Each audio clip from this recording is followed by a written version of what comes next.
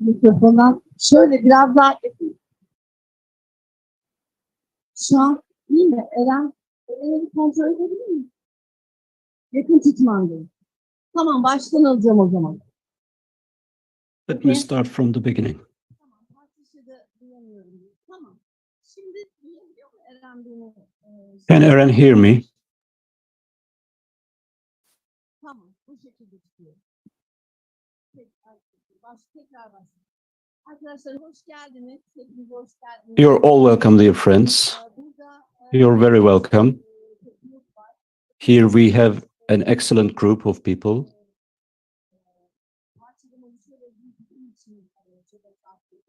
A multi-party group. We have the advocates of the nature, we have the lawyers, we have messages from MPs.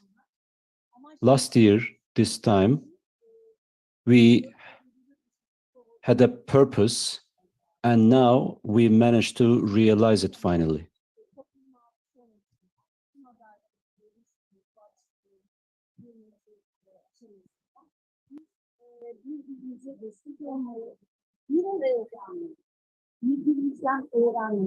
We are trying to support each other, learn from each other, stand in solidarity.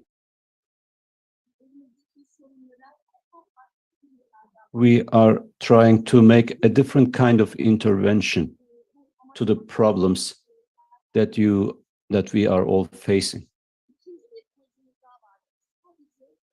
We had a second purpose.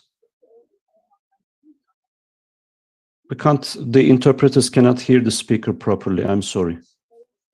Her sound is very muffled. Microphone quality, voice quality is very low.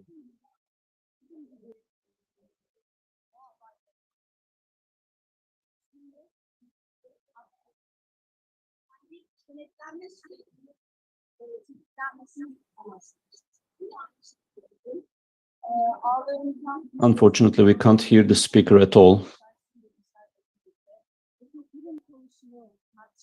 Could you warn the speaker to replace the microphones?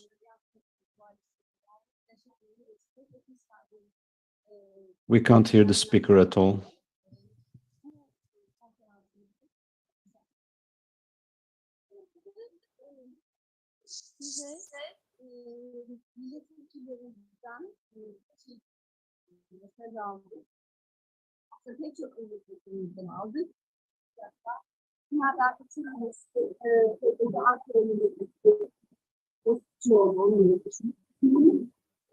We can't hear the speaker properly.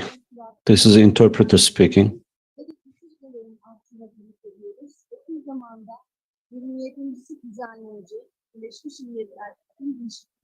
Çerçeve Sözleşmesi görüşlerinde.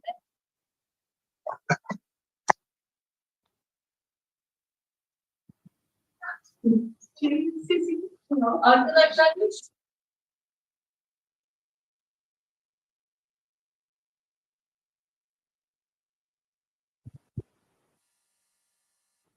duyuyor.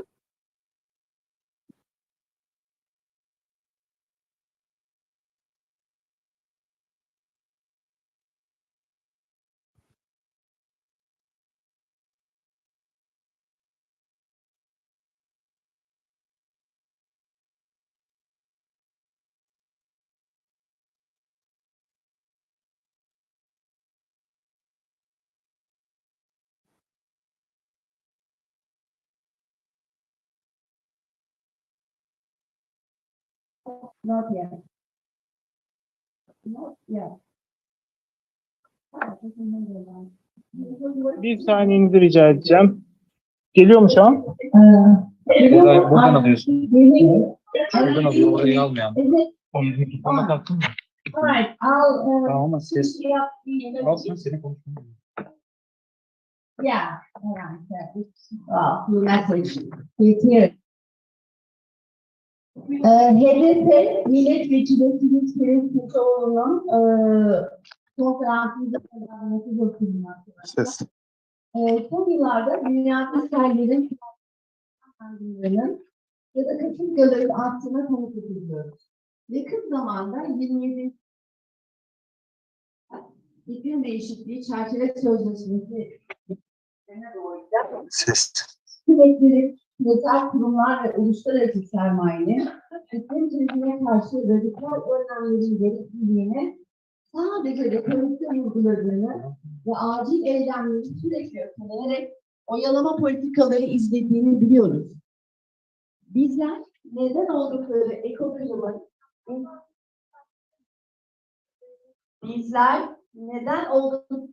ekokırımın insanlığa ve gezegene karşı gezegenin karşı işlenmiş bir suç olduğunu ve iç hukukumuzda tanımlanması gerektiğini savunuyoruz. Dünyada olduğu gibi ülkemizde de talan hırsıyla, rant politikalarıyla, yıkım projelerinde yeraltı ve yerüstü temiz su kaynaklarının, ormanların, toprağın ve tüm canlıların yok edilmesine karşı bulunduğumuz her yerden iklim adaleti için, doğamız için, sağlıklı bir çevrede yaşama hakkı ve yaşam alanlarımızı korumak için mücadele ediyoruz. Etmeye de devam ediyoruz. Ankara'da bütçe görüşmeleri ve Meclis Genel Kurulu'nda görevli olduğunda konferansa bulunamadık. Fakat mücadele yollarının birlikte değerlendirildiği, çözüm yollarının geliştirildiği, değişim yaratacak işbirliklerinin kurulmasına vesile olacak bir konferans olması dileğiyle hepinizi sevgiyle selamlıyorum diyor Jojo.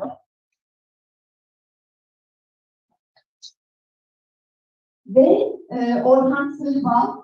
Here we have another message from Orhan Sarıbal, an MP from Bursa, a member of the HDP. Because of my pre-planned program, I'm unable to attend the first international Ecocide conference. Thanks very much for your kind invitation, and I wish you a successful meeting.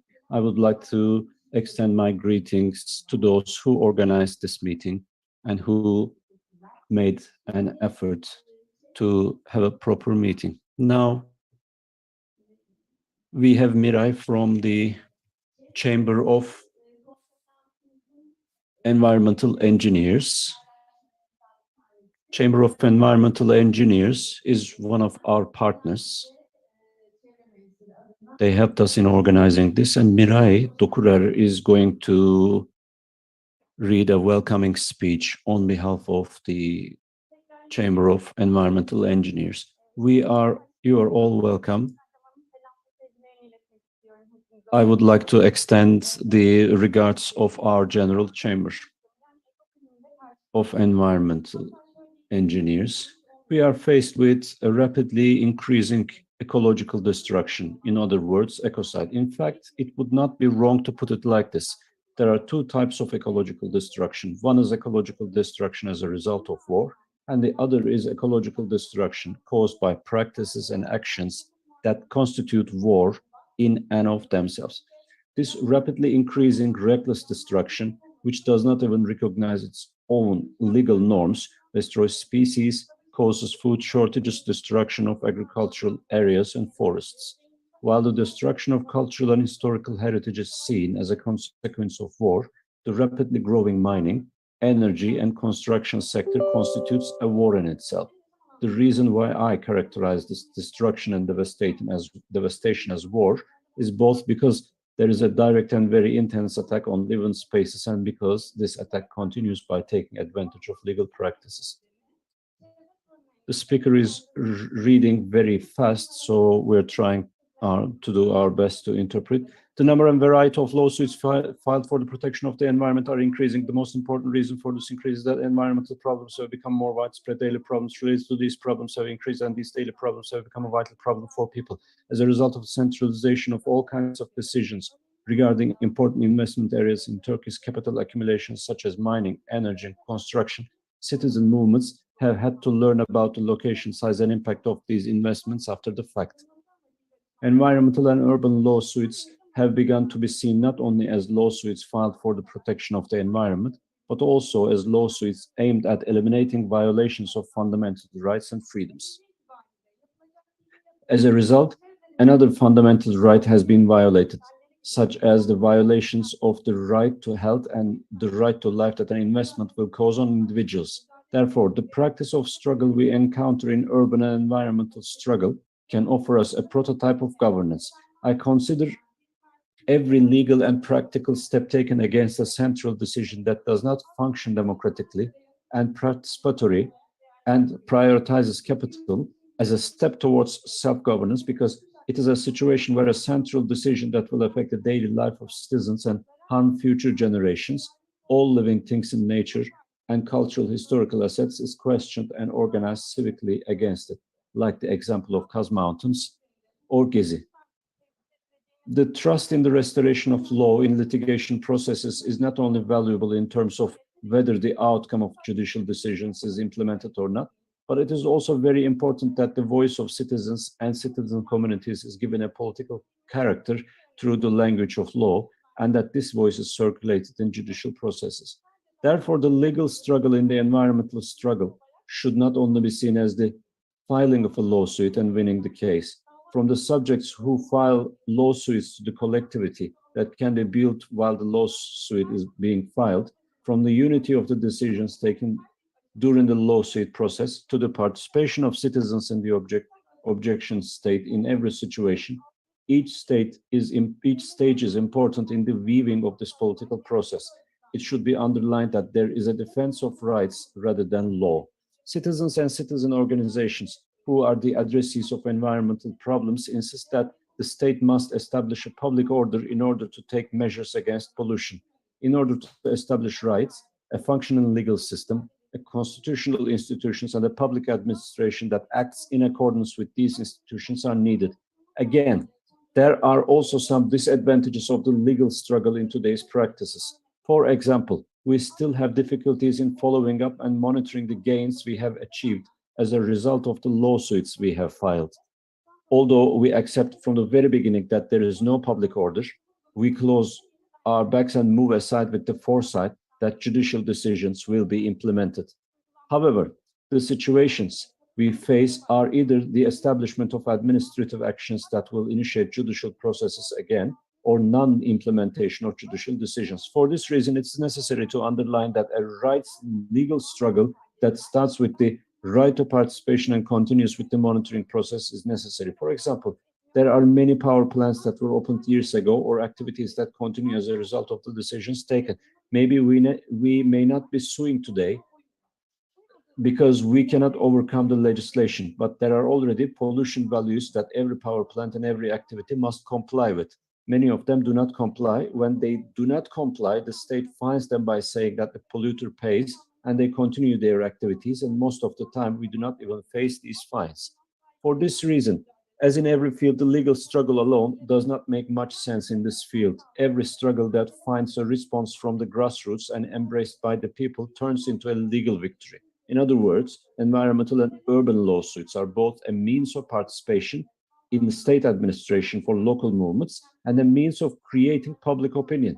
Lawsuits filed against positive decisions, environmental impact assessment, lawsuits filed against zoning plans, urban transformation risk areas, lawsuits filed against changing provisions of regulations, and many other examples can be mentioned here. However, even if you achieve a legal success in this field, which is known to not even comply with their own positive laws, a re-permitting procedure is applied. Both the company and the ministry are already planning this long in advance, so much so that 2 days after you receive the decision to cancel, the company comes to you with a new report. At the end of the day, companies approach environmental lawsuits from the perspective of how to organize a business that will earn most with the least cost. This strategy is essentially fed by the main idea of the project on which the lawsuit is based. Investors are confident that a system We'll work to ensure that the cheapest inputs will be sold to the state with the state support and open the state. For investors, the law or litigation process are perceived as a mere detail, and they give more importance to the personal word that replaces the law. As such, we need to act in conscious and organized manner while fighting for the environment. On behalf of our chamber, we would like to thank in advance to all the participants who will share valuable information on Ecocide today and tomorrow. We will strengthen our struggle for labor, science, and nature together. Thanks very much.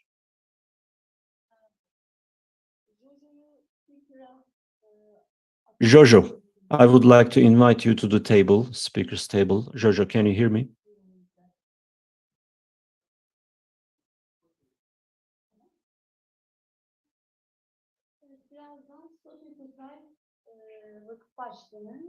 Soon we'll be listening the StopEcocide Foundation chair.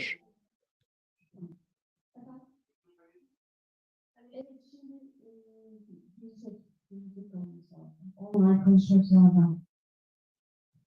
Gözüm yoktu. StopEcocide Tu.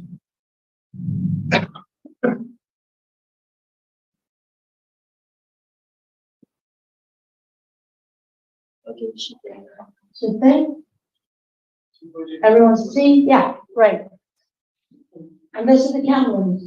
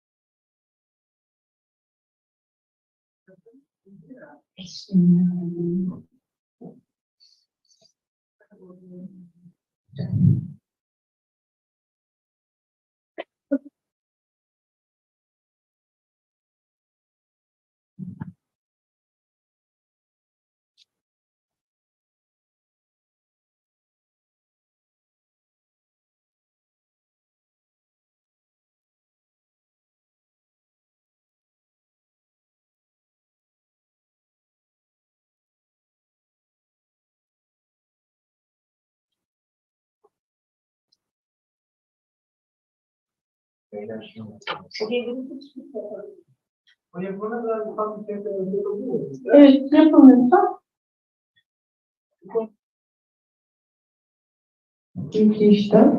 İki işte. Evet, evet. Yani. Evet, geliyor.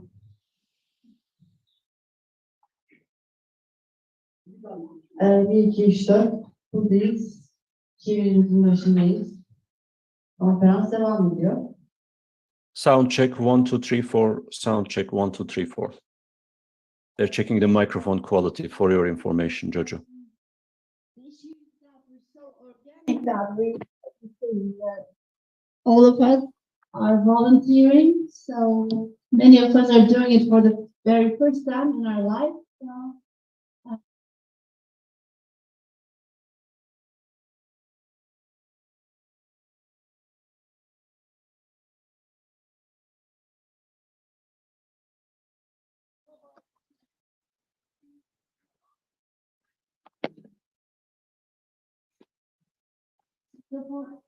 Ses deneme. Şu an ses geliyor mu? Şu an ses geliyor mu? mikrofon işe yaramıyor diyor mu? Şu anda yarıyor mu? No. Bir dakika, bir çözüm geliyor. Okay, şimdi geliyor mu? Yeah, we finally meet. Hi, Jojo, how are you? Hi there, can you all hear me? Yeah, we're hearing you. There are two ways of hearing you. One is through the amplifier through our computer, which is a bit low, but what you're saying is talked into the ears of our friends also, translated, right? Okay, sure, if it's all working for you, that's great. Yeah. All right. Now the floor is yours. You can start. I have questions to ask you afterwards, and I'm sure the audience will have it too. Okay, wonderful. Well, it's such a pleasure to be with you, albeit remotely. It's quite early in the morning here in England, in the Cotswolds. It's very green outside, and it's that feels appropriate given that we are working to create a law to protect the earth. So I think I'll just start by saying that, we've kind of been led to believe as the public that over the last decade or two, that the biggest challenge humanity has ever faced, which is that of climate change and ecological breakdown, is ultimately a question of consumer and lifestyle choices. Apparently, the planet is warming, forests are being denuded, the air is toxic to breathe, and every corner of the planet is contaminated with plastic because of our everyday decisions in the supermarket or at the used car lot. Now, I would be the first to say that we need to vote with our wallets, and consumer power is vitally important. But the stark reality is that the vast majority of people cannot afford to make the right lifestyle choices. Sorry, should I stop? I'm not sure if I'm being heard all right. Jojo, can you wait for a second? It doesn't say Turkish. It says Chinese. We need to move to that channel. In Chinese, do you hear that in the channel named Chinese? Do you hear that? Yeah, is it? Duyabiliyor musunuz?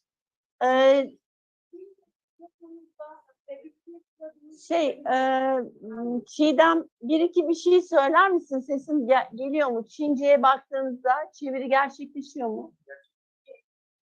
Evet. All right. Jojo, so sorry. As I said, this is first time we're doing it. None of us are professionals. We're just trying to use the technical.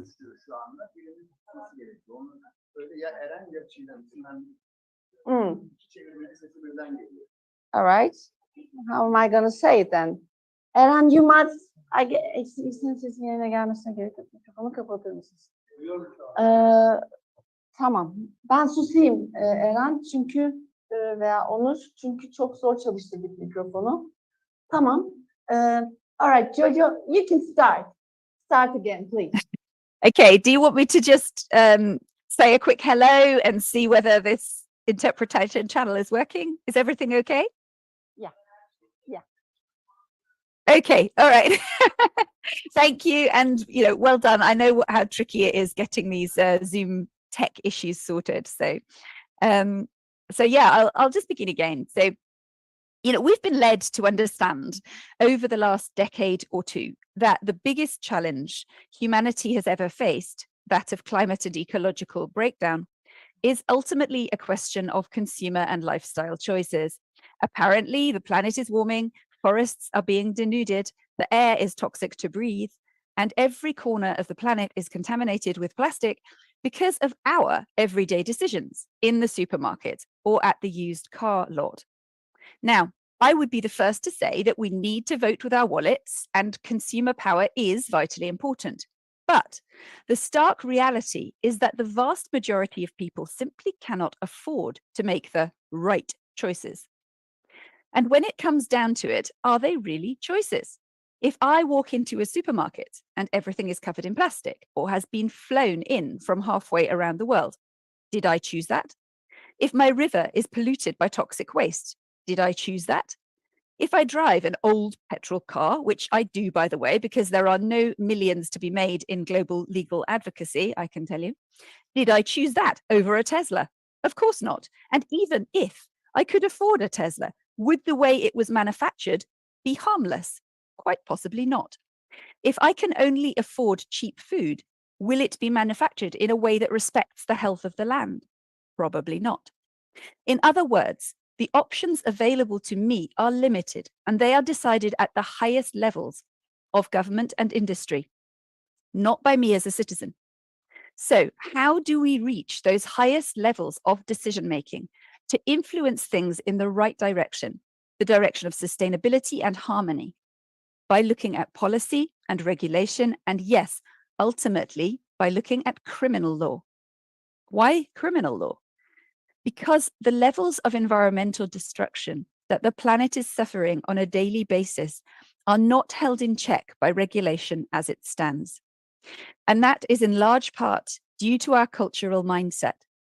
We have spent centuries developing an attitude of alienation from nature. In the dominant Western paradigm, we think of nature as something separate to ourselves, as a bank of resources. And there is a way in which that is inevitably the case. We must breathe, eat, drink, shelter, and clothe ourselves. But it is as if we have forgotten that we cannot do any of these things without healthy ecosystems and without balance. We have no sense of taboo around the massive destruction of nature, or as it is increasingly known, ecocide. And it is becoming increasingly clear that we should. And because criminal law is, in our culture, what we use to draw the moral red lines, criminalizing ecocide can be of huge help here. When the Rome Statute, the governing document of the International Criminal Court, was being drafted in the 1990s, there was a clause under consideration which would have addressed severe harms to the environment, now, as I said, increasingly known as ecocide. It never made the final treaty in 1998. So when the court opened its doors 20 years ago, in 2002, it had jurisdiction over only 3 atrocity crimes: genocide, crimes against humanity, and war crimes. It's worth pausing a moment to think about the world we might be living in today if ecocide had been included. A thought that also occurred to UK barrister and legal pioneer, the late Polly Higgins, when she discovered this missing crime while researching ways to legally protect the earth. She dedicated the last 10 years of her life to the resurrection of this concept of ecocide and to advocating for its inclusion in the Rome Statute. In 2017, Polly and I co-founded what is now StopEcocide International as a public campaign to support diplomatic conversations already in progress with Pacific Island states searching for legal avenues to address climate and ecological crisis. 4.5 years later, our organization is at the heart of a rapidly growing global movement, including cross-sector support from global youth, indigenous and faith groups, politicians, NGOs, and networks of lawyers and investors. Discussion of criminalizing ecocide is now on public record at parliamentary and/or government level in at least 24 states, which are parties to the Rome Statute. Our ultimate aim is to create accountability for key decision makers in government and industry, but also to create a shift in that mindset, since our globally dominant culture is, as I mentioned, so alienated from the natural world we depend on, that we treat it as an infinite bank of resources to be disposed of as we see fit. Now, inevitably, we are witnessing the consequences of that. I'd like to outline a few of the things we believe that recognition of an international crime of ecocide will support. Firstly, of course, it creates a new ground rule to prevent serious harm to nature, a rule that applies across many jurisdictions, which is important as the worst polluters are often transnational corporations. It also acts as a strong complement to the newly acknowledged human right to a clean and healthy environment. Our right to life is protected by the fact that to take away that life is a crime. In the same way, the right of communities to a healthy environment will be protected by the fact that serious damage to that environment will become criminal. More than that, it will protect ecosystems in and of themselves from the worst harms, regardless of the effect on humans. Secondly, the adoption process takes a little time and support from a significant number of governments, meaning that there is a period where the law is not yet in place, but can be seen gathering momentum, as is already beginning to happen. It's approaching over the horizon, if you like. This forms by default a kind of compliance period, which serves as a strategic window for change at policy-making level. Thirdly, as ecocidal activities often take place in what is commonly described as the global south these days, or in poorer communities, while the operative decisions are taken in the wealthy north, this law presents a useful tool for addressing climate and environmental justice, as it is aimed at key decision makers in positions of superior responsibility. Likewise, this supports and provides a legal tool for those in countries where the rule of law may not be so well followed, or where corruption is an issue, or those in climate vulnerable countries for whom climate impacts are a matter of life and death through none of their own fault. It also supports environmental defenders, often from indigenous and local communities working to protect ancestral lands and vital planetary ecosystems. These defenders' actions are commonly treated as criminal interruptions to legitimate business activities. However, when the business practices themselves come under legal scrutiny, from a framing perspective, the tables are turned 180 degrees. Those defenders now become the moral upholders of the law. The remarkable growth of this initiative owes much to the legal definition which emerged last year. Ecocide means unlawful or wanton acts committed with knowledge that there is a substantial likelihood of severe and either widespread or long-term damage to the environment being caused by those acts. And you will be hearing in more detail later today about the reasoning behind this definition from one of the wonderful members of the drafting group, Rodrigo Lledo. The definition has landed well in the political world, as it sanctions threats of the worst harms while acknowledging and strengthening existing laws, which may vary between jurisdictions. In the 16 months since its launch, it has actually become the de facto starting point for diplomatic and academic discussions. It has also inspired domestic proposals in a number of jurisdictions, most prominently Belgium. And we have observed at the diplomatic level that the more countries are considering legislation at home, the more reassuring it becomes at the international level. But the reverse is also true. The two approaches seem to reinforce each other. This year, the conversation has arrived at the UN level. Just last month, the president of Vanuatu called on states at the UN General Assembly to join those nations proposing to add ecocide to the Rome Statute. And our foundation has been invited to host official side events at a number of UN conferences. The Commission on Crime Prevention and Criminal Justice, the Oceans Conference, COP27 of the UNFCCC in Egypt next week, where the UN Environment Programme's Head of Law Division will be moderating our panel, and the list goes on. We are, in other words, seeing an inevitability materializing before our eyes. Even quite conservative politicians are telling us that they know this law is coming. They just don't know exactly when, or perhaps whether they're ready. And there is another advantage to it. This definition is so concise, and I love doing this, and anyone who's seen me talk will see me do this before. It fits on the back of a business card.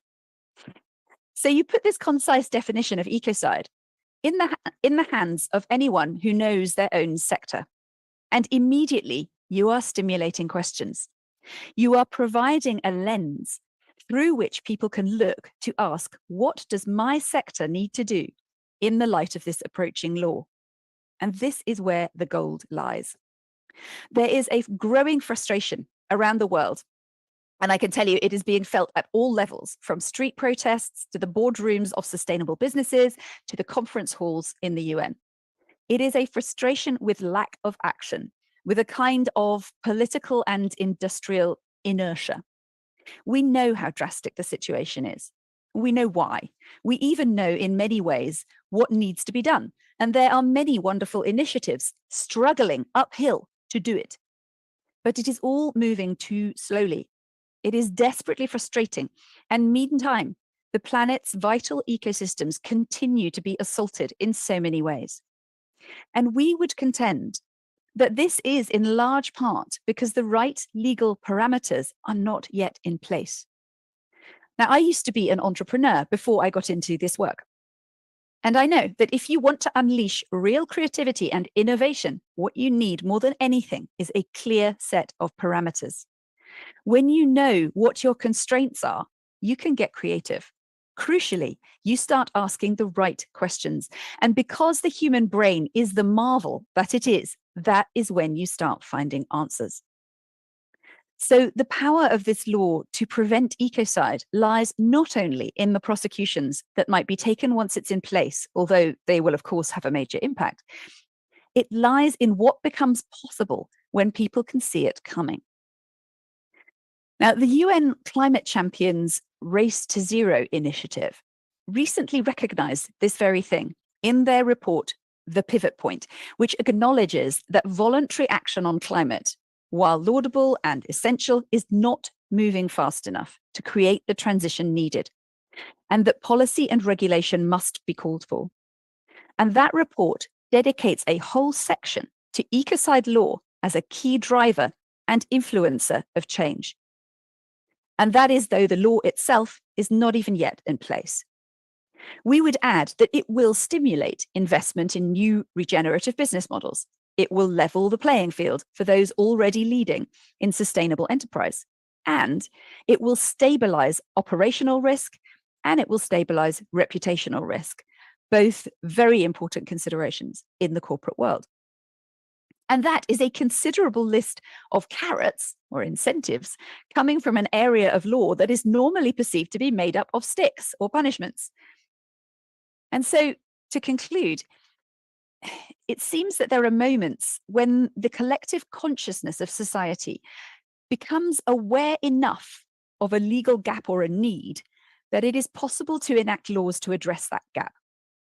And in turn, the laws adopted gradually transform the moral thinking of society. And I believe that we are living through such a moment right now. And that while ecocide law cannot, of course, fix everything, it does constitute precisely this kind of a legal and moral turning point. We know the coming decades are going to involve some rough sailing. We need to be honest that we've already created too much damage to be able to avoid that completely. But if we are going to make it through to a world that is sustainable, or better still, one that is thriving in harmony with nature, then we must put in place the essential legal framework to protect life. And that is what ecocide law can do. And it's clear to us that the normative power of this law will reach way beyond the limited scope of individual cases. It will likely prove to be, and indeed perhaps it already is, a crucial and longed for turning point in humanity's relationship with the natural living world. Thank you very much. Do you hear the applause? Right. Before we pass on to questions, I just want to ask you about the Ecocide Alliance, Ecocide Law Alliance, that only MPs are welcome. It must have a function, it's not so. Can you give us some details about it? We are not doing simultaneous. You are. Yeah, we're doing it together. Yeah. The issue is that your voice is so low, so I'm going to be using my ears, looking like a bunny to hear you, right? So please explain to us what our parliamentarians, MPs, should be doing if they really want to support us. Şöyle dedim arkadaşlar, just a minute, I need to translate what I have just said. Bir de arkadaşlar bizler sivil toplumuz, barolar, sivil toplum. Bir de tabii milletvekilleri var. Milletvekillerinin girebileceği bir ittifak var, Ecocide Law Alliance diye. Buna sadece vekillerimiz girebiliyor ve dünyanın her yerinden, her partiden vekiller buna girebiliyorlar. Bu konuda tabii eğer vekillerimiz bize gerçekten destek olmak istiyorlarsa, nasıl biz böyle dünyayla bir arada kenetlenmiş bir şekilde konuyu ele alıyorsak, tabii ki biz de vekillerimizden aynı şeyi kendi meslektaşlarıyla yapmasını bekleyeceğimiz için biraz o konuda Jojo'dan nedir bu bize anlatmasını rica edeceğim. Okay, can you please go on? I'm translating. Okay, One or two I will go slowly so you can translate after me. Yeah, Yeah. I'll do it. Patricia, help me with. Okay, so yes, for parliamentarians, there is a particular group that it's possible to join. It's called the Ecocide Alliance, and if you'll find it on the internet. Evet, MP'lerin, milletvekillerinin katılabileceği Ecocide Alliance diye isimli bir web sitesinden de bulabilecekleri bir buluşma yeri var, bir ittifak alanı var. Yeah, please. It was started by the MEP Marie Toussaint. Marie Toussaint tarafından başlatılmış böyle bir, daha doğrusu onun önderliğinde, liderliğinde başlatılmış bir girişim ama tabii sosyal bir girişim. And the intention is to bring together parliamentarians from around the world who are interested in the criminalization of ecocide, either in their own countries or at the international or regional or international level. Ve bu eğer siz bir milletvekilisiniz ve ekokırımın suç olarak kendi ülkenizde veya uluslararası bağlamda bir suç olması gerektiğini düşünüyorsanız bu ittifaka katılabileceksiniz demektir. Milletvekillerimiz için konuşuyorum. So it's a way of keeping in touch with like-minded politicians around the world. Dolayısıyla kendi gibi düşünen politik veya siyasi kişilerle, milletvekilleriyle bir arada olma, bir sinerji yaratma için böyle bir birliktelik kuruldu, birlik kuruldu. And we would also say that it is therefore possible to communicate around particular initiatives, and I will list a few of those. Just can you repeat that again? It echoed a little, and can you repeat your last thing? It echoed a little. I will list a few of the possible initiatives that politicians can take. Aynı zamanda politikacılar, yani ülkemizdeki siyasi kişilerin katılabileceği birkaç tane yeri de size liste olarak sunmak istiyorum. Yes, please go on. So the premise here is that the conversation around ecocide and the expansion of that conversation is what pushes the political dial globally. Burada yaptığım bir dakika. Ardına gerek yok diyor. Eren ben yapayım diyor. Alright. You have the there will be simultaneous. The comrade from London. All right, great. A comrade from London is calling us that we do not need this consecutive. He'll go on with the simultaneous. He can get it with technically. But is that okay for your audience? Yeah, just a minute. You should pick up Chinese. Çince'ye geçmemiz lazım. Çince'ye geçin. Right. You repeat your last sentence and you carry on, please. Okay, so you don't need me to pause. No, keep going. Okay. I don't need you to pause anymore. No. So it's wasting our time. Thank you so much for your collaboration. I love you. No problem. The premise here is that the conversation around ecocide and the expansion of that conversation is what drives the development globally. It's about exposure to the concept, and it's about people hearing about it. And of course, at the political level, it's about bringing attention to it at the parliamentary or government level, so that can then be recorded, that can be amplified, and that helps to move the conversation forward everywhere else in the world as well. So there are various ways that this can be done and has been done in different countries by politicians who are interested in doing this.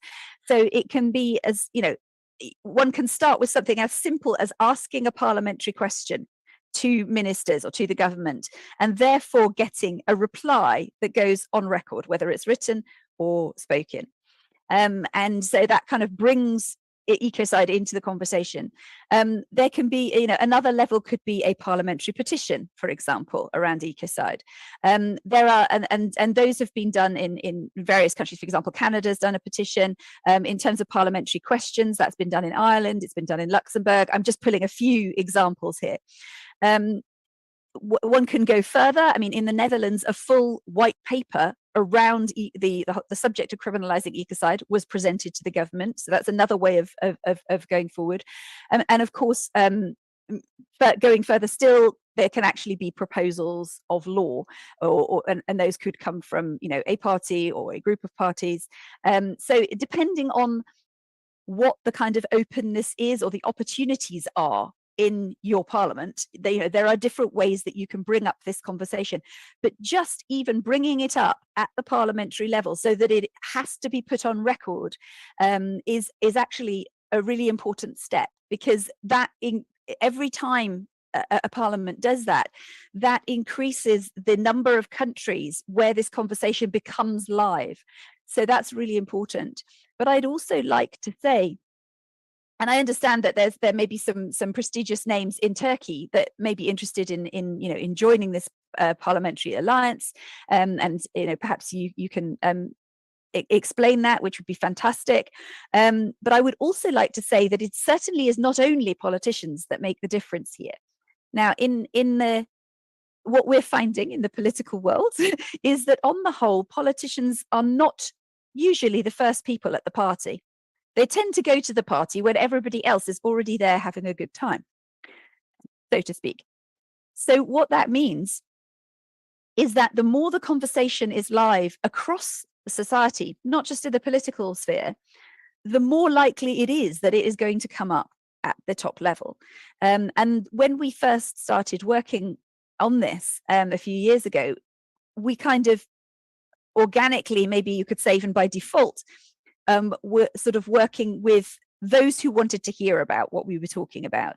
And that gradually expanded across different sectors of society. And now what we very consciously do is join up different networks and different sectors, different levels around this conversation of ecocide. We don't restrict ourselves to politicians and lawyers. We talk to everybody, because what we realize is that the broader that conversation is, the stronger it gets, and the more of a kind of cross-societal foundation there is. And to give you an example of how that is successful, we are now having the United Nations Environment Programme offering us moderation for our events and support in that way. And that is because, and they've observed this, Inga Anderson, who is the executive director of UNEP, observed publicly back in June that this concept of ecocide, they have been watching it float to the top. In other words, they've been seeing it arise in many different areas, both geographically and in society. And so what that shows is that there is a genuine foundation of support being built. It is not just one person's idea that's going to kind of flash and disappear. It's actually a growing movement. So that's really important, that everybody feels that them having conversations in their own networks makes a concrete difference.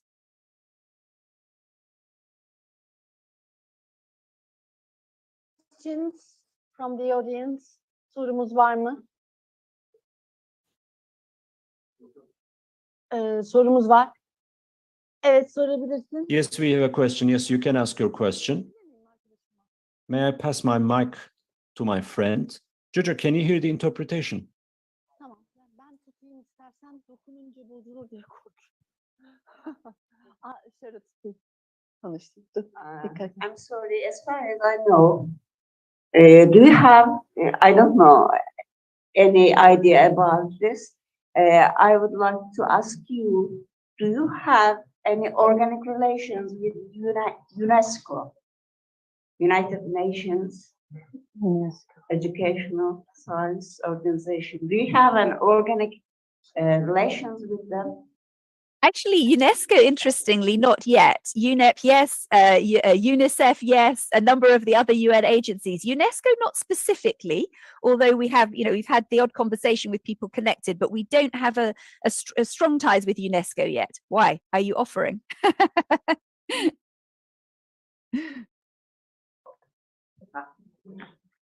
I'm so sorry. No, go on. When I go on. lived in China, as far as I know, under the SARS conditions, UNESCO via satellite push the China to start the proceed of St. George's in order to announce it, to make preparations for announcement of the St. George's United Nations World Heritage List. Now, that place is in the World Heritage List under the SARS conditions in the year 2003. They managed this. And if right. you have any contact with them, you can force UNESCO Turkey, because there is a UNESCO unit in Turkey, UNESCO branch in Turkey, Turkey branch. Via that branch, you can force and you can stop ecocide. Thank you very much. Great job. Amazing. Right. Any questions? Any other questions? Yeah. He raised. Take these. And yeah, I have to be moving back and forth. Right. No, he's speaking. He's asking. Türkçe mi konuşayım? Türkçe. Ne hangi dili istiyorsan. konuşayım, tercüme Yeter ki şeye basma. Tamam. Ben Türkçe ise ben şöyle tutayım da. Toplantının başındayken At the very beginning of the meeting, I would like to start a discussion regarding the definition of ecocide. About the definition of ecocide. Şimdi tanımda geçen yasa dışı ve keyfi tabirleri bence oldukça problemli. Bunu tartışmaya açmak lazım. That the words illegal and wanton seems problematic to me. I think we should have a debate on that. Neden? Oh, is she? No. Benden çıktı. Tamam. Jojo, can you hear the English interpretation right now? Yes, I can hear the English. Great. I'm very happy to answer. Would you like me to answer the gentleman?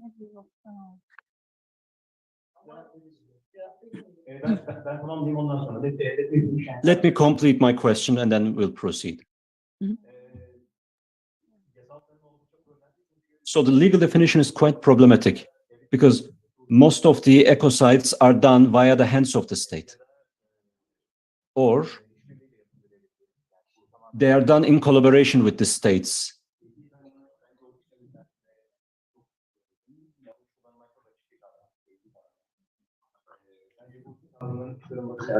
So this legal definition must be elaborated further. I think it's a wrong definition. And secondly,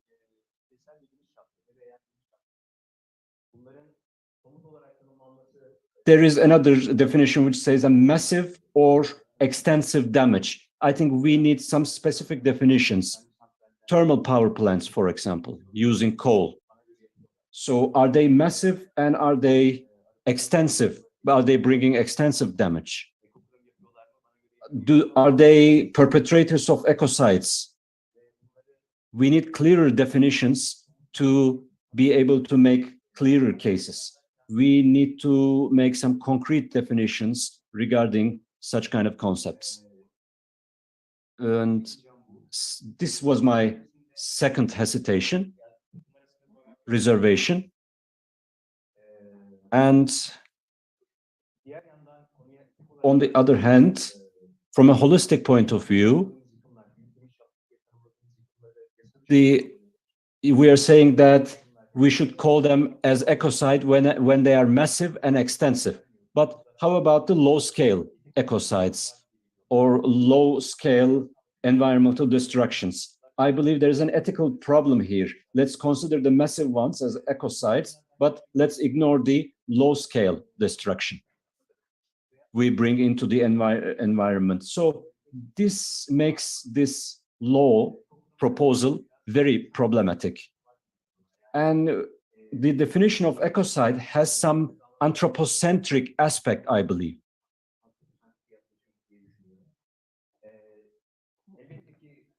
Of course,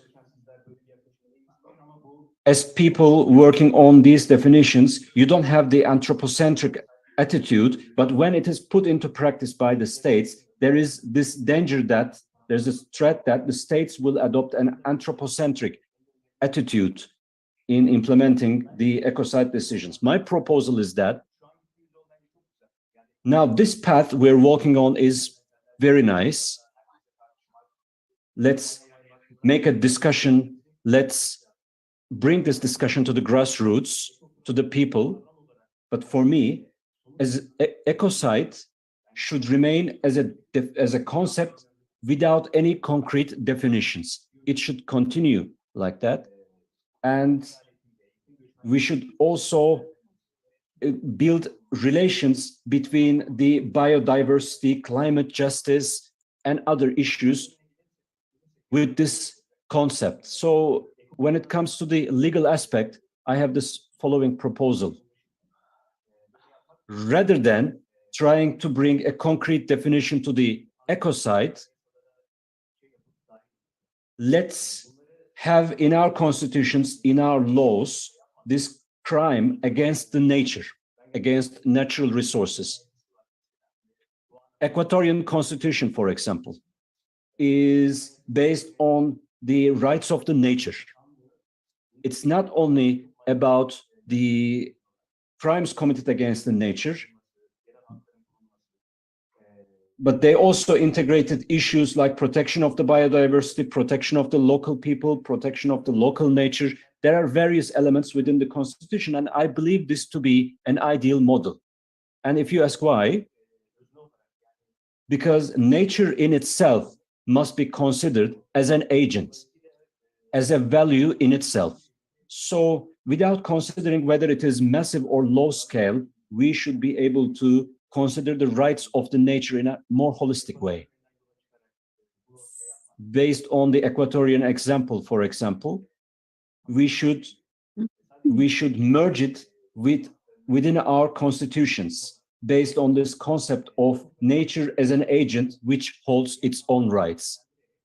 And we should keep the concept of ecocide and build further relations with these concepts and the other concepts like biodiversity and climate justice. Now it's your turn to answer, Jojo. Yeah, that's wonderful. Thank you so much for that contribution. You brought up some really, really key issues there, which I'd love to respond to.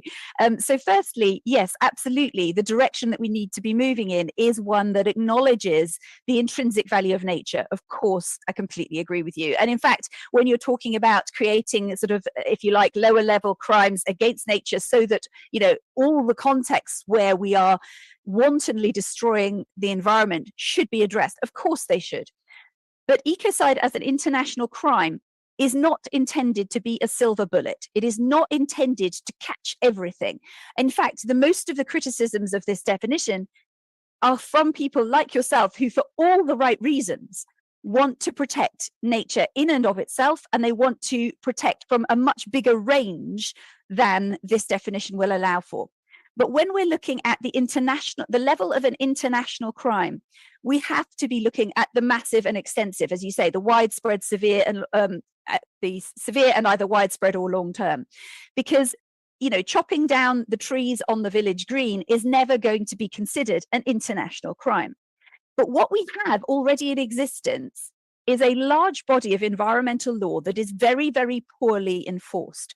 So even the environmental crimes, the crimes that affect the environment that already exist, are already, I think it's either third or fourth in terms of how profitable they are around the world, in the criminal world. So they are on a par with drug trafficking. But the way that they are enforced is negligible in comparison. So what that says is that we don't take crimes that affect the environment seriously enough. Now, we would say that part of the reason for that is precisely, as you highlighted, the anthropocentrism of our legal system, which has been built up on this concept, on this sort of alienated understanding of nature for many, many years. And the way that the international crimes that exist currently are focused, they are all focused around human harm. And so effectively, what we're looking at is being able to sort of bridge, if you like, towards being able to take into account when nature is damaged in and of itself. And this definition is not, yeah, you're correct, it's not wholly ecocentric, but if it were, it wouldn't be able to go into the Rome Statute. Governments would not accept to put it in there. It has to be it has to be a Rome Statute crime if you're going to put it into the Rome Statute. And what you're doing by creating that is you're creating a foundational piece. So if you're right now, if you're campaigning for human rights, at least you know that mass murder, torture, forced disappearance, all of these things are profoundly criminal. They're actually international level crimes. But if you're working to support nature, to protect the environment, anything in the environmental sphere, you simply don't have that foundational piece. It is not currently the case that we perceive massive harm to nature to be bad and wrong. And that is what ecocide law will do. It's a massive conceptual boundary, and it also allows for an existing document that simply can be amended to expand to include harm to nature that doesn't necessarily include harm to humans.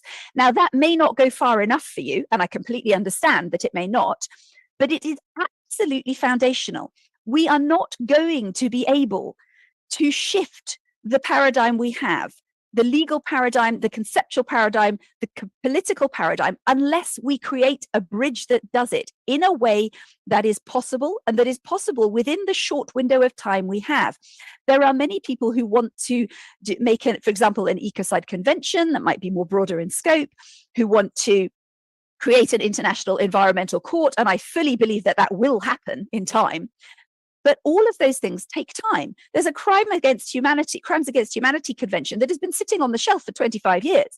Now, whereas if we go to the Rome Statute, we have a document that is already in place, that is already focused on individuals, and this also addresses your point about states and, you know, ecocide being connected with corporations that are connected with states and all of this. The Rome Statute addresses individuals. So whoever is making the decisions is potentially a target of this crime. And that is hugely powerful because it's the individual natural persons. It's not companies, it's not governments, it's individuals. Now, if you are a major corporate officer and you are making a decision and you know that your decision could lead to the loss of your own freedom and your own reputation, but not only that, if as a corporate officer, you have a tap on the shoulder that says you may be committing a crime, what is that going to do to your stock value? What is that going to do to your company reputation? So I think perhaps one can begin to see the deterrent potential of this. So I think the important thing is to look at what this can achieve, which is absolutely massive, and what it cannot achieve, but what it can actually start bridging towards. And I think in the same way as, genocide effectively, genocide is about the mass killing of people and not individual murder. Ecocide is about the mass destruction of nature. I hope that kind of covers most of what you brought up. Thank you. Great conversation going on. There are so many questions coming, but I need to end this session. We have one more question. I hope it's going to be short because we need to continue for the with our programs. You see, Maite is waiting, and can I have your question?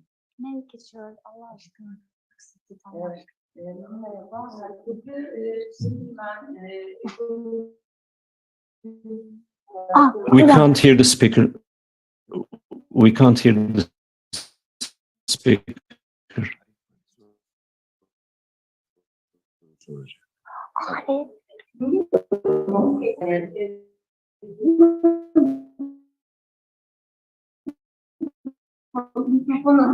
We can't I just hear. missed one person, a lawyer of ours.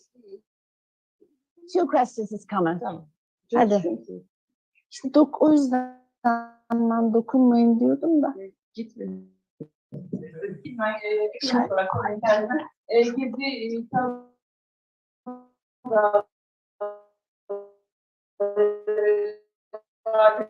We can't hear the speaker.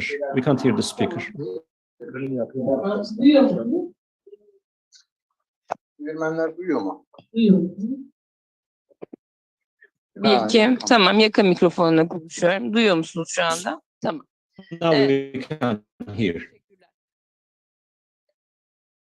Thanks very much. I'm an ecologist. Definition of ecocide.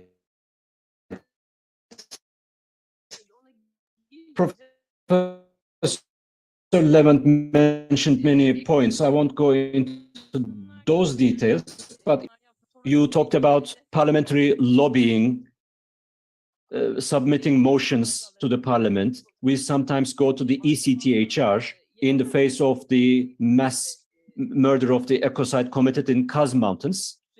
And all the legal processes are active against the Turkish government. So what would your recommendation be? All around the world, there is discussion about the use of fossil fuels, mining. What should we do in order to stop such kind of ecocidal actions, apart from the lobbying, apart from going to the ECTEA? There are also protection areas in the country. As NGOs, we are actively working, but are there any other examples in the UK or in other parts of the world where they were successful in stopping the ecocide? Hello, Akif Alican is my name. I'm an ecology lawyer. I have been active in this field for more than 30 years. And at this stage, I believe we are in a very positive position. We have important gains in the sense that now people are talking about the concept of ecocide. The crime of ecocide, its scope, it is quite debatable. But before that, we should be able to have the concept of ecocide in the judiciary, in international agreements, especially in the field of judiciary, because doctrines make the definitions, and judiciary decides, hands down a judgment whether this was a crime or not. So after this introduction, I would like to ask the following question. As a foundation, could you give some examples of ecocides? Can you say that such and such events constitute ecocide? Because only then we may start thinking based on concrete examples. Do you do such kind of activities? Thanks very much. Okay, so I'll take those questions in the order they were given. I'll try and be brief. In answer to the first woman, yes, there are legal routes for addressing fossil fuel pollution and these kinds of things. They're not obviously not via a law that's not yet in place, clearly. But there are organizations that deal specifically in this. The one that immediately springs to mind is Client Earth, which has dealt with cases in various parts of the world and has recently had a big success in Australia, but has had a number of successes within Europe around certain kinds of regulations and so on. There have also been class actions, like in the Netherlands, for example, like the Urgenda case and like the case around Shell, where existing law can be used to hold both governments and corporations to account. There is also a very specific reason why specific industries are not mentioned in the definition of ecocide, because of course, as soon as you do that, firstly, you make an enemy immediately of anyone working with those industries, and that is not the point. The point is to prevent a certain level of harm. But the second thing is that you freeze the definition in time. In other words, if you list acts that are happening at the moment, you're not necessarily covering all of them, and you're not covering the ones that may arise in the future. So with regard to the judiciary, yes, this is really important. And actually, we've actually started now being given the opportunity to speak in front of conferences of judges, for example. And that is very important because they begin to incorporate this concept in the jurisprudence. So that is very important. The second aspect, and this emerged in the defining of the definition with the drafting panel, is that part of the reason that it is relatively non-specific is precisely to allow the judiciary to be able to make those judgments and build up case by case, to build up that jurisprudence, rather than trying to dictate to them exactly at what point something becomes an ecocide. That is actually more of a regulatory approach. If somebody beats you up on the street, it is not the number of bruises that determines whether someone's trying to kill you or whether it's just an assault. So it depends on the case and on its merits. As regards examples, most lawyers will not give specific examples because of this very reason, in the sense that it will depend on the specific facts of the case. But as an advocacy organization, the kinds of things that we think this could refer to are things like industrial disasters where there were safety protocols that weren't followed, Deepwater Horizon, where there were design protocols that weren't, recommendations that weren't implemented, Fukushima, for example, mass deforestation, huge pollution in the Amazon, for example, the case that led to the Chevron civil lawsuit, situations like the Niger Delta, where you've got decades of serious pollution that have affected the lives and communities and landscapes of a whole region. Those are the kinds of things that we might be talking about. And in practice, I will end with this, in practice, the first cases that are likely to be brought will probably be quite clear-cut cases. I mean, one imagines something like, I don't know, a big toxic waste dumping or something of that kind, precisely because the lawyers and the judges will want it to be prosecutable. So they will start with cases that are clear.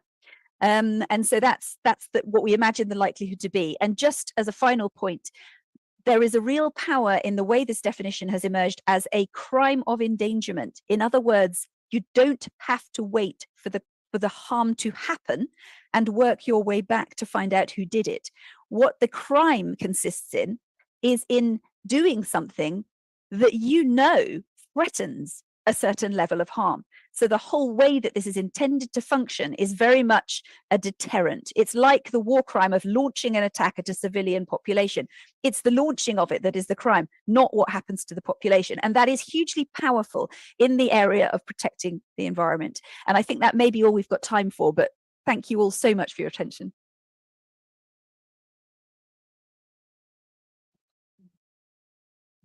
Right.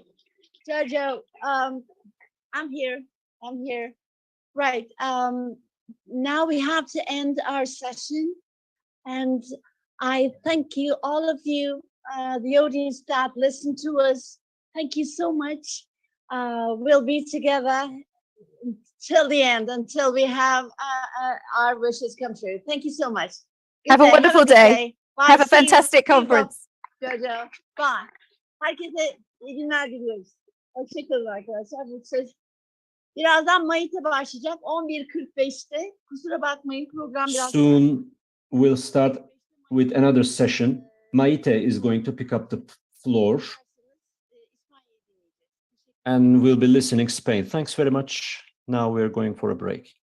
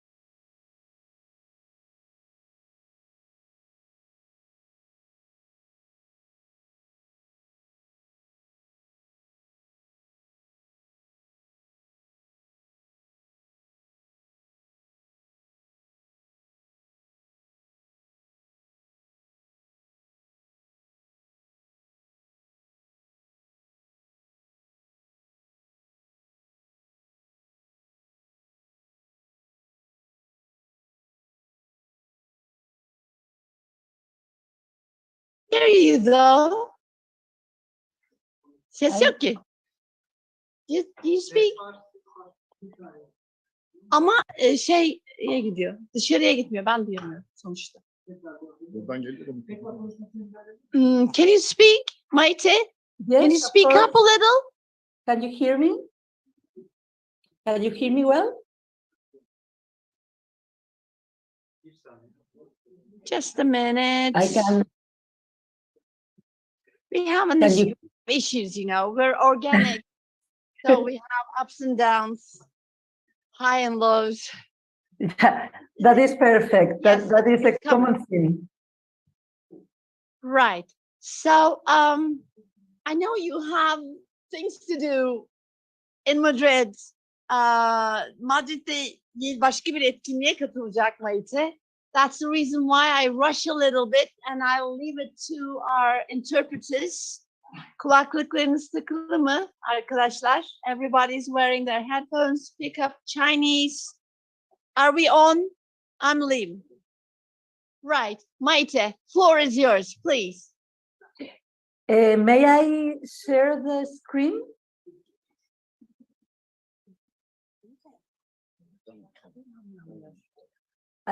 İlksen, it says that host disabled participant screen sharing.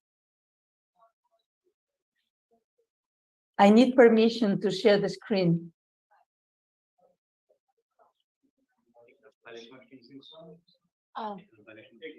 Ekran paylaşma izni istiyor.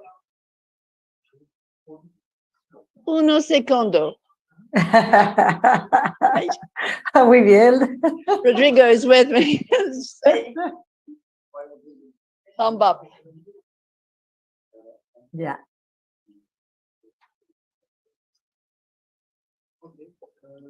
Can you share? Paylaşabilir misin?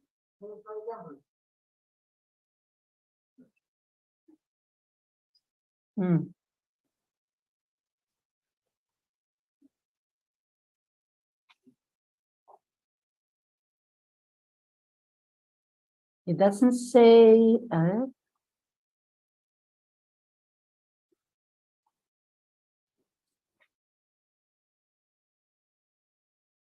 It says. Okay, a minute. I cannot see. No. In a minute. Here I am. Evet, oldu.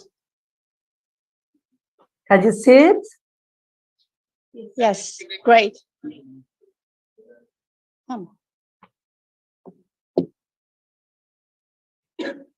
All right.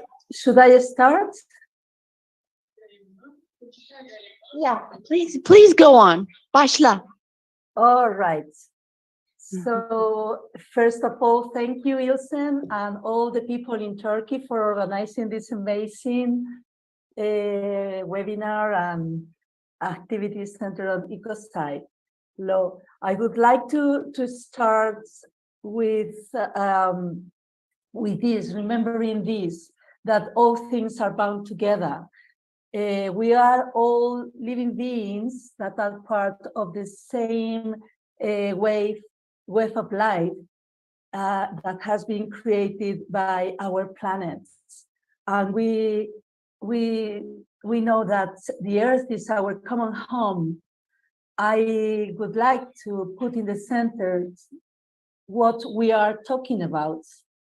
All things are bound together and there are no borders in our common home, so that what affects in one place will have consequences far away. And that's why all the ecosystems, the precious ecosystems, must be protected. And we know that destroying nature is legally permitted, because what is not specifically forbidden is allowed in practice. And we also know that all this harm that we are causing to nature has a name: ecocide. Ecocide means to kill our home. That's what we are doing. We are killing life in our common home. And why? Why this is happening? Well, it is the main reason is that the center of all the activities is making profits, economic profits, and not the protection of life. Nature is seen as a mere resource and not as the treasure that enable us to be alive. So basically, what must we do? We humans must turn harm to harmony. And how to do it? How to protect nature? Well, in the legal systems that we have been established all over the world, rights are protected by criminal law. For instance, our right to life is protected by the criminal law of murder. Therefore, nature rights shall be protected by Ecocide law.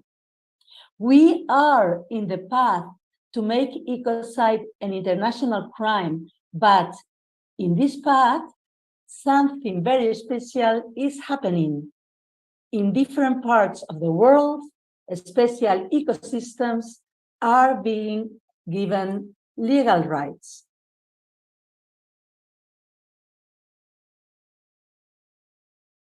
So we have several examples in the planet with this.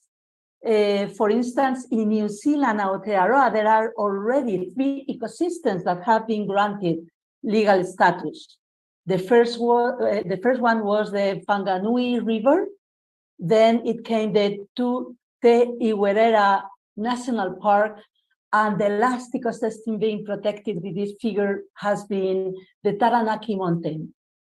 The 3 of them are very, very important for the indigenous people living there, the Maori people who were there before the European came. And then we have other cases like the Atrato River in Colombia. And this is a special case because legal status was granted by a court, the Constitutional Court, and not by the government.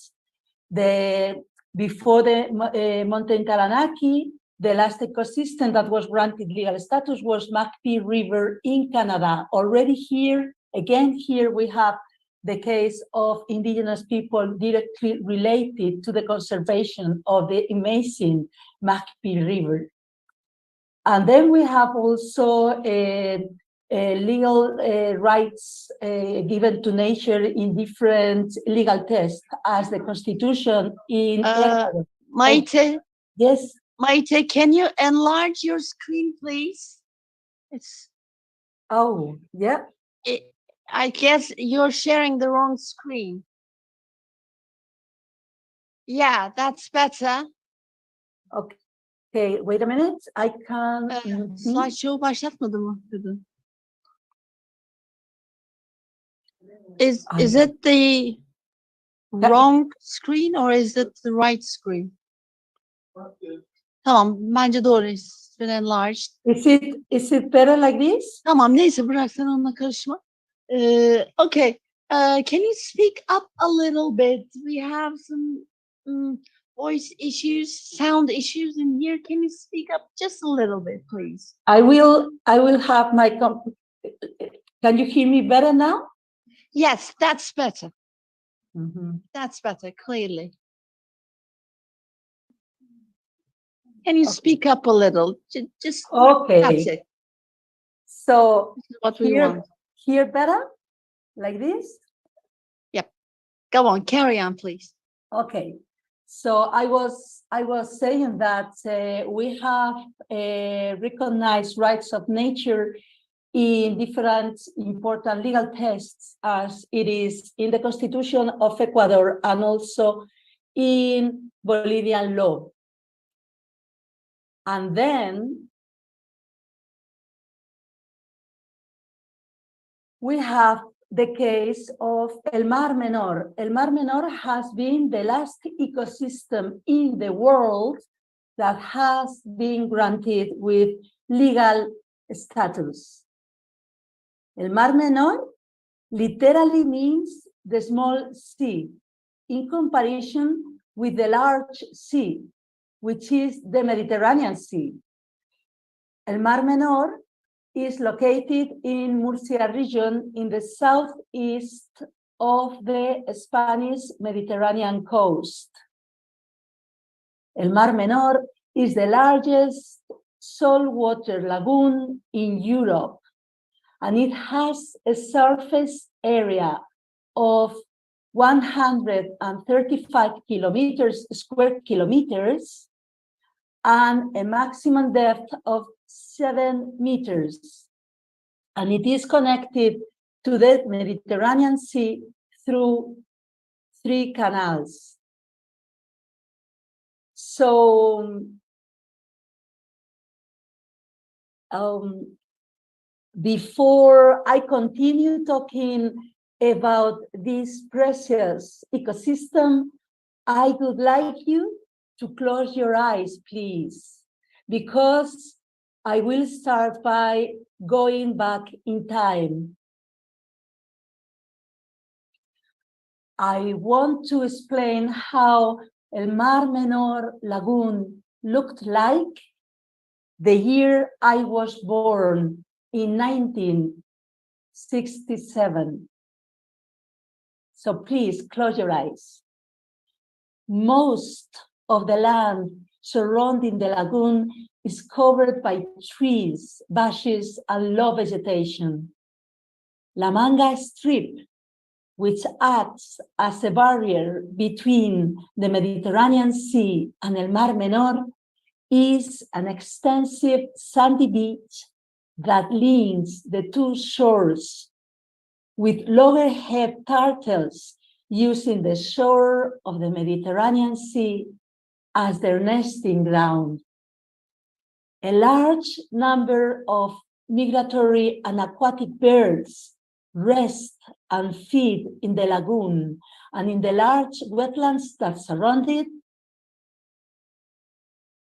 On its source, you can see the building of several spas, and people go there to improve their health, as its waters are full of beneficial sea salts. Bathing in these warm waters makes you feel better. We dive in with our diving goggles on and see horses, anemones, crabs, shrimps, mollusks, and conch shells sew up in front of our eyes, and we are surrounded by dozens and dozens of fish of different shapes, colors, and sizes. The crystal clear waters allow us to see a bottom covered with plants and algae that serve as food and shelter for the rest of the species in an environment full of life. Even one type of fish, the mullets, can be found in up to 7 different species. This was the Mar Menor about 50 years ago. Now, please open your eyes. I think you can now understand better why this is such a special ecosystem that deserves to be protected. And in fact, this happened, but in theory. There are different protection figures. Over the years, these protection figures were established on this incredible ecosystem. Some of them are regional, other national, and even international. We have, for instance, that it is a wetland protected by the International Ramsar Convention.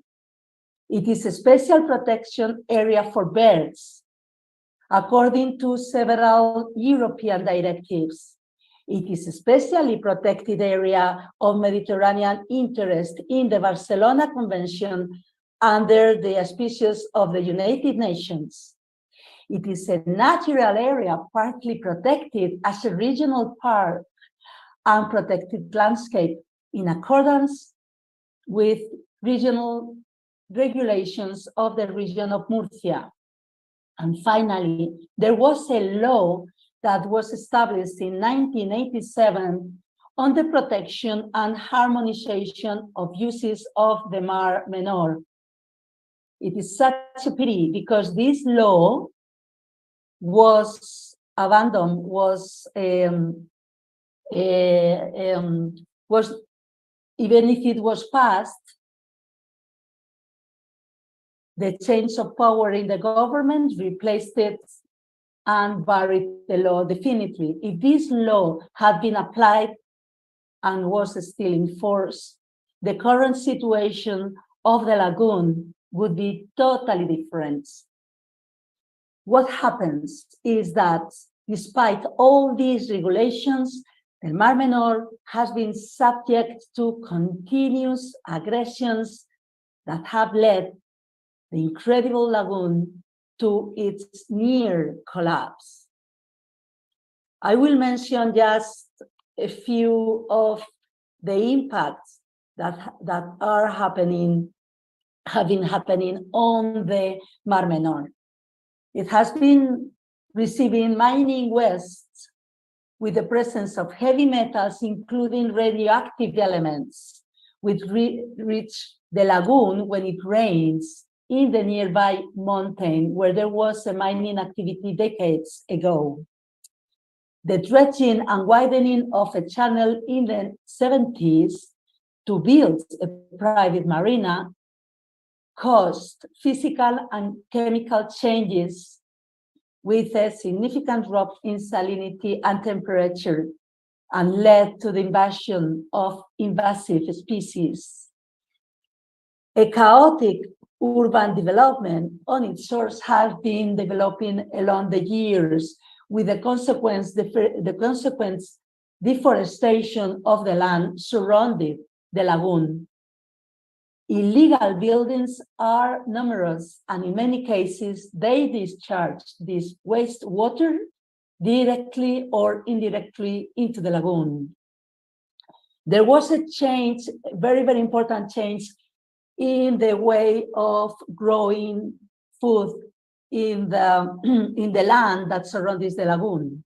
The conversion of traditional rain-fed agriculture to intensive irrigated agriculture has meant a huge disaster because the nutrients content in the agrochemicals used in the intensive and industrial agricultures that take place now are discharged directly or into the groundwater table. Massive construction of desalination plants and illegal wells have gone on for years, which number in the thousands. So it is thought that around 9,500 hectares have possible illegal irrigation. And finally, there are macro farms of pigs very, very near that has uncontrolled discharges into the lagoon. As a result of all this, El Mar Menor is dying. None of the established protections, national or international, had served to halt the tragedy. It is like the chronicle of a death foretold that had been told by scientists, and the constant evidence of the massive pollution. The Mar Menor starts to die. Its situation starts to be critical. So we have here the example of two things that happened in recent years. We have in October 2019 and August 2020, tons of dead fish appear on the beaches of El Mar Menor. So what happened was citizens, people the local people started to mobilize. As administration does nothing to avoid the tragedy, the locals start to mobilize and urge the government to react and protect. But years gone by and nothing is done. Demonstrations, massive demonstrations started to happen in the capital of the region. And also many activities are organized week by week at the Mar Menor beaches and villages. And this was happening until you have here this woman. You can see this woman holding the poster, the placard with recognize ecocide everywhere is Teresa Vicente. Teresa Vicente is a professor of philosophy of law at Murcia University, and it is the director of the chair of human rights and rights of nature of the University of Murcia. She has been the one promoting an idea that has resulted very, very successful. She was the promoter of the Popular Law Initiative, the ILP in Spanish.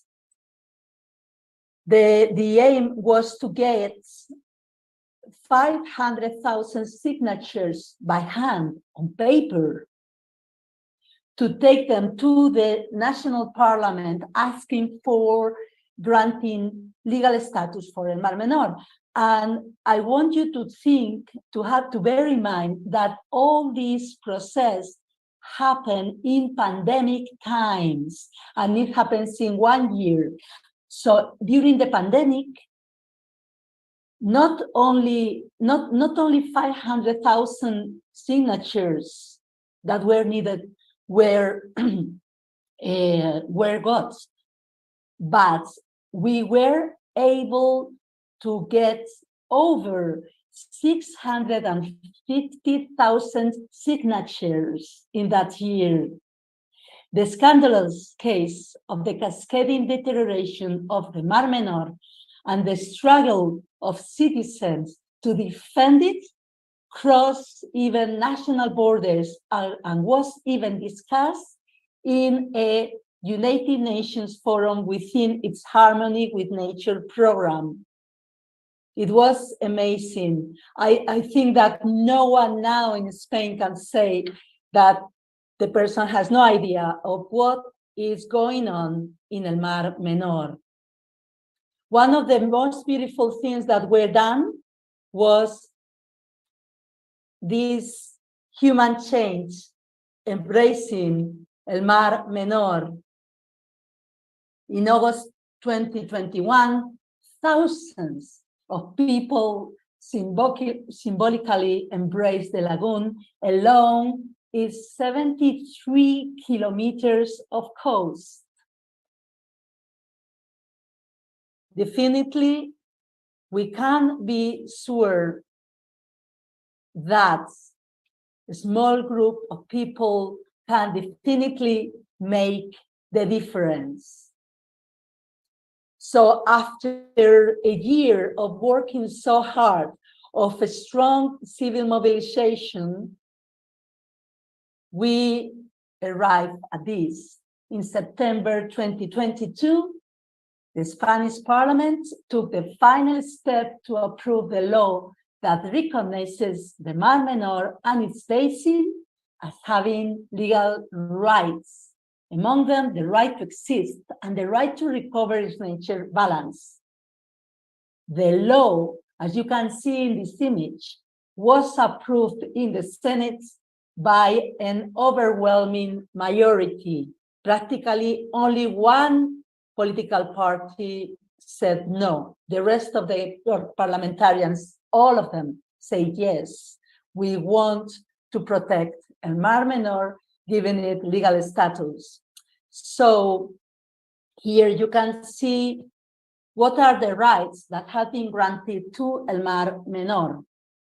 It has the right to exist and evolve naturally.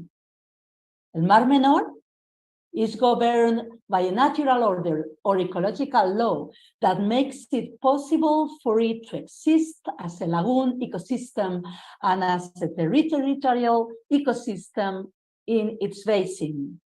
The right to exist means respecting this ecological law in order to ensure the balance and the regulation capacity of the ecosystem in the face of the imbalance caused by anthropogenic pressures coming mainly from the area that surrounds the lagoon. Also has been granted with the right to protection. It implies limiting, halting, and not authorizing activities that pose at risk or damage the ecosystem.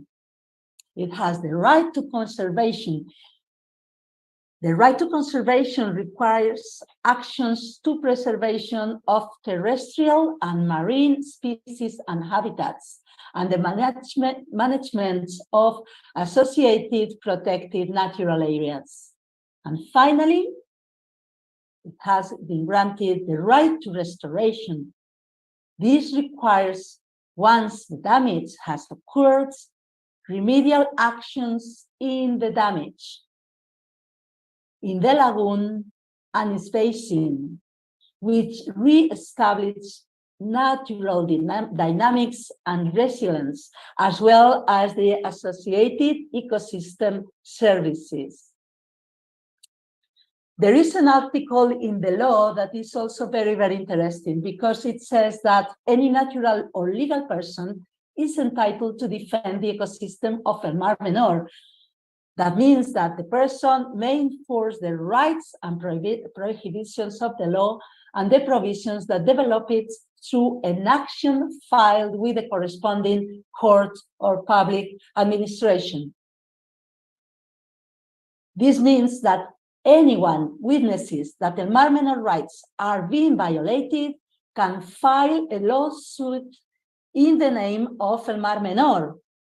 Although, well, in practice, it will be preferable that this person goes to the people representing the lagoon, and so that we don't have, thousands of cases filed at the courts. The other thing that the law establishes is how the representation on governments of the Mar Menor will be. So we will have the Committee of Representatives will be made up to 13 members, 3 from the General State Administration, 3 from the General Administration of the states, and 3 for the autonomous community, and finally 7 for the citizens, who will initially be the members of the promoter group of the popular legislative. These are the people that are the guardians of el Mar Menor, and they are in majority in the Committee of Representatives. Then we will have another commission, that is the Monitoring Commission, which will be made up of 1 person representing each one of the riverside or basin municipalities. There are several villages surrounding, in the shores of the Mar Menor.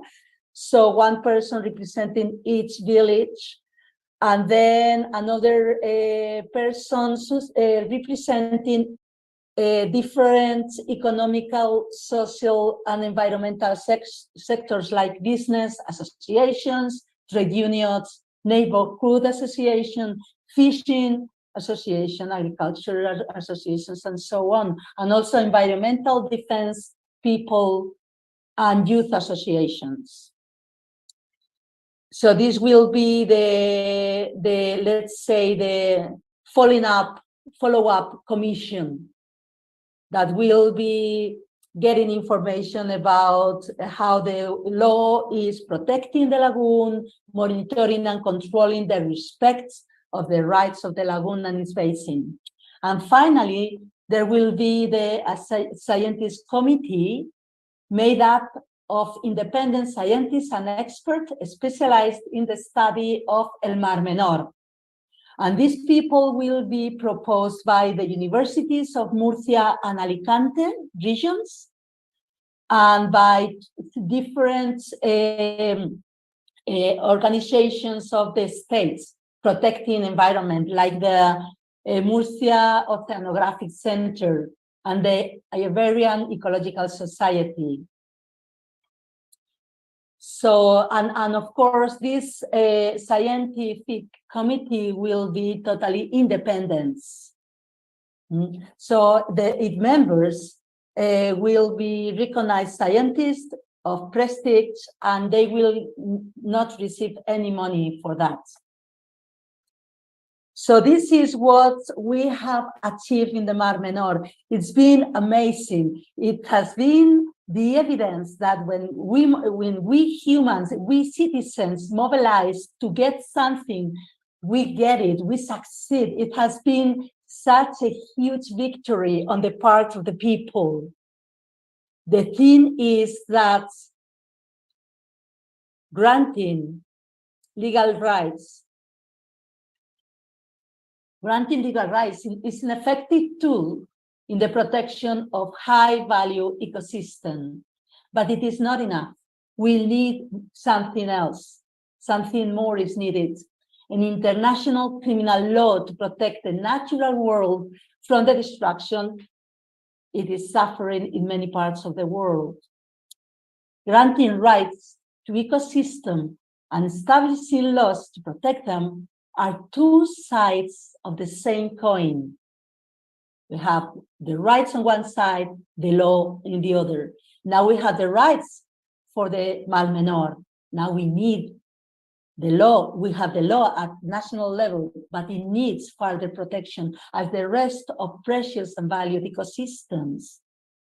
It is therefore essential to advance the criminalization of ecocide at international level, creating a law that covers all the cases of serious environmental damage that are either extensive or long-term. At the moment, we are on the right track. Today, we celebrate this great victory, a huge step towards where ethically and legally we must go. But now the people of El Mar Menor are starting to ask the governments that we want also to have ecocide law at national level and as an international crime. Thank you. Great. The audience, yeah. Maite, I know you have to be leaving, and come on, please, Rodrigo, come on in. And we have to have Rodrigo, we have to catch up with the time, with the program. On behalf of my friends, I want to ask you just one simple question and give us an answer have an answer from your experience. What would you, if one or two sentences that you will give, hopefully, what would you recommend us to handle our own environmental struggles in terms of having some legal personhood for the areas that we're fighting for? One or two sentences that's kind of recipe, kind of well-wishing, kind of motivational kind of ideas of yours, or recommendations or suggestions. I think the success of this campaign has been because people, the people who were witnessing the end of the life in the Mar Menor, they struggle so hard and always pointing out the benefits of having El Mar Menor alive. So if you want to defend an ecosystem, the best way to do it is to point out the best parts of having this ecosystem alive, all the beauty of nature, all the things that you can get from this ecosystem for free, and which can give you benefits. It is that enthusiasm of the people who lead us to the victory. And it was, in the beginning, everybody was telling us, you are not going to achieve it. It is impossible. You are not going to achieve it. And look at this. We almost got, 700,000 signatures when only 500,000 were needed, and in pandemic times. So the enthusiasm of the people, the commitment, and also being positive, always telling, giving the truth of the beauty of nature and how we do need nature to be alive, always being positive, but fighting. It's been a long struggle. We have been insulted, so many things, bad things have been happening in the way, but in the end, we succeeded because it was, there was such an enthusiasm on the part of the people that led us to victory. So I will recommend, never give up, never, even if it looks like it is impossible, never give up, and show.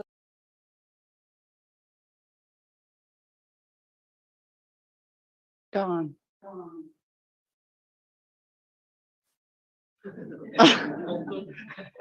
Yeah, we never give up. See, right. So in terms of not giving up, we will continue with, again, from Spain, Rodrigo, our panelist, and we can have your presentation on screen.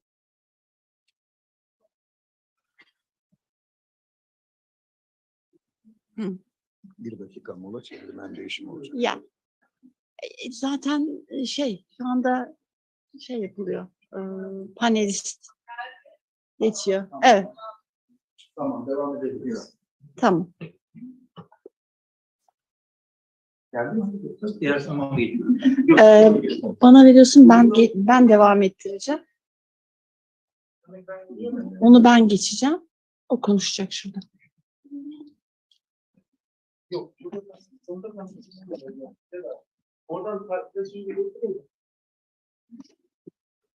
Ben şurada oturuyorum. I'll sit here, right? So the camera is seeing you. You just tell me next. Do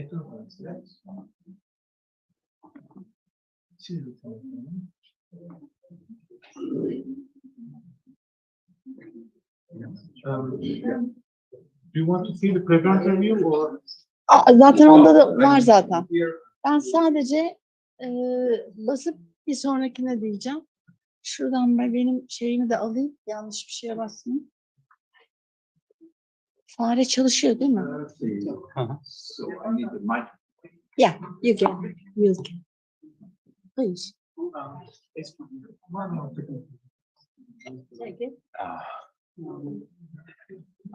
It's a mistake. September. Oh, no worries. It's my mistake.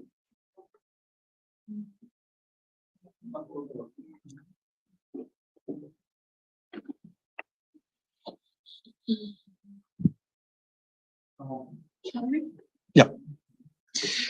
Okay, let's go. Thank you very much. My name is Rodrigo Lledo. I am from Chile, but I live in Spain from many years ago. I'm right now the director of Baltasar Garzón International Foundation, FIPGAR. And I was a member of the independent expert panel for the legal definition of ecocide. It's okay about the translation? Okay. Yes? Chinese? Okay. Okay, Chinese. Well, thank you very much. It's a real honor to be here in this wonderful city full of history, with one of food in Europe and other food in Asia, which was the capital city of the Eastern Roman Empire, and which the capital city of Ottoman Empire. I teach in the university the history of international criminal law. So I am very excited really to be here. So thank you very much. Perhaps it's not by chance that now this city is hosting this conference. on ecocide, because environment degradation is precisely one of the main challenges we face as humanity nowadays. What I'm going to talk about is just some few words about, one, the independent expert panel for the legal definition of ecocide. Second, the panel work. Third, the definition of ecocide achieved by the panel. Four, some reflections about changes we must do if we want to include this ecocide definition in domestic legislations. And finally, some consideration about Mar Menor, if we can conclude that an ecocide has been committed in this big salad lagoon. This you just state in the first stage, is the first screen? No, previous one. Previous one. Previous one. Yeah, that's an introduction. So at that moment, I can say next. Yes. Next, please. So my one consideration is why the panel? Next. Oh, this image can illustrate you. Well, why the panel? Well, at some point of their campaign, the StopEcocide Foundation realized that there were many initiatives in the and many definitions about ecocide on the table. So they decided to focus on a new definition, a legal one, which could be applied by International Criminal Court right now, because it's urgent. This is the conception behind this initiative, the urgency. Why this urgency? Because we are living in a climate emergency, as a European Union Parliament already affirmed an official resolution. Other countries also do this. Well, next, please. Thank you very much. This is the panel. This is the panelist. And right now I will talk about something a little about the general considerations about our profile and our panel. So next, please. This is the panel also. And in this link, you can find the definition and their commentary in many languages. Next, please. So just I want to underline some general considerations. The one of them is, as you see, the panel has gender balance. Men share and women share, men deputy chair and women deputy chair, and absolutely equality, gender balance. The other thing is racial and ethnical inclusion, continental representativeness, representativeness of legal system, common law and civil law are in there. The members of the panel are expert in international criminal law and or environmental law, and they are academics, ICC judges, former ICC prosecutors, United Nations officials, experienced litigants in international and national domestic courts. So next, please. About the panel work. Well, the panel work met for 6 months. Along this time, the panel met several times, work in plenaries and in small groups distributed by topics. The panel was assisted by external experts also as well. In addition, a public and global consultation was developed. Hundreds of ideas were received from all over the world. Their proposals were formulated from the perspective of law, economics, politics, youth, fight, and indigenous community. Well, these ideas were processed by the panel, and some of the terms were reflected in resulting definition. Remarkably, the idea of dolus eventualis was in the definition. Next, please. Well, finally, the panel reached an agreement about this definition. And allow me to confess here that was not an easy task due to the enormous diversity of panel members. At some point, we even think that it would be necessary to vote. But finally, it was not the case because we reached the definition by consensus. You can imagine 12 men and women from very different cultures and legal traditions trying to agree in a text to define what ecocide should be. This amazing and challenging process remind me that Max Weber dilemma. Maybe you remember Max Weber. Well, about two ethics, the ethics of convictions versus the ethic of consequences, or in other words, principles versus responsibility. Both are completely legitimate. That's why it's a predicted perfect dilemma. Well, regarding the ecocide definition, we had to choose between a broadly protective definition versus a definition that state can endorse, can approve, can support. How we resolve on our dilemma? Well, the key to this was balance and intellectual generosity. That is, everyone was open-minded to understand the point of the other. It was a very beautiful experience indeed. Therefore, this definition is the result of consensus. It is an agreement thanks to the balance. Of course, as a good agreement, none of us were totally satisfied, but all of us were reasonably satisfied. Next, please. Well, this is the definition of ecocide. Jojo Mehta already read this definition. Next, please. So some general comments about this definition. The first one is the definition pretends to be applied by the ICC, not by domestic courts. Second, intends to adopt an ecocentric or biocentric approach, non-anthropocentric approach. Third, it does not pretend to be neither the only, nor the first, nor the best measure to protect the environment, nor does it close other environmental crimes. Do you remember? It's come from the urgency, the concept of urgency. It is only intended to be a definition to start the debate in the ICC Assembly of States Party. Of course, some jurists or politicians can make some or many changes in this definition.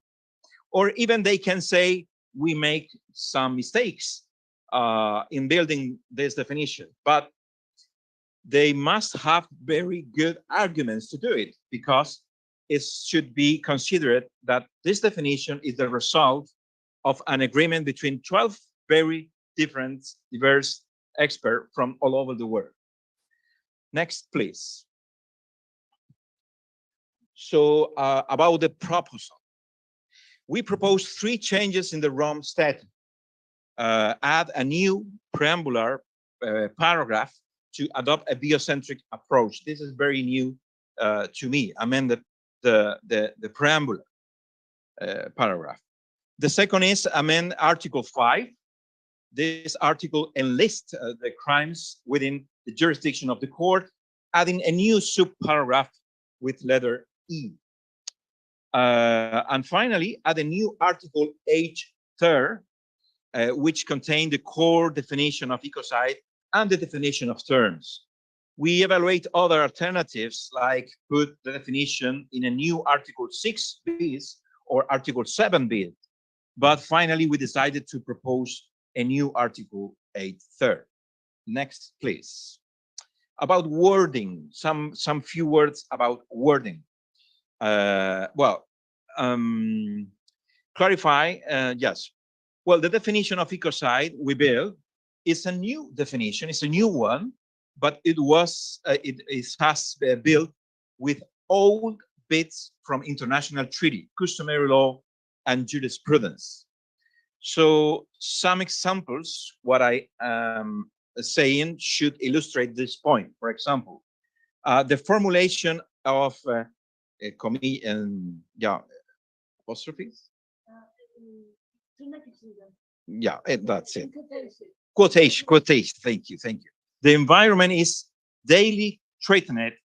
In preambular paragraph, we propose it's based on the phrase used by International Court of Justice in the advisory opinion on the legality of threat of use of nuclear weapons by 8 July 1996. Other example, I think it's not here. Ecocide is defined by on the acts, not on the results or consequences. That means the penalty has been anticipated at the time of the commission of the act. This could seem totally new, but it doesn't, because this formula has been already used in the Rome Statute, like genocide or some war crimes. I will come back to this point later, if I have time. The core of the other example, the core of the definition is based on Article 8.2.b.4 of Rome Statute. It's a war crime, environmental war crime.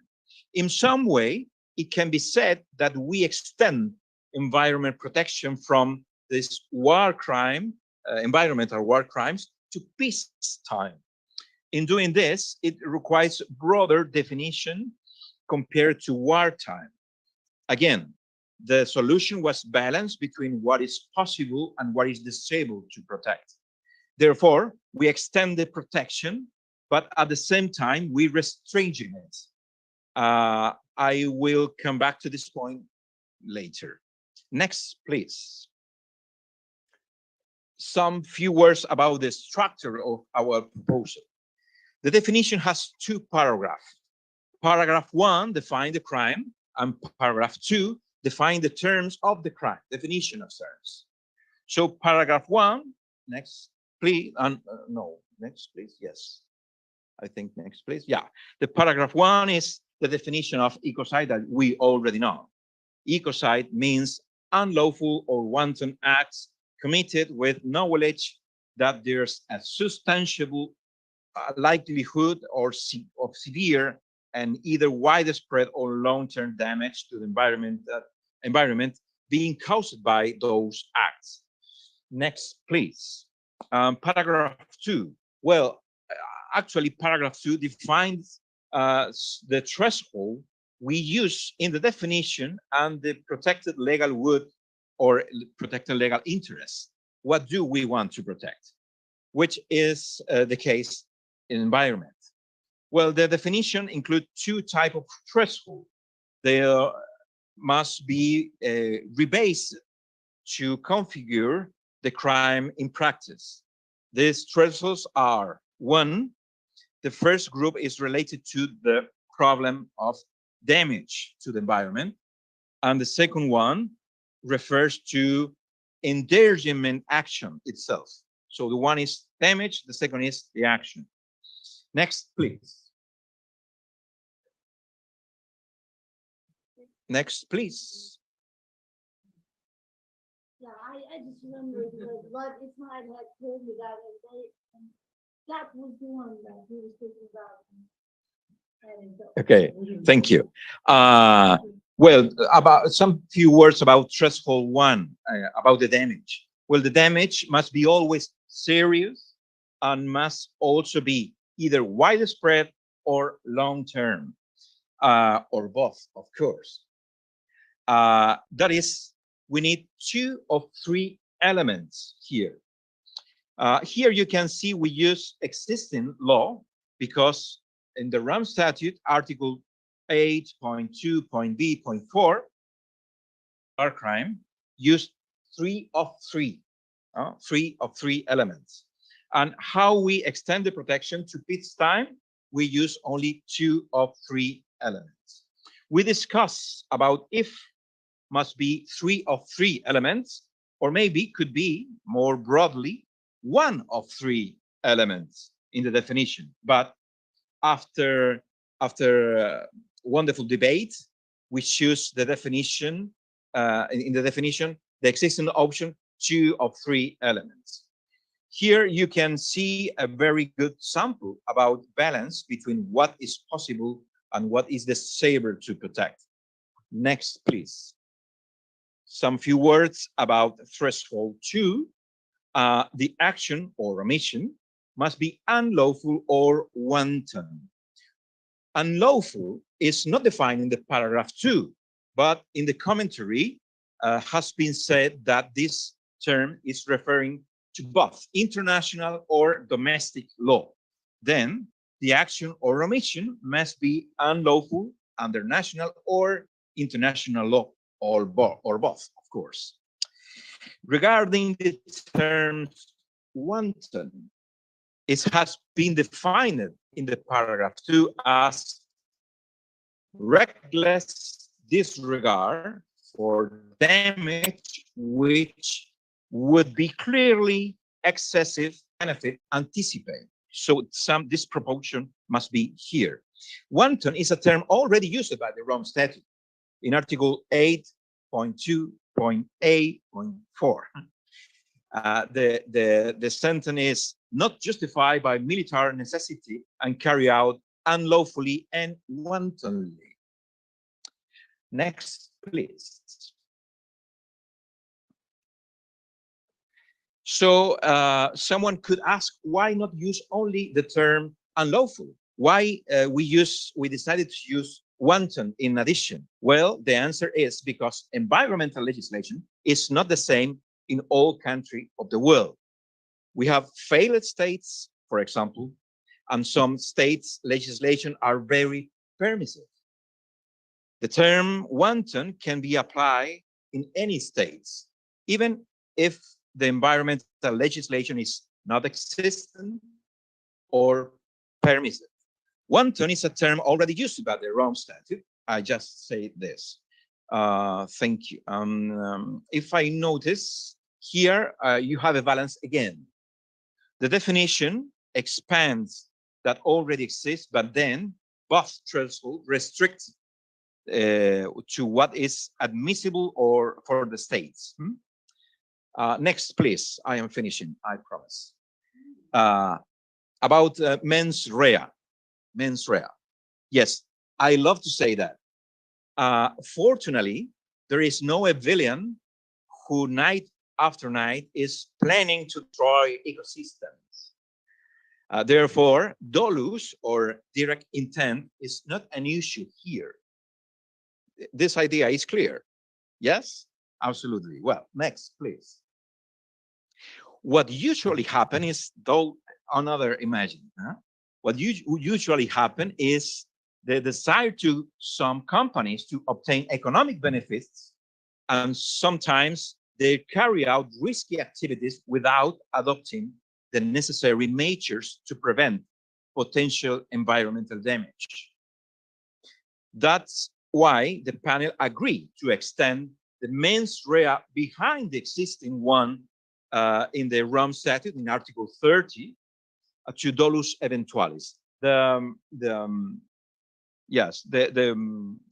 panel was very explicit about this. Next, please. So in this point, the panel was very explicit in commenting, saying that recklessness or dolus eventualis is the subjective link required to establish awareness. I think it's important to note that the panel ruled out inferior formulas such as negligence, for example. Next, please.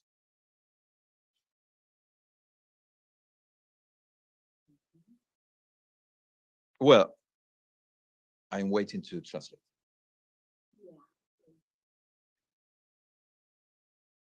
Yeah.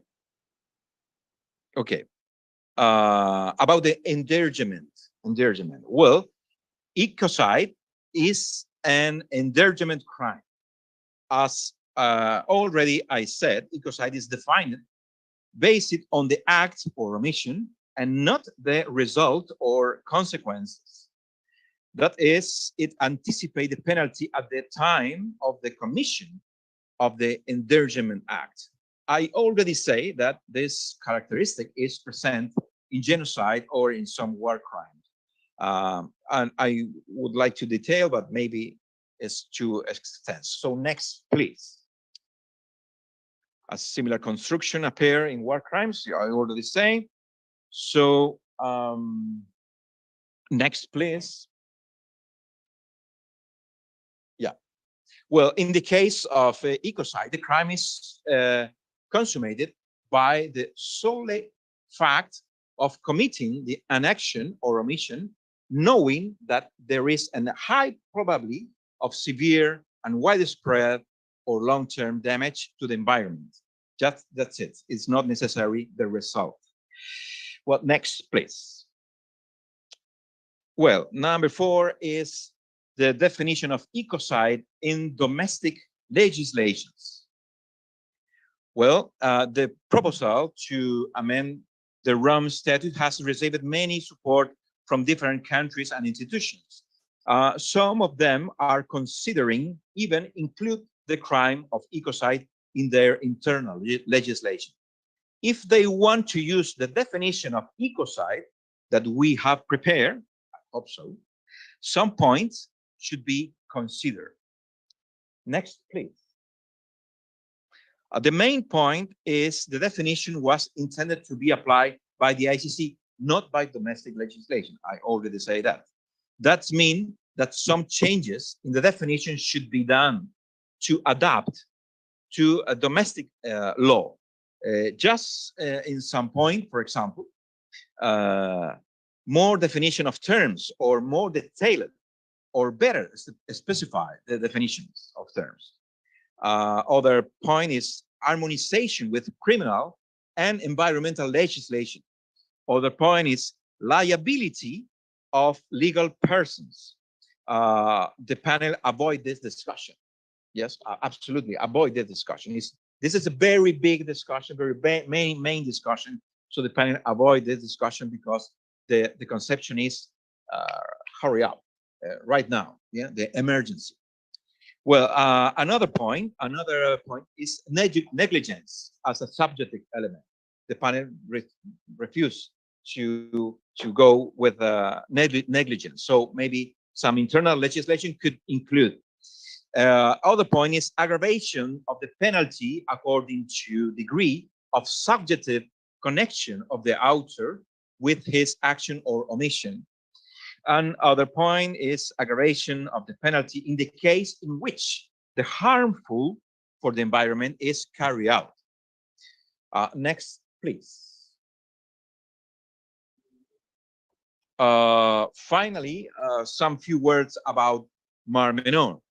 Well, as Maite said, Spain has not yet incorporated the crime of ecocide into their internal legislation. Nowadays, there are only parliamentary initiatives proposing to the government the need to support the Rome Statute amendment. So, but in any case, it's interesting to do the exercise to see if the definition of ecocide could be applied of the case of the Mar Menor. Maybe you can do the same exercise here about Marmara. Well, put very briefly, the case of Mar Menor is the typical case in which there are many sources of pollution, but no one assumes a responsibility. Next, please. Well, this Saltwater Lagoon is polluted by many sources. Yes, mining, household waste, etc. Next, please, to be ending. Well, next, please. Next, please. Yes, thank you. Well, let's analyze the case with the definition. In relation to the first threshold, the action must be illegal or wanton. In this case, some sources of contamination come from illegal acts. Others have authorization and permits from the authorities, but they're suspect of corruption. So we can use wanton. Regarding to the second threshold, the damage here is undoubtedly serious, widespread, and long-term, in my view, because the entire ecosystem is in damage day by day. Next, please. The only question here is who is the responsible, because there are many candidates. But at the end, it's clear that authorities are not taking measures to prevent more damage because economical and political interest. That means the subjective element could be satisfied. Dolus eventualis. Next, please. Well, we can discuss more in the round table. That's it. Sorry for my poor English, and thank you very much.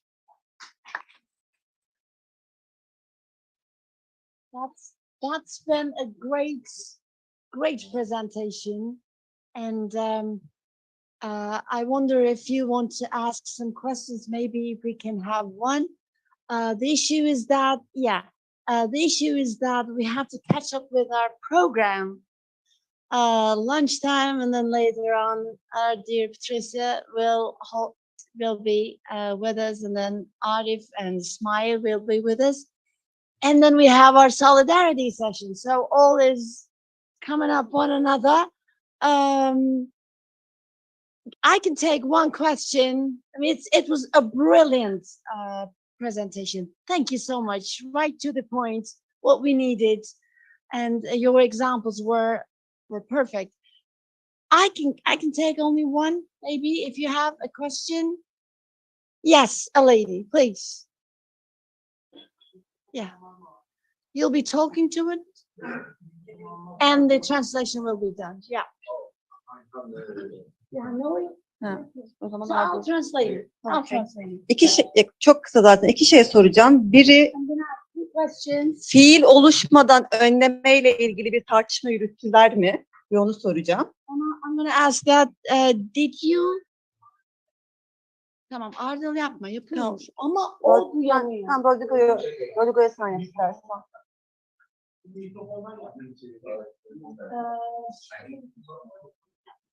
Rodrigo'nun şeyi yok. İlk sen Rodrigo'ya kulaktan yap istersen. Bir fiil işte oluşmadan önlemeye ilişkin bir tartışma yürütmüşler mi, onu soracağım. Bir de suç tanımı okey, evet var, ama cezasına yönelik bir tartışmada yürütmüşler mi? Önlemeye ilişkin bir tartışma yapmışlar mı?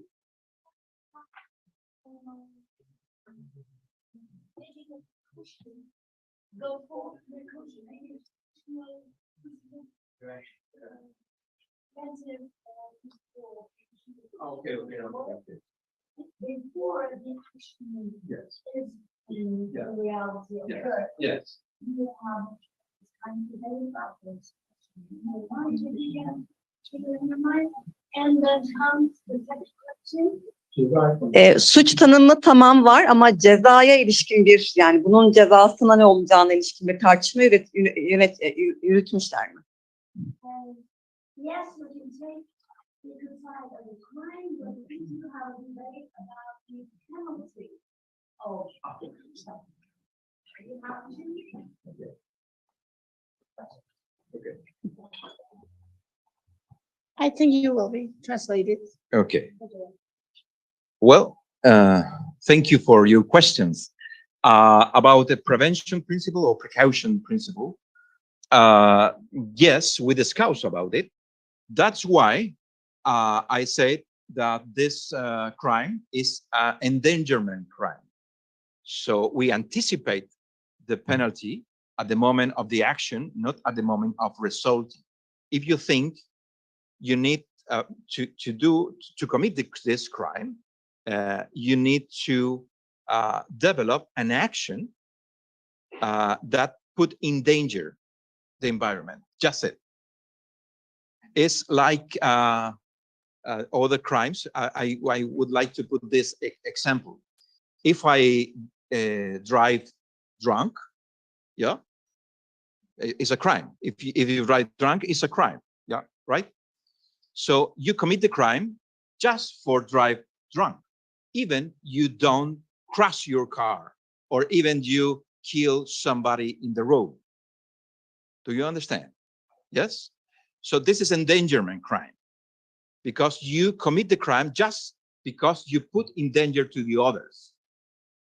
The ecocide we build in this way is ecocide just put in danger the environment. So because the prevention principle. So about penalty, no, because in the ICC, in the International Criminal Court, the penalty is not taxative, regulated at the international level. So in my country, for example, you commit a murder and you have from 5 to 15 years of imprisonment. Or in Spain, you have some degree of the penalty from this years and other years. I don't know what's happened here, but maybe it's the same. You have some from some years to other years. You have a range. You have some regulation, specific regulation to the penalty. This is not the case in the International Criminal Court. They only have criteria, but they have not a range of criminality. From 0 to 20 years and death penalty. That's it. Some regulations are there. They can review the death penalty at 25 years or something like this, but it's not the same situation that in domestic legislations. I'm not sure if I am clear about this point. Yeah, we will discuss about okay.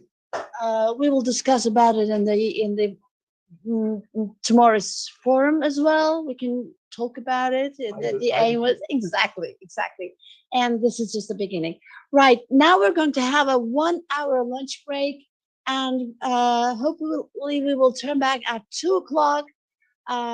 We have only 30 minutes delay. 45 minutes for the lunchtime.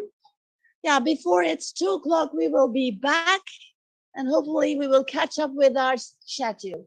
Thank you very much for watching us. Please stay in tune. Yemek B tur 1'de. Arka tarafta büyük salon var. Herkes oraya alabiliriz. Toplu olarak yemek yiyeceğiz. Menü Görüşmek üzere. Kapatabilirsin. Çiçek aldığınız zaman kendiniz biliyorsunuz. Kaçta başlıyor? 45 mi? 45 dakika verdi. Kameranın pilini çıkarır mı? Salonda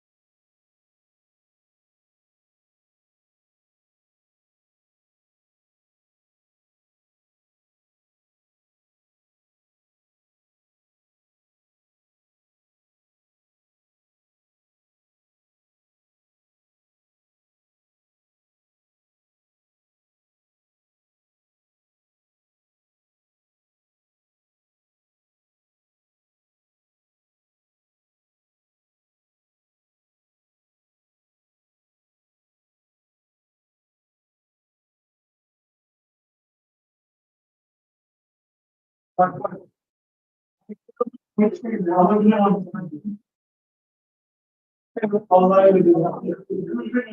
can change the slides. Change the slides. I will. If you want to score.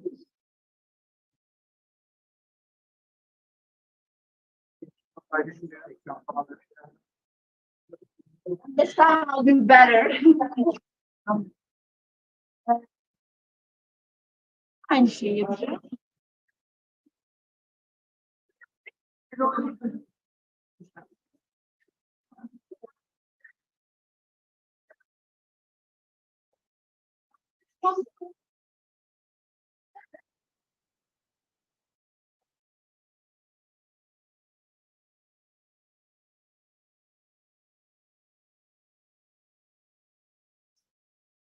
No. Needs meeting order. That is.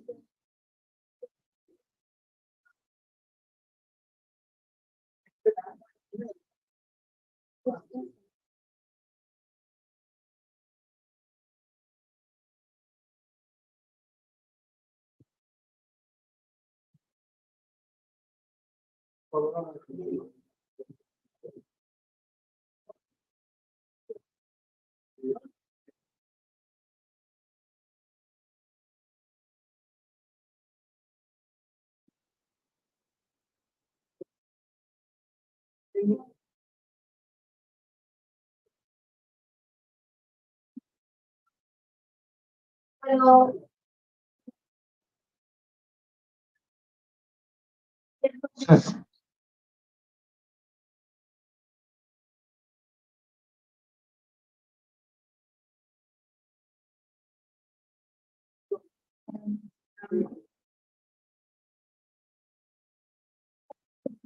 Üç elle.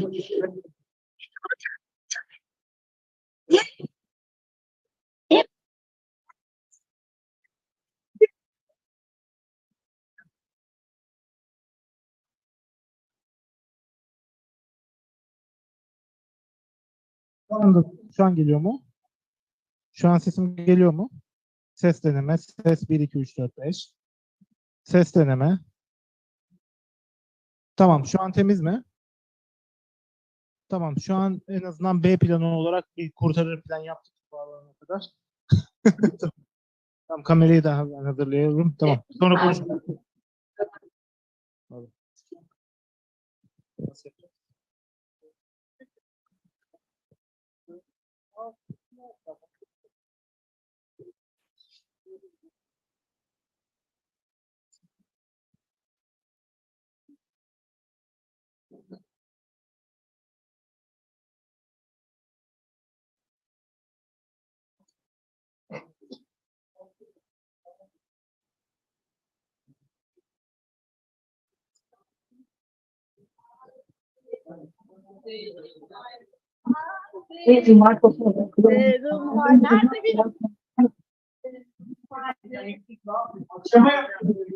Evet ama Yönel, haydi gelin, gel. Kapıda durmayın, gelin. Aysun başlıyoruz.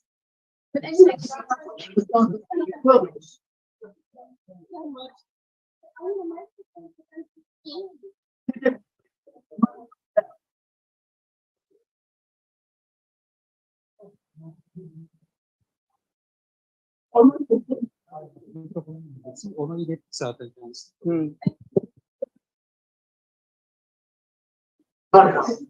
Evet, şimdi şu anda bir sorunumuz var. Herkes oturabilir mi? Küçük bir sorunumuz var. Biz organiz, kurtlu elma olacağız doğal olarak yani. Başka seçeneğimiz yok organik olduğumuz için. Hoparlörümüz çalışmıyor. O yüzden bundan idare edeceğiz. Tamam. Hayır, siz oradan devam edeceksiniz. Buradan duyulacak. Hani zaten bundan sonraki oturumlarda online'ımız olmadığı için sorun da çıkmayacak. Patricia'dan diyebileceksiniz. Belki de bu açıklama gerekli bir açıklama değildi, bilmiyorum. Please. Bir dakika, let me introduce you. All right, we're starting. Now we have Patricia Willocq, StopEcocide Belgium is with us. And she's going to give, Jenna, what are you doing? And she's going to give us a presentation about how Belgium Parliament is having discussions about the incorporation of ecocide law into their constitution. If I'm right or wrong, Patricia will tell better. Thank you. The floor is yours. Herkese merhaba. Benim Patricia Willocq. Burada olduğum için çok mutluyum.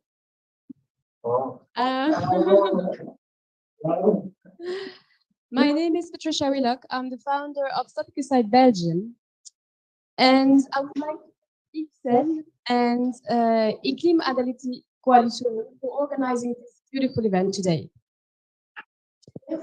Turkey is a country that I hold dear to my heart, so I'm particularly happy to be here and to talk about what's happening in Belgium. So for the one who were not there this morning, I will give you a brief overview of what the StopEcocide is trying to achieve. So let's have the presentation.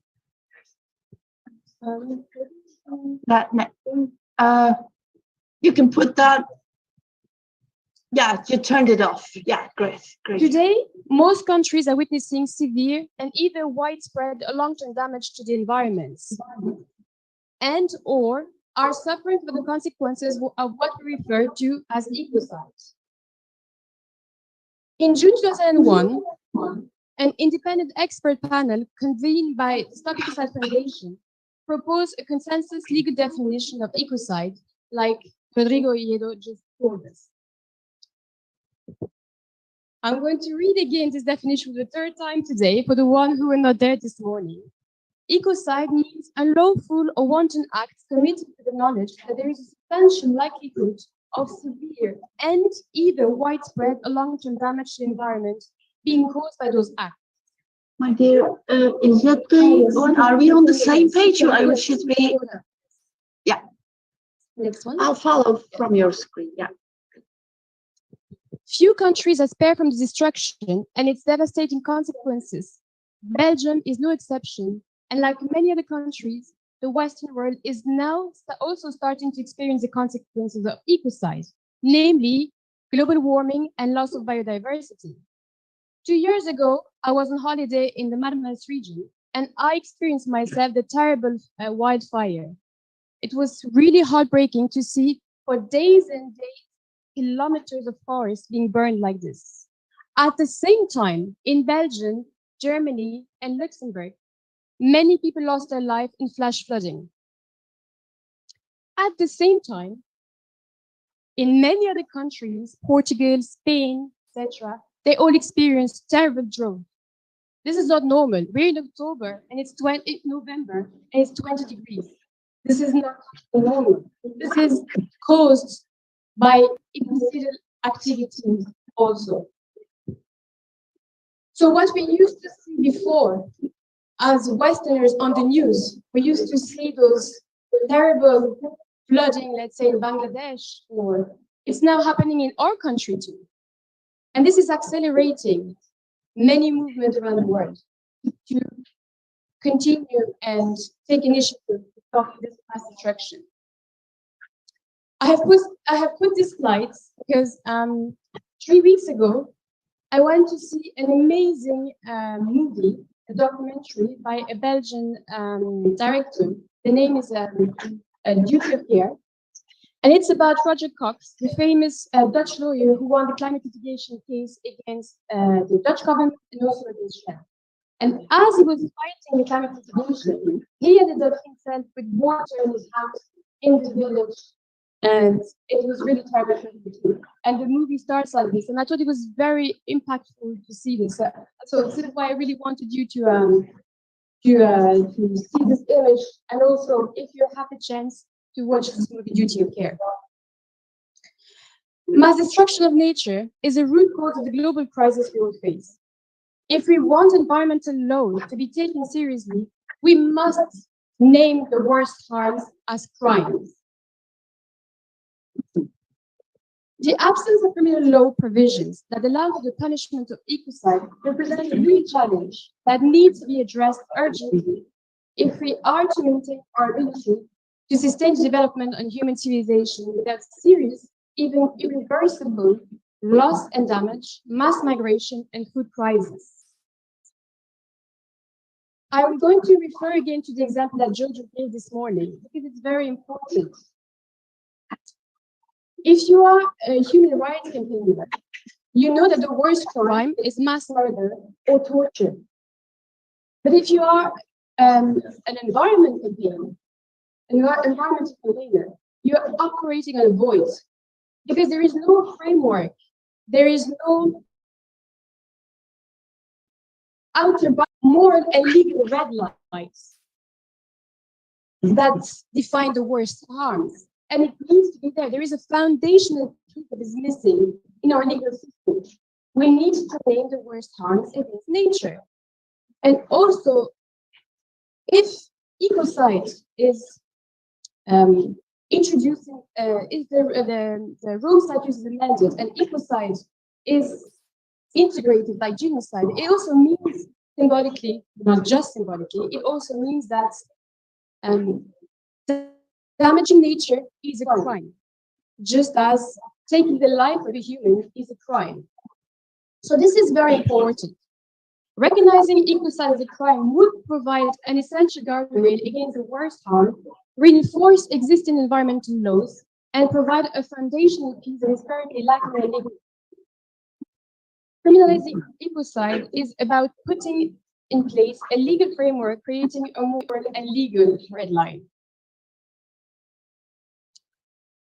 At the moment, there is a discussion on criminalizing ecocides in parliamentary and governmental level in at least 23 countries. Actually, it's about 24. Through motions, resolutions, parliamentary questions, petitions, white paper, or full bills.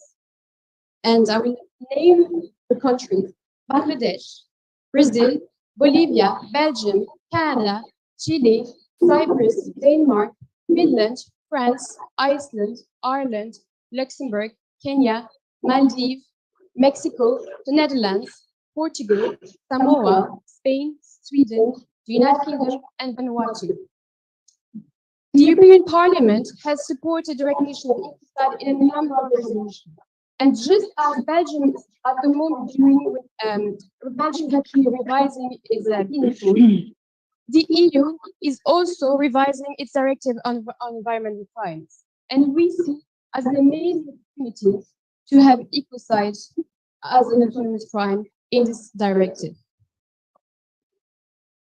Another very important thing is that we all know that the ecocide law is going to happen. It's not if it's going to happen, it is going to happen. We just don't know when and how. And because of this, we have a growing interest of businesses. And that is for us a very important indicator of paradigm shifts. A few weeks ago, the law on ecocide was recognized as a key driver of business action towards zero emission in a high-level report presented to the United Nations during the UN General Assembly Week in New York. We also have a lot of supporters. I'm not going to name them all, but we have some like Pope Francis, Greta Thunberg, Antonio Guterres, and Princess Esmeralda of Belgium, who is also the ambassador of StopEcocide Belgium. So now I'm going to tell you a bit more about what is happening in Belgium.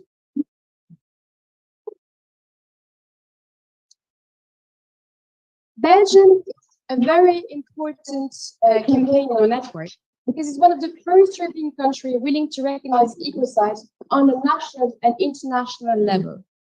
So let me explain to you how it's happening and what is happening. Belgium is a very small country that has complex political system. Belgium is a federal state that has federated entity. We have the regions and the community. Each entities have their own competency. The communities are language-based and the region are territory-based. The regions are competent for the repression of a vast majority of environmental offenses. But yet, in the context of ecocide, because crimes can be transnational, it means that the federal state could remain competent to legislate on a possible crime of ecocide. So the debates whether to legislate or not on ecocide is happening at the federal parliament. Belgium is also a parliamentary democracy. So it means that the parliament is elected by direct universal suffrage, accent, but through a proportional representation. So it means that if a party wins 20% election, it would hold 20% at the parliament. So to create a government, all the winning party must create a coalition with 50% of the parliament member. And then they can form a government. Again, it's a little bit more complicated because in Belgium we have different language, and then it means that all the parties must have linguistic representation. So, for example, in Belgium we have the Dutch and the French-speaking Socialist Party, the Dutch, the French, a Liberal Party, Green Party, etc. So it's even more complicated for such a small country. So in 2019, we had election, and the coalition that was created was the Socialist, the Greens, the Liberal, and the Christian Democratic Party. On the 30th of September, the elected parties approved an agreement to form a government in which ecocide was mentioned twice. So I'm going to say to you what it was mentioned. With regard to the penal code, experts will be called upon to give advice on the inclusion of ecocide in the new penal code. It also said governments will study and take diplomatic initiatives to limit the crime of ecocide, the deliberate destruction of an ecological system. So this was by far a historical agreement and very, very progressive. And this is thanks to one MP. His name is Ahmet. He's a doctor of law at Lledo, and before the agreement, the government agreement, he tabled a motion for a resolution calling for a crime of ecocide to be included in the national and international criminal law. So I'm going to try to summarize it to make more sense. So first, you have the creation of the government, where they mention ecocide twice. Then after, Sophie Wilmette, who was at the time, she was the deputy, she was the deputy prime minister and the minister of foreign affairs. She advocated for the recognition of ecocide at the 19th General Assembly of the International Criminal Court in December. So this was very symbolic because Belgium then became the first European country to openly support the international initiatives that was until then supported only by small island countries like Vanuatu and the Maldives. So it's quite symbolic again that a Western country come and back up this ecocide law on international level. On the 2nd of December, the Belgian Parliament also adopted a resolution in a plenary session to calling for the crime of ecocide to be included in the international criminal law and in its own penal code. So you first have the governmental agreement, and then you have this resolution that comes into place. And this resolution, there is a definition that comes. It says this definition was based on the international definition. And it says ecocides are illegal acts or acts resulting from a serious lack of foresight or precaution committed with the knowledge of a real likelihood that such acts will cause serious, widespread, or long-term damage to the environment. This is the unofficial English translation, but it's based on the international definition. In May 2022, the Minister of Justice, so I will go back a little bit. Go on, please. Yeah. Wonderful. Just go on. The Minister of Justice, Mr. Van Quickenborn, commissioned Belgian experts to issue an opinion about whether or not inclusion of ecocide should be in the criminal code. So this report, which contains a great deal of information provided by eminent specialists, is the document that the legislature is going to work on. So the expert proposal, which serves as a basis for the work of MPs, is very interesting because, again, it's inspired by the international definition drafted by the independent experts. So they also give a definition that is also based on the international definition, and it says the crime of ecocide consists of the deliberate perpetration by act or omission of unlawful or arbitrary act causing or likely to cause serious, widespread, and long-term damage to the environment in the knowledge that there is a real likelihood of such damage to be caused by such acts. So, another particular point about Belgium is that in our penal codes, we have international jurisdiction for some crime, and this could hopefully be the case for ecocides. So it means that ecocides committed in Belgium could be tried. Ecocide committed by the Belgian abroad could be tried. Ecocide committed abroad by foreigners having their main residence in Belgium, or crimes committed against Belgium with the assumption that they're dead. So again, all those, you always need to have a link with Belgium. So what we must understood really is that we are not seeking to put in prison. What we first seeking is to deter ecocidal activities in order to protect nature. That is really the main aim of the ecocide law.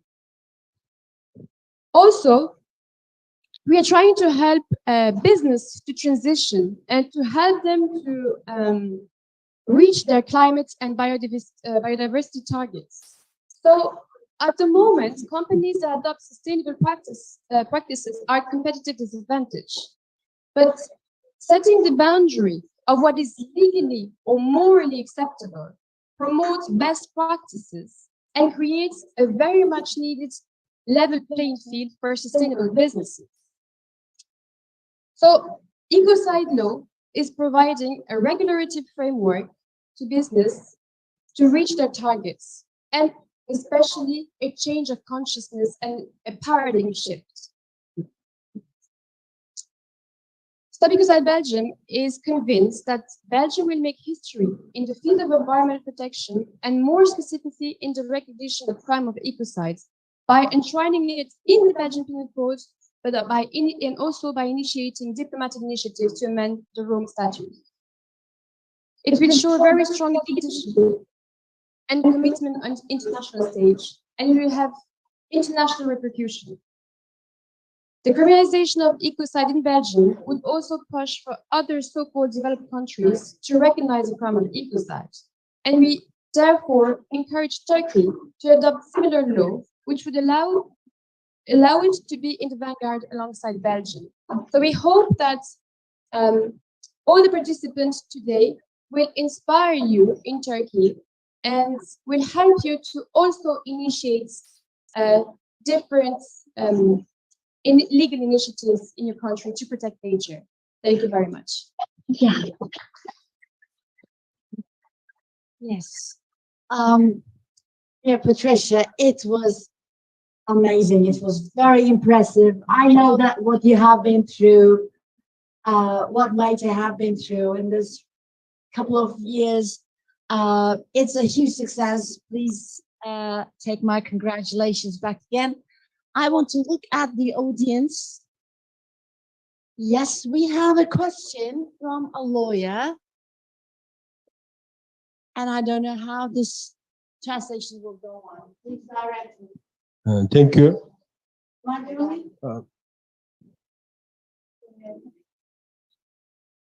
Do you? She's not here. So in this case, Okay. Şimdi benim burada hem yani Patricia'nın bu konudaki fikrini almak istiyorum. Hem de bir fikir jimnastiği yapmak açısından tartıştığımız, konuştuğumuz odak noktamızın dışarısında bir fikir ortaya atmak istiyorum.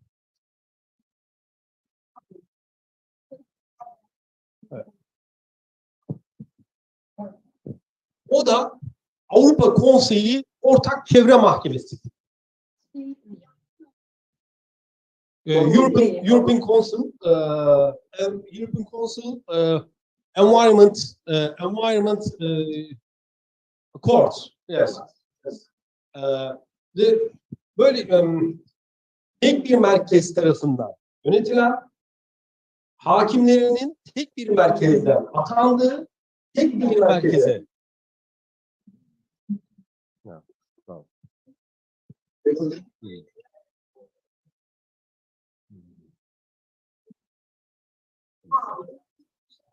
Evet. Alo deneme Adana. Akbelen çıkar adam. Evet. Tamam mı? Duyuyor musunuz? Okay. Thank you. Burada ben ortaya bir fikir atmak istiyorum. Hem de Patricia'nın bu konuda görüşünü.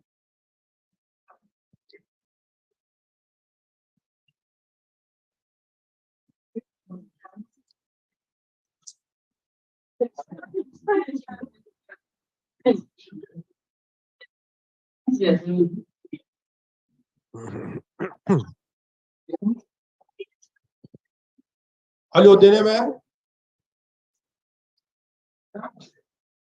Tamam. Çevirebiliyor musunuz? İngilizce Her şey yolunda mı? I thought that there will be consecutive translation. Now I'm ready to translate. I thought that İklim will be translating.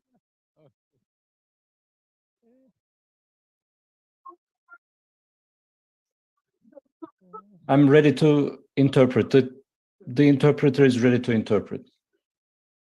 1, 2, 3, 4, sound check.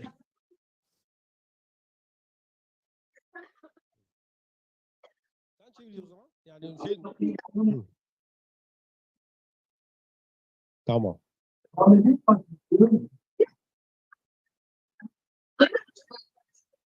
The interpreter is ready. You can start.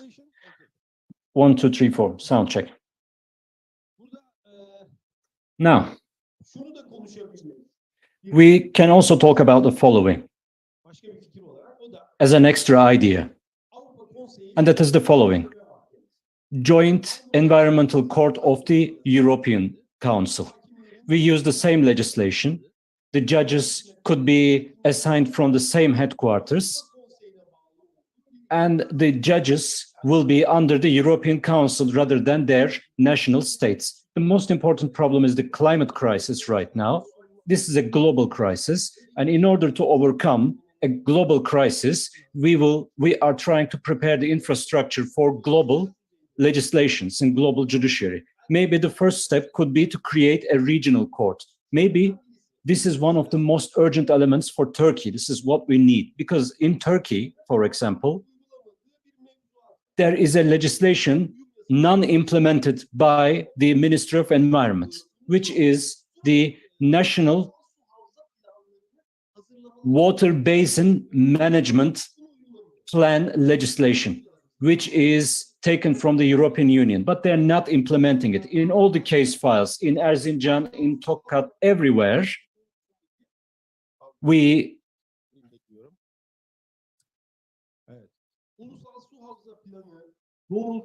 there are basin management plans.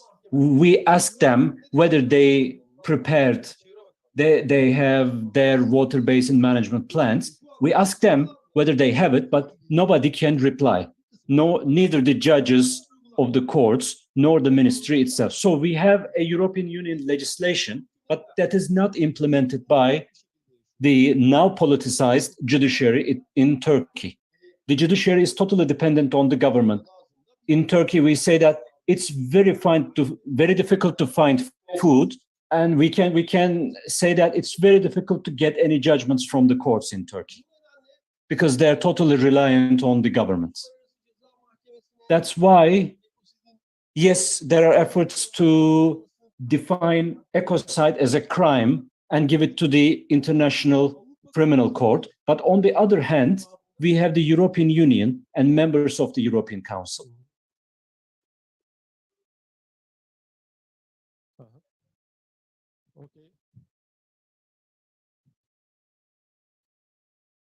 Okey. Tamam süper. Tamam. Evet. Tamam bugün de konuşalım. Bugün burada olanların bir kısmı yarın burada olmaz. Onların zihinlerine de Let's talk about this today because some people may leave tomorrow, and this may put in some question marks into their brains. Evet. Okay.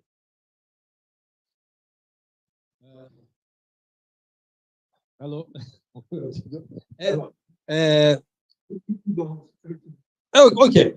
Avrupa Konseyi Ortak Çevre Mahkemesi. Joint Environmental Court of the European Council. This is our recommendation. What do you think about this? Is it possible to discuss this? Is it possible to have it discussed throughout Europe? Rather than the national legislations, we can implement the European legislation in the Joint Environmental Court of the European Council. European Union could assign the judges rather than the states and ministries, which is directly under the European Council. So could there be such a joint environmental court under the European Council for the members of the European Union? What do you think about this?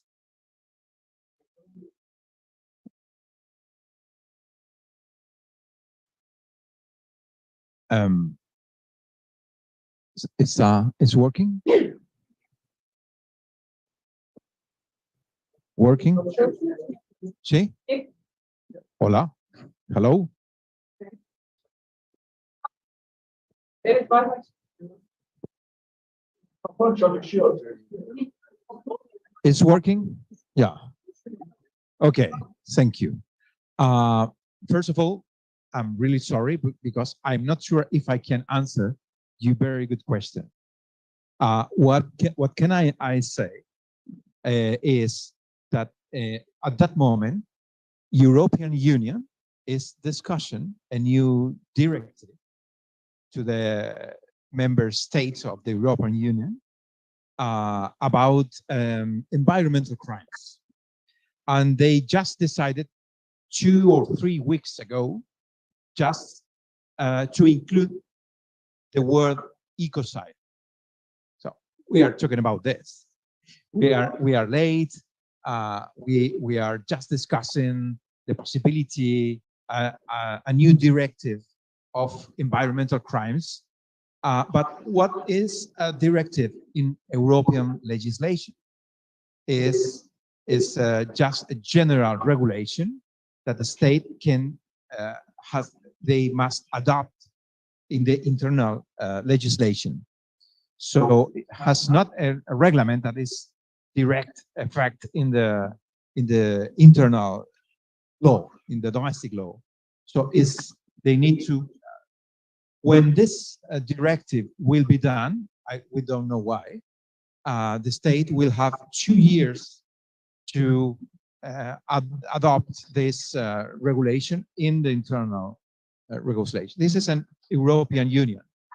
The Council of Europe, I don't know what happened there. I'm not search what happened. Maybe you have something, you know something, and maybe it's interesting to share with us. Yes, maybe I get your question, and when I come back to my home, I will search what about Council of Europe. But Council of Europe is awareing human rights.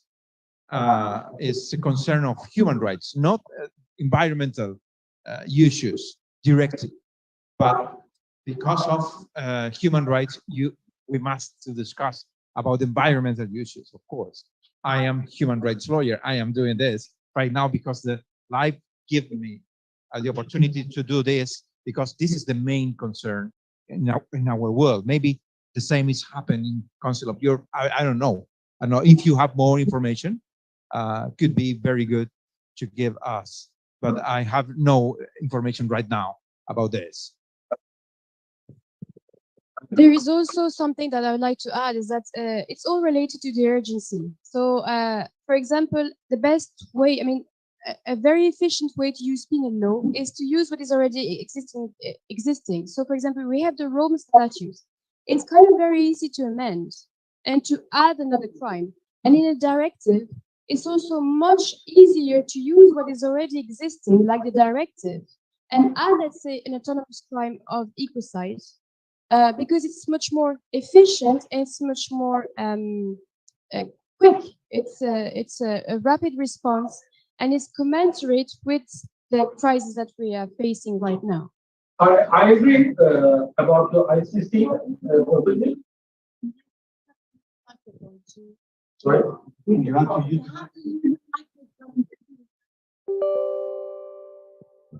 Yes, I agree.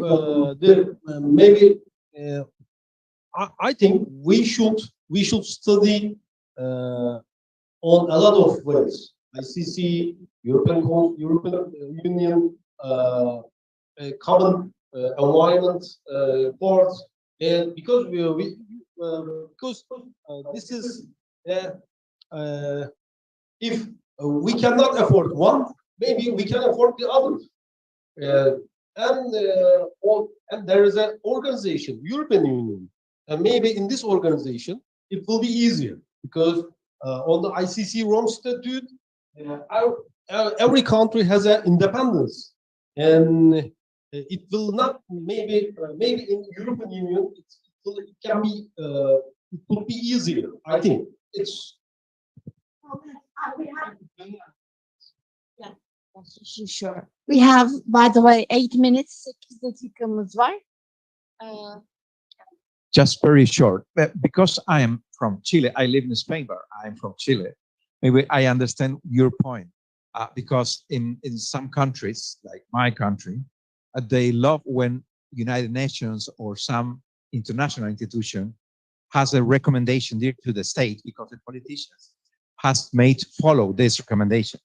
Maybe this is the point here in Turkey, and could be very good if some international regulations say, oh, Turkey is doing wrong.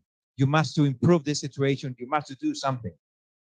Maybe. But my suggestion in this way is just to apply to United Nations Human Rights Committee, for example, or Council of Europe or another thing, put in the case of Marmara or another place, another situation. And the way to do it is to put the accent in the human rights issues, not in the environmental issues. So because we are destroying the environment, some people are suffering from human rights violations. This is the root. This is the way to do it, I think. Thank you so much. We can carry on with it in our forum. This is not the forum one, you know. We do have some questions from Zoom. If you allow me, we can have some questions from Zoom. Zoom'dan birkaç soru alma izni veriyor musunuz bize? Lütfen. Birkaç soru varmış. Nedir bunlar? Yazılı değil mi? Sözle sormak imkanımız yok ama şu anda. Don't we have the opportunity to ask questions verbally? We can ask the questions if they are in written form. We can have 2 questions. Sorabilirler chatten de. 5-6 dakikamız daha var. We have, yes, please. What can we do, like students? I changed my mind actually. What can we do for helping you or encouraging people about this? What can we do about that? For example, can we do it on social media or talk with people on the street? How can we help you on this work?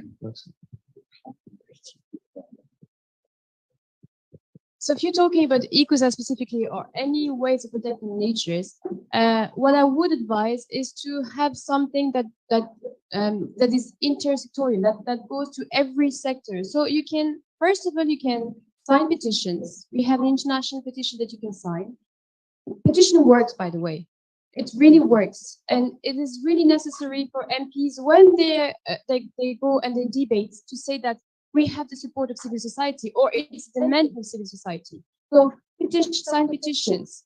You can also sign manifestos. You can write a manifesto in Turkey and say, this is what we want, and have it signed by organizations and even by businesses.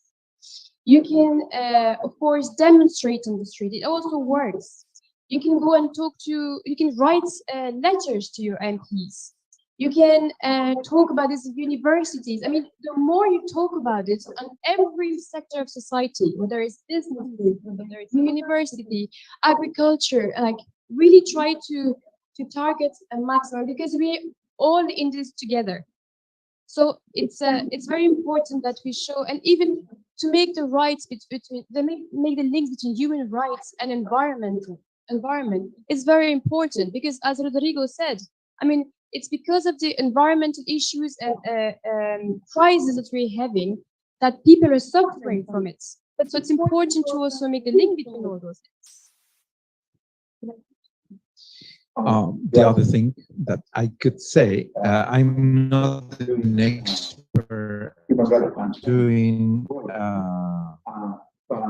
human rights campaigns. I am a lawyer.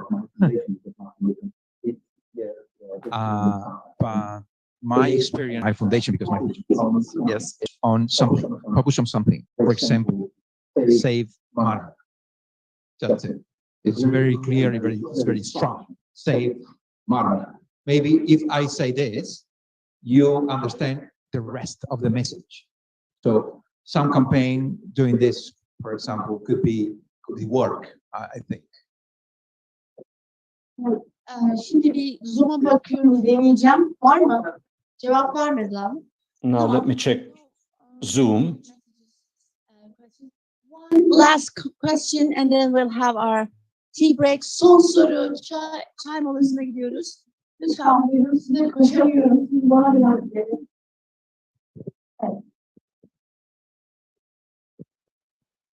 İsmail Bey'in sorusundan esinlenerek I'm influenced by Ismail Bey's question. He talked about an environmental court. It's somewhat like the ECTHR, European Court of Human Rights. A court that is similar to the ECTHR. Can they establish such a court? And what kind of responsibilities should we undertake? First question is, do we really want to have such a joint environmental court of the European Union? Actually, I want such a court. And I want to know what we should do to get such a court built by the European Union. What kind of responsibilities should we undertake? And what kind of an organization is needed? So do we really want such a court? And second, how to build such a court? Thanks.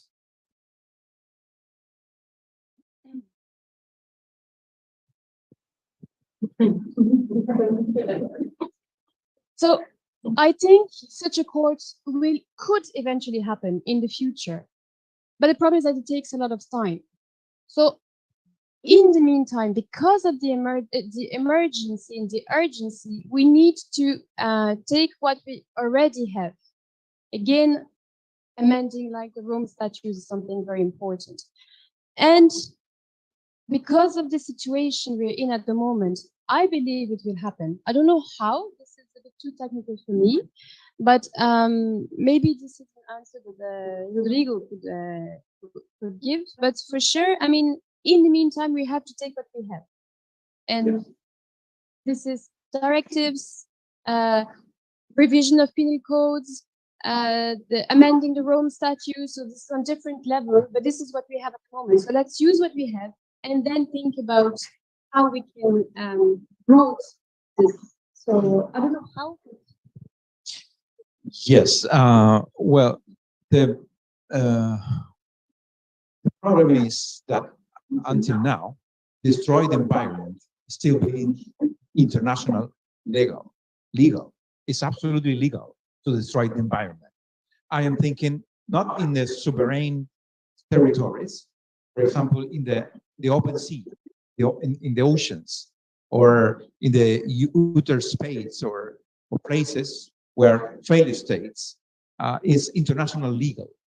I can, yes, and the companies know that, and they spread toxins, for example, in the ocean, where no state has sovereignty. You understand? Yes. This is the problem. So the big change is build the law, build the definition, the amend Rome Statute, and the ecocide exists in this world in legal terms. This is not happening right now. So what we can use right now is what we already have in our hands.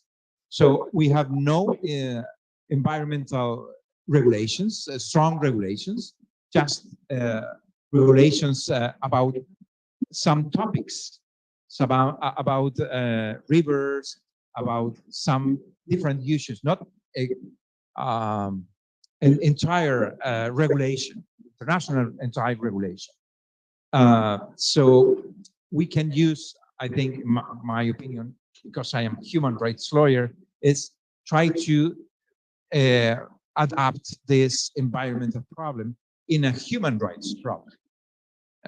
If we can. For example, in the case of Marmara, who is suffering from this? Everybody? Or some populations in this country, some fishermen, I don't know, or some people that take food for the river. I don't know the case exactly. Maybe we can discuss later. But I am sure that you can search, you can find human rights violation because the authorities are doing nothing about prevent the contamination in Marmara or something like this. We need to study, we can search, we can find, we can discuss. I don't have any information, a lot of information about this case, but we can discuss later.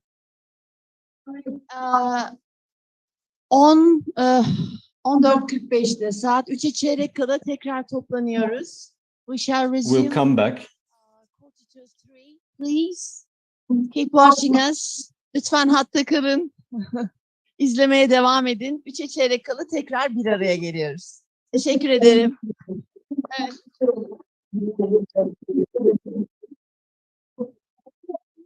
We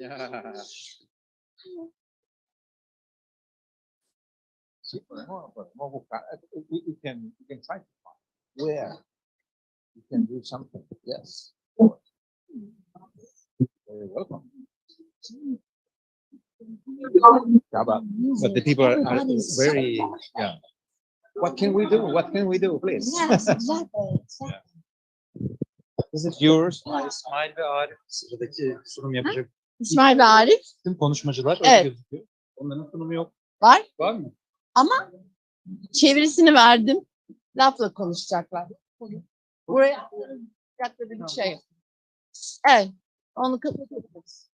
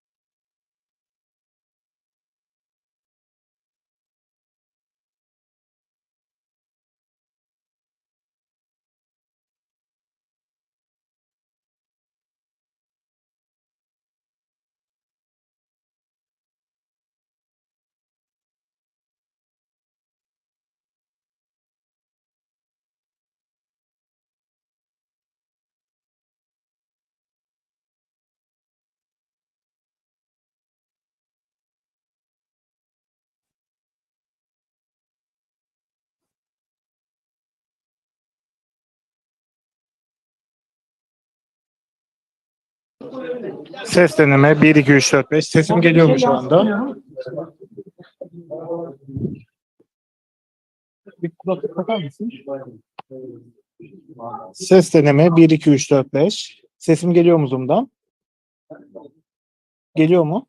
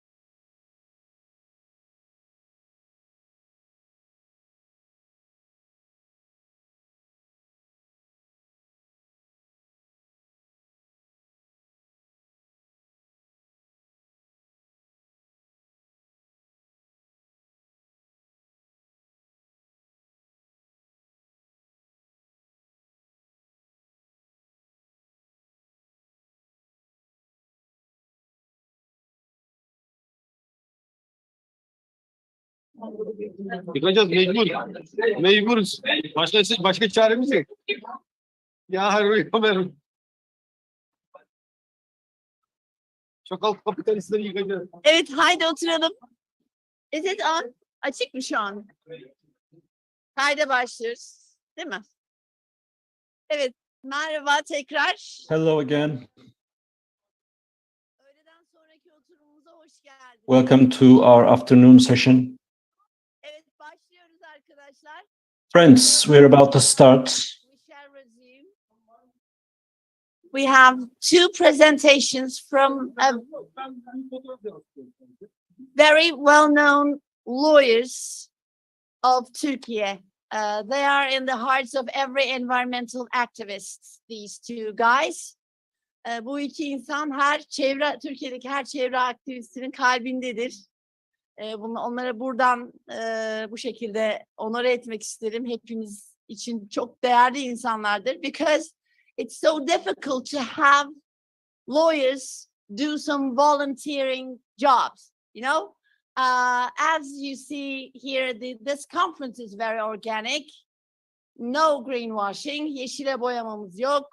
Organik bir konferans yapıyoruz. And these lawyers are just like us. They're environmentalists, but their being lawyer is of course more prominent.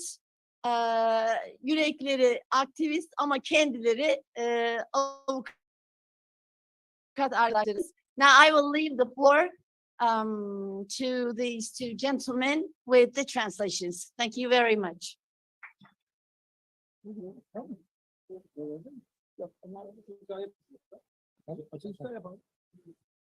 Merhaba arkadaşlar. Hello friends.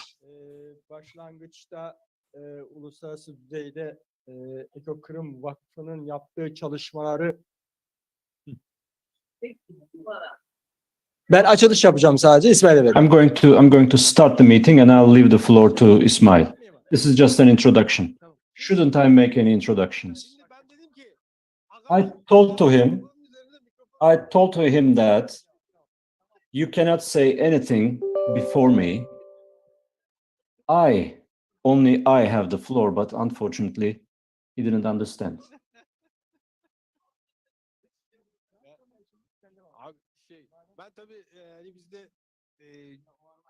Ben 15 yıldır bu davalar, 17 yıldır bu I've been involved in such kind of lawsuits for more than 17 years, but Mr. Arif is my senior because he has been involved in such cases for more than 30 years. So we were trained by him as his apprentices, but we have disturbed the synchronization between the interpreters somehow. Now, thanks very much for inviting me. Thanks very much for coming here. Thanks very much to all the participants, people in Turkey who are defending the environmental rights. They are really special people. I so much liken them as to the essence of the country. For me, you know, there is this essence of something, you know, the iron of the Turkic migrant communities, and they used to drain the essence of their iron.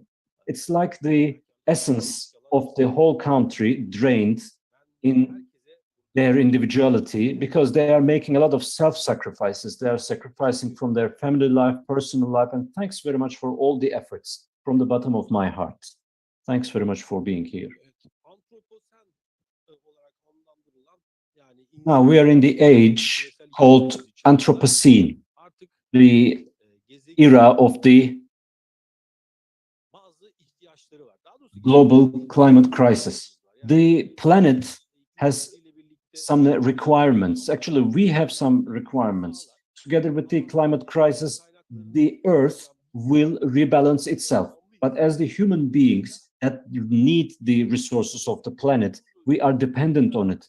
So as much as we disturb the balance of the planet, we have to rebalance it. That's why we are after creating some legal regulations, producing some directives to do that. No need to repeat what has been said so far. Global calamities, climate calamities, destabilization in biological, geological, and environmental sense. The disturbance in the balance of the Earth has been threatening the human life. And the human beings are undertaking some ecocidal activities which must be prevented by some laws. Law is not something static.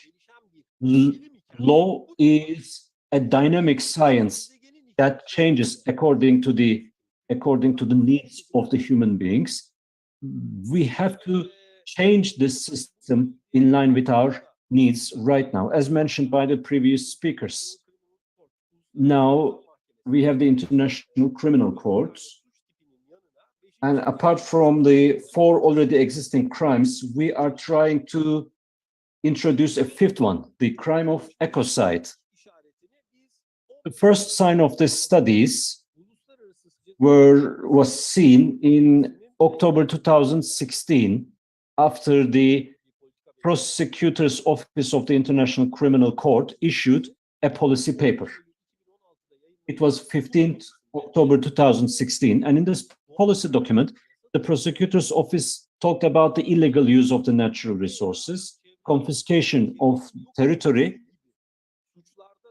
ecocide, and destruction of the environment. In such kind of cases, they will try to ensure the collaboration of the states in punishing such kind of crimes. And at that time, quote unquote, I call it as the lksen manifesto, because there is a hotel that is called lksen, and before Metin Feyzioğlu dispersed the Environmental Commission of the Turkish Union of Bar Associations, we were having meetings together with Mr. Ali Ismail Cangı. At that time, we were in action. And between 2011-2012, during the referendum process that came after the constitutional amendment process, the government, the executive body of the state, seized the judiciary. And the supervision of the government upon the judiciary is still going on. We were really pleased to see this policy document issued by the International Criminal Court Prosecutor's Office in 2016. As I have said, it was very difficult to get court decisions from the judges, and now it is even harder. It wasn't a situation like that back in 2016, but there were signs of it. At that time, we conducted a series of studies, and we filed a lawsuit against 2 executive board members of 2 thermal power plants in Turkey, and we filed this lawsuit to the International Criminal Court. One of the thermal powers was located in Adana, owned by StopEcocide company, and the other one is owned by the Eroğlu company. 51% of it was owned by Eroğlu company, and next to it,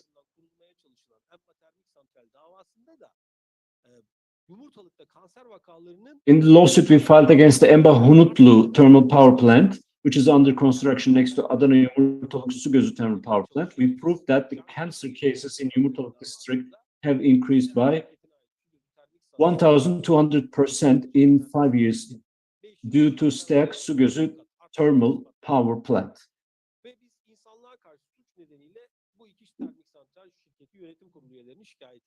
We reported the members of the board of directors of Alamos Gold Company, which committed a crime by cutting down 350,000 trees in Çanakkale, Kirazlı.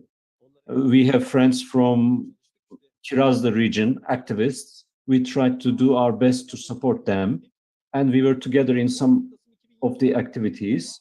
And in November 12th, 2020, we reported the members of board of directors of Alamos Gold Company, because as you know, they have destroyed the entire ecosystem on the Kaz Mountains by cutting down 350,000 trees, despite the fact that they said they would cut only 50,000 trees according to their contract.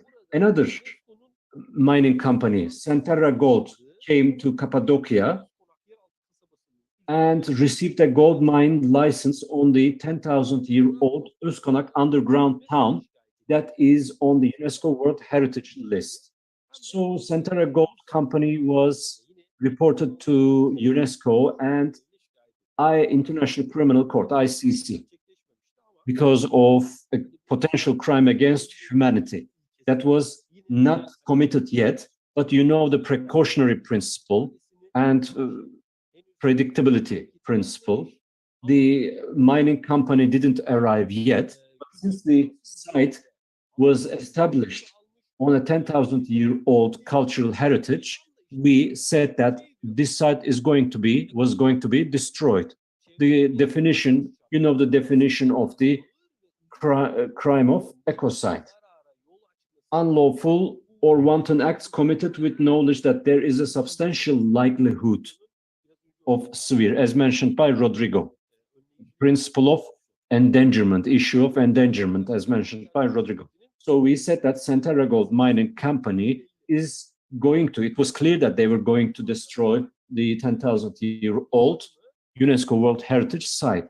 So the definition of ecocide crime began to show itself in our daily practice. This is what we can see. And finally, you can see in the picture, last week, I was in an autumn-winter tour. I was hunting for the autumn-winter lawsuits. Erzincan, Tokat, Fatsa were the provinces I visited, and then I came here. In Erzincan İliç, this man is waging a struggle alone, by himself, and the entire living of the local people is totally dependent on the gold mining company. They terminated the agriculture, they terminated the fisheries. They did so intentionally so that they could make all the local people dependent on such kind of mining companies. Apart from this guy, nobody is waging a struggle. He should be awarded. Sedat Cezayirlioğlu is his name.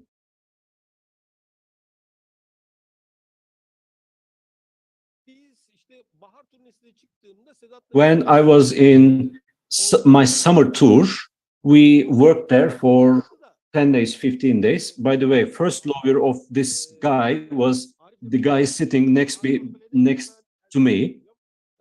Mr. Arif was going to Erzincan and I was going somewhere else. So we were covering each other up whenever the other one was busy. So when we went there on May, in June 2022, we submitted an administrative application to the governorate of Erzincan. We said that this is a very dangerous zone. This is based on an active fault line which may explode soon. Please shut it down. But what do you expect? They didn't shut it down. And 20 days later, the cyanide pipeline was punctured, and then 10 meter cubes of cyanide mixed with acid was spread into the land, which had 80 kilograms of cyanide. So it poisoned the entire territory. And Anagold Mining Company was reported to the International Criminal Court in 28 October 2022 on charges of committing crimes against humanity. Rome statute, K paragraph of the Article 7 was our main focus. According to the Rome statute of the ICC, there are 4 different types of crimes: the crime of genocide, crimes against humanity, war crimes, the crime of aggression. Article 7 lists crimes against humanity as acts committed as part of a widespread or systematic attack against any civilian population.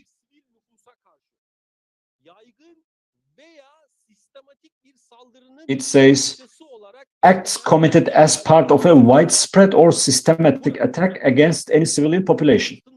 In this case,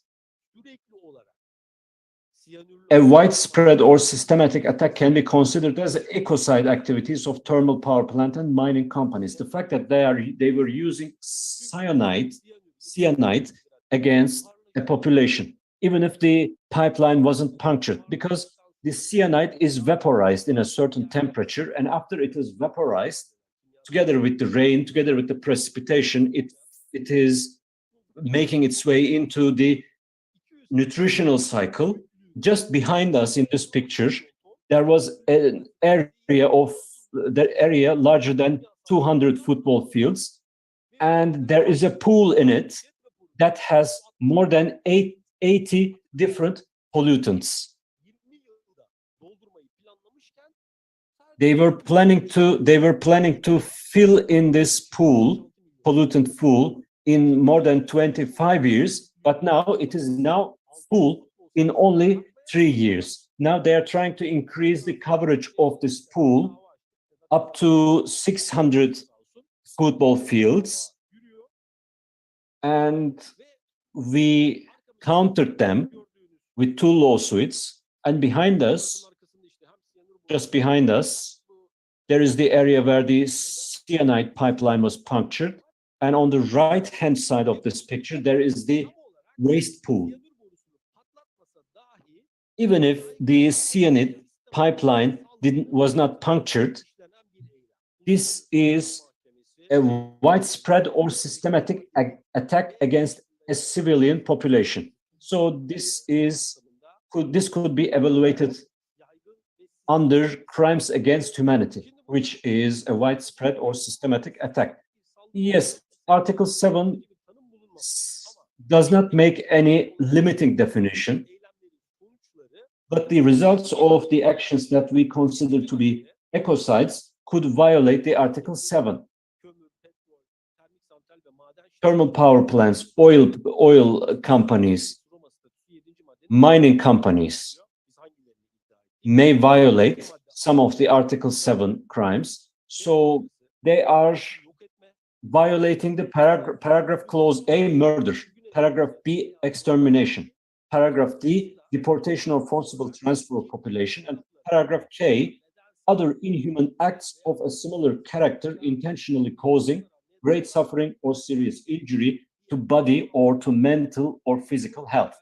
In this respect, we focused on the paragraph K particularly because there is the escalation of the cancer disease in the local people. There are various diseases, and there is a significant degradation of the health of the people living in the region. By the way, the Ministry of Health is hiding the cancer statistics since 2016. Between 2002 2016, after this party became the ruling party, the cancer cases increased by 12 times for the males and 16 times for the females. But this action is not only targeting the peoples of the country, they are also targeting the people of the Middle East, because the peoples of the Middle East is taking its water from the Euphrates. So all the countries that are south to the river of Euphrates will be negatively influenced, negatively impacted by this action. So this is a crime not only committed against the people living in Turkey, but people living in the Middle East.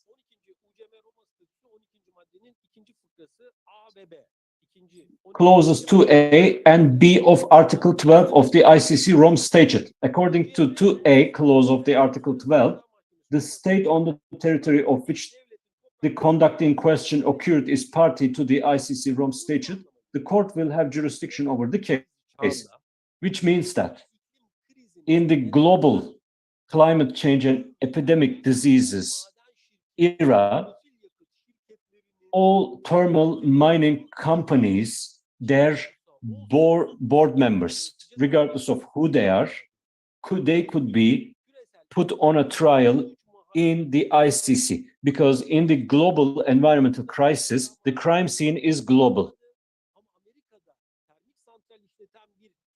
A company that is operating a thermal power plant in United States could be held responsible because of the fact that one of the peoples in the Pacific Ocean was flooded. That's why people usually say, this is our theory, by the way, in the ICC, there should be, you can only judge the citizens of these signatory countries. No. Board members of all the mining companies, oil companies, and other companies could be put on a trial, even if they are not party to the ICC Rome Statute, because their impact is global. And the Article B, Clause B, 2B, if this is a person,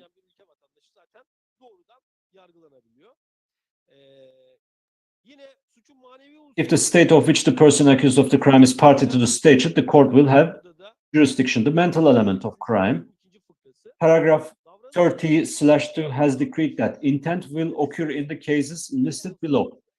The statute determined the mental elements of the crime by stating that a person has A, in relation to court, that person means to engage in the contact, B, in relation to a consequence, that person means to cause that consequence, or is aware that it will occur in the ordinary course of events. So, in line with the predictability element, we can say that thermal power plant and mining companies are aware that the consequence will occur in the ordinary course of their actions, whether this consequence occurred or not. Based on the definition of the article, they mean to engage in the conduct and they mean to continue to engage in the conduct. Regarding the consequence, they are aware of the fact that the ordinary consequence of their behaviors will cause serious calamities that endanger and kill part of the civilian population. This was not a physical attack against the civilian population. In line with the climate change, when you establish a climate change between the consequences and the climate change, then the attack in the Article 7 cannot be considered only a physical attack. And the article is not limited to the physical attacks only. So all the mining companies, all the thermal mining companies could be held responsible. We want to have ecocide as a separate criminal definition within the ICC. But until that time, we can use the Article 7, clauses A, B, D, and K, and bring account to the board members of all the mining companies, put them on a trial within the ICC in line with the Roma Statute, because it allows us to do so. Thanks very much. Uluslararası Ceza Mahkemesi'ne yargılamanın yolunu açıyor. Gerçekten İsmail'in bu enerjisi aslında pek çok yolun da açılmasına katkısı olur diye umut ediyorum ben. Ben biraz daha zıplar, ben onu biraz çekerim. Orta yerde ben biraz daha gerçekçiyimdir. O yüzden ama bu şekilde herhalde birbirimizi motive ediyoruz, birbirimizi güçlendiriyoruz.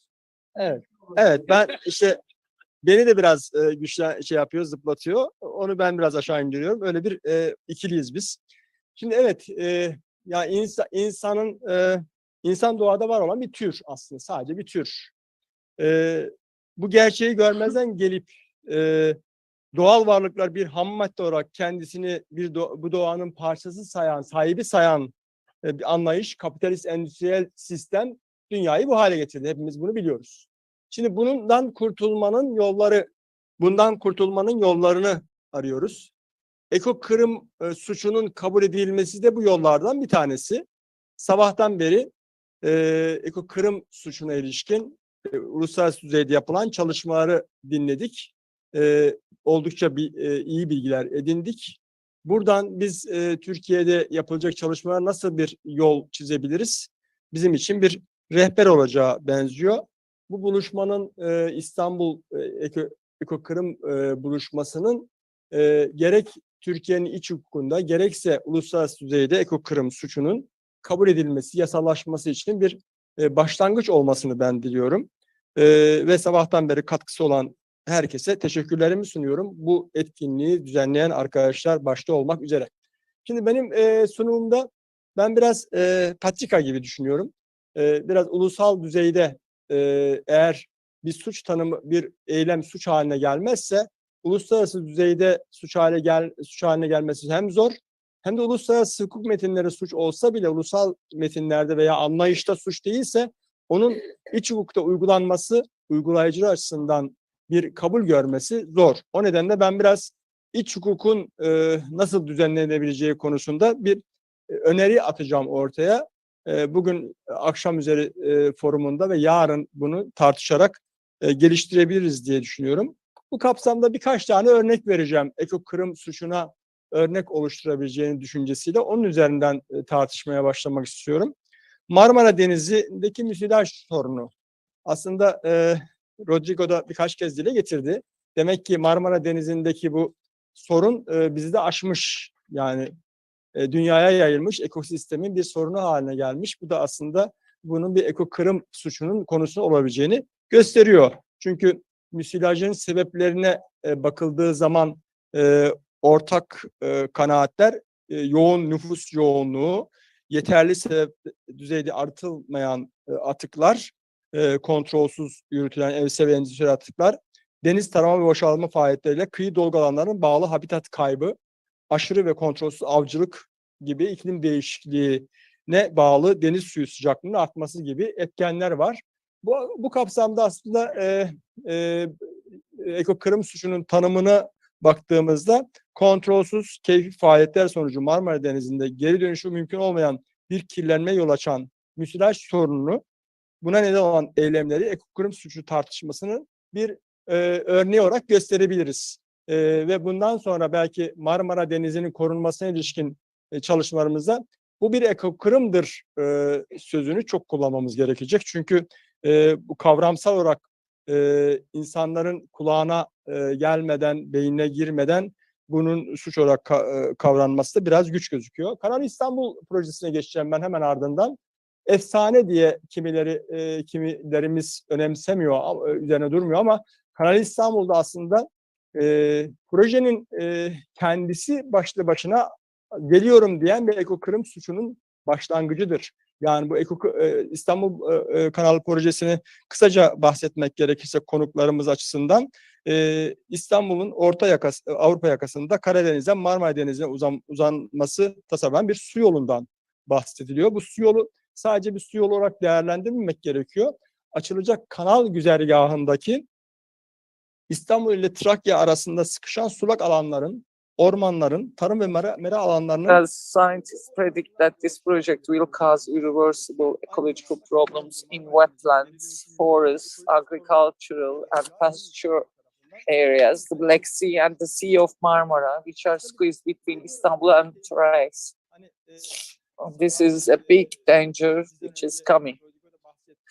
Rodrigo mentioned that we talk about the dangers of ecocide crimes. Kanal İstanbul. Can we say that Kanal İstanbul is one of the ecocide crime? Obviously, we need to take this issue to the courts. The other case is Akkuyu nuclear power plant, a major threat to the Mediterranean basin. And this can be another issue. Fourth one, thermal. In terms of the Akkuyu nuclear power plant, you heard lots of news about the condition, the construction problems and the accidents occurred. People they say that there is no danger of earthquake, but we see that the earthquakes, Cyprus and Turkey, thermal power plants and coal mines in Muğla, which irreversibly destroy the natural life of the region and intensify the global climate crisis. Some comrade from Van, who is here, gave me some notes to include to my speech. It's about the one, it's a big lake like a sea, inner sea. And there is so much polluted raining there.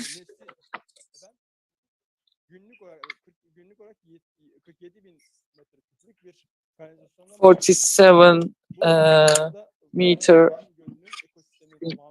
One lake is being polluted every day with high level of pollution, water pollution. And there are some court decisions against this water pollution in Van.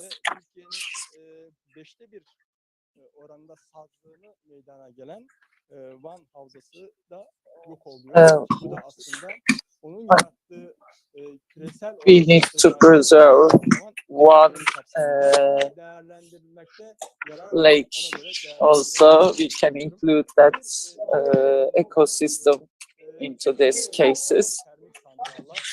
Again, thermal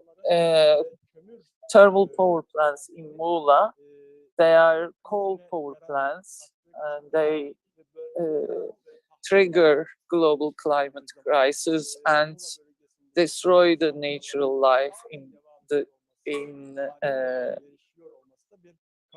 region. And still, the power plants are being extended. If we can extend the examples, I would like to go on to the other, to the legal framework.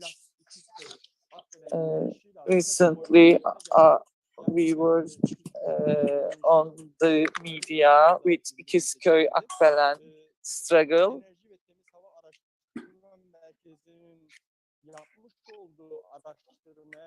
In terms of the research of the state institution, only 2 power plants in Yeniköy and Kemerköy killed about 140 people due to health hazards. And the level of the deaths due to the thermal power plants will increase. We will talk about 2,600 new deaths, only human deaths. Is this the number represents? But you can count other living species also, and the effects on the climate crisis and poisoning the water and the migration from the region are the other cases we need to analyze and face the problems of Muğla power plants, and they could be examples of ecocide problems. When we look at the Turkish constitution, 17+1 of the constitution, domestic law,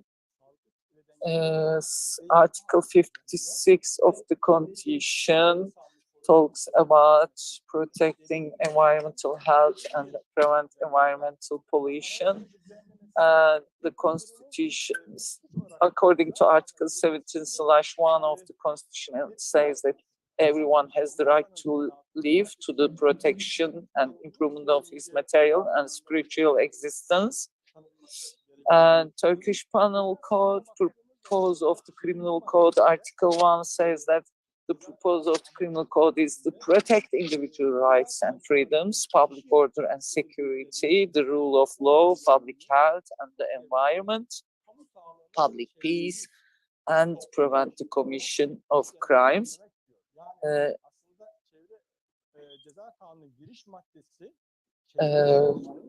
When you look at the first article of Turkish Penal Code, refers to the environment, public health and the environment, and that is a basis which we can take that as a ecocide laws. When we look at the crimes against the environment, intentional pollution of the environment, 181, Article 181, any person who intentionally releases waste or residues into the soil, water, or air in violation of the technical procedures determined by the relevant laws in a way to harm the environment shall be sentenced imprisonment from 6 months to 2 years. Any person who introduces waste or residues into the country without authorization shall be sentenced to imprisonment. If the acts defined in paragraphs 1 and 2 are committed in relation to waste or residues that have the characteristics may cause the emergence of diseases that are difficult to treat for humans or animals. There is fifth article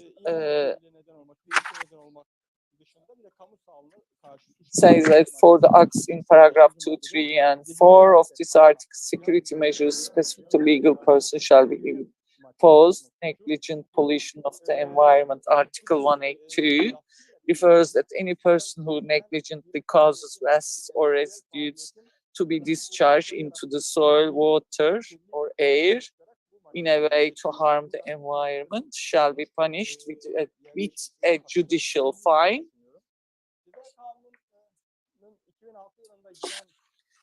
And the last additional paragraph in 2006, there are two more articles. One is crimes against public health, genocide and crimes against humanity.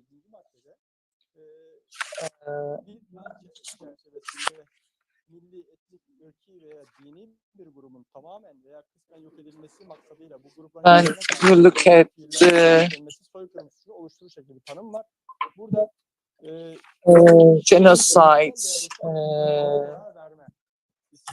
genocide and crimes against humanity, the commission of one of the following acts against members of a national, ethnic, racial, or religious group with the intent to destroy such group in whole or in part of the execution of a plan constitutes the crime of genocide. Intentional killing causing serious harm to physical or mental integrity of person, and etc. And the second part of this article says that the perpetrator of the crime of genocide shall be sentenced of aggravated life imprisonment. This can ecocide can be included into this Article 76 on genocide and crimes against humanity. That could be possible. But my last proposal, I feel valuable. Article 77, crimes against humanity. We can add another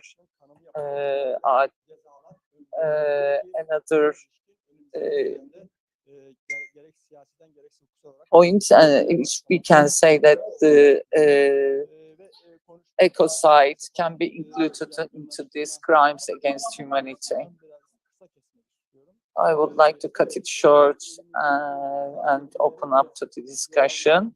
But if we go continue on the basis of the articles we have in the law, in the statute, that can give us a starting point. This is a tool. We can have another tool, European Human Court.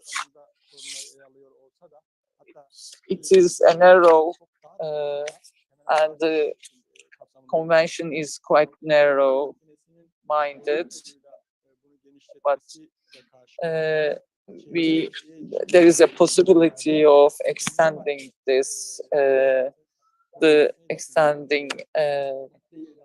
convention on the basis of reporters and experts.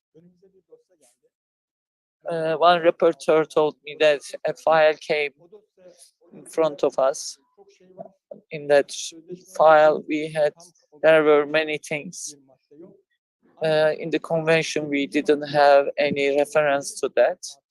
We discussed about the article number 8, and after that discussion, we managed to decide on the basis of article 8. This is a new way of approaching to the lawsuits, and they might extend their responsibilities on the ecocide issues also. We might try to include ecocide articles into the statute of Turkey, and we can use European courts. I think that it is possible. There might be a collaboration with European courts, but we know that there are so many contradictions on politically. If we don't want to dump down the issue of those contradictions, we need to push from below and include big masses into this issue.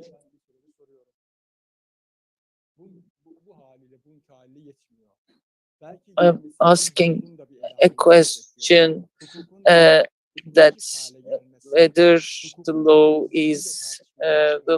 is effective enough in ecological questions. The system of law needs to be checked out, evaluated on the basis of ecological issues, and the law needs to be taken, reviewed on ecological lens. This is the responsibility of all the people in the world. Thank you very much. That's my proposal for discussion. Thank you. Harika. Arkadaşlar. Evet, geliyoruz. Yes. Şimdi şunu bileceğiz. Saat 4 gibi Solidarity Session vardı. Ben hiç bozmak istemiyorum. Biraz belki uzun sürebilir bu session. It can be a little long, but you should be attending the next session. We cannot take away from that session more than necessary. So can I have the time now? Saat kaç şu anda? 13? 15.35. Saat 16'ya kadar. Normalde 15 dakika ama biraz daha uzatabiliriz. 16'da yeni seansımız başlayacak. Okay? Tamam. Başlıyoruz. Patricia. Hi, so thank you very much for this very interesting explanation. I read very briefly the application for the ICC that you submitted in October. And I find it very interesting because you use this human rights route to talk about a narrative about ecocide. So I hope, first of all, that more and more people are going to mention the ecocide crime like this to the ICC, so using it as a narrative and that is more and more mentioned in the ICC. My question, however, is since Turkey is not part of the ICC, how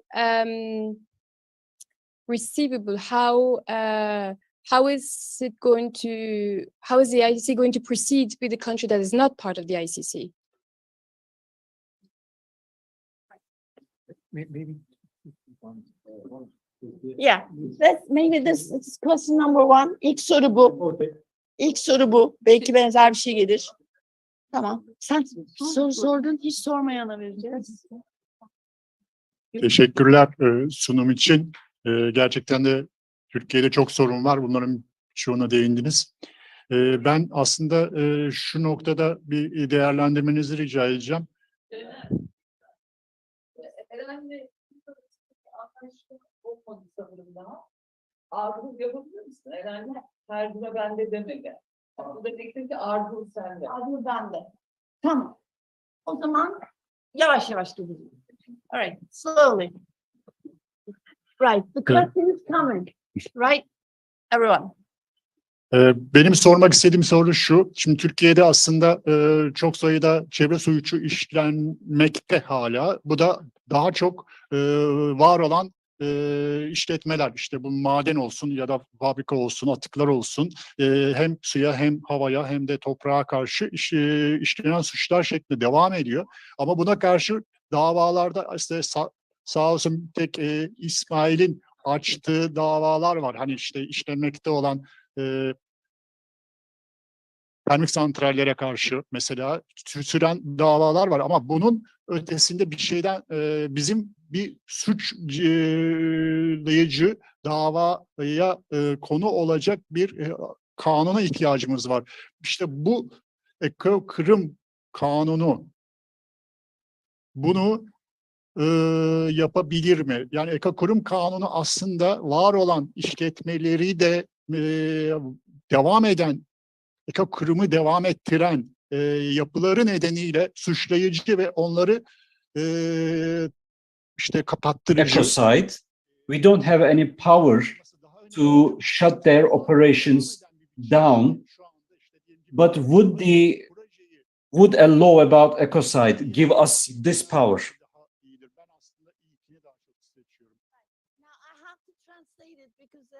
Mistake, not a mistake, but misunderstanding.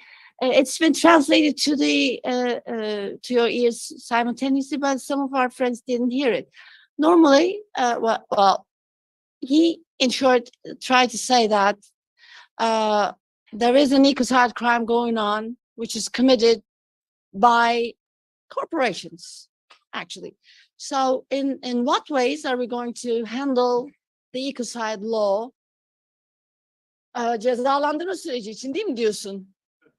To penalize all these people, right? I understand, but he didn't catch it up. He didn't wear the headphones. That's the reason why I'm translating it. And then Eren is going to take it. Right. So this is the question, and you can use your headphones. There has been 2 questions so far. 2 sorumuz oldu şu ana kadar. Bunları üçüncüyü alabilir miyiz? Third one. Üçüncü. Lütfen. Merhaba. Hello. A question to friend Ismail. The pipeline was punctured. The authorities said that it is 8 cubic meters or 80 cubic meters. You said 80 cubic meters. Who put that 0? Or who deleted that 0? Do you know Dinc case? Very much like İklim. There is this Kozan mining company. They are mining gold. Are you going to undertake any study, or are you thinking of giving any support to the local people in that region? And a question to Mr. Arif. In Kurdistan, they are building strongholds in all the hilltops. There is this one in Kurdistan. They have deforested a large area. Is this a crime against humanity or crime against the environment? Mr. Rodrigo gave the example of Marmara, the tragedy in the Marmara, but many of our friends didn't know about the tragedies that are going on in the Kurdistan region of Turkey, which is really unfortunate.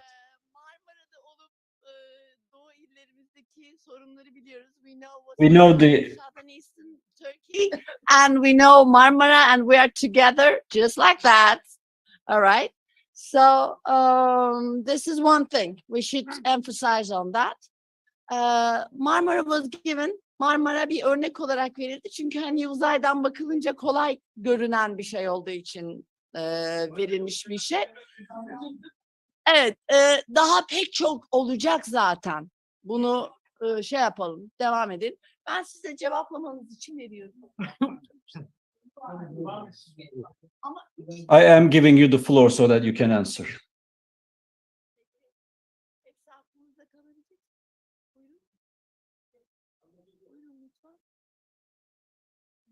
Merhaba, Çetin Yılmaz. Çetin Yılmaz is my name. Avukat Bey'e de sormuştum. I asked the same question. I said it to the Mr. Lawyer. Bizde çevreyle ilgili olan sorunlarda When it comes to the problems regarding the environment, let me give an example. Let's say there's a water basin, there are groundwaters, lakes, and then there are some streams. You ask a question to the State Hydraulic Affairs. They say that there is no lake here, there is no river here, there is no stream here. And then you make an application through the complaint mechanism of the presidency. You say that there is underground, there's groundwater here, there's stream here, and we are given the answer that this is a water basin and you are going to be punished if you take any actions that would harm the environment. Then you go to the public prosecutor's office of the state. They don't pursue any investigation. They say nothing to the ministry. This is what we see in the practice. These are the practical problems that we face every day. Let's say there's an organized industrial zone. They are pouring out all the pollutants and waste. They are harming the agricultural fields, but also there are Roman people there, and they are taking water from there. You apply to the Ministry of Environment saying that the agricultural fields are harmed here. So they really pay attention to that if you talk about the harm given to the agricultural field. But if the moment you begin talking about the harm that was done to the Roman people, they ignore it. This is a main problem.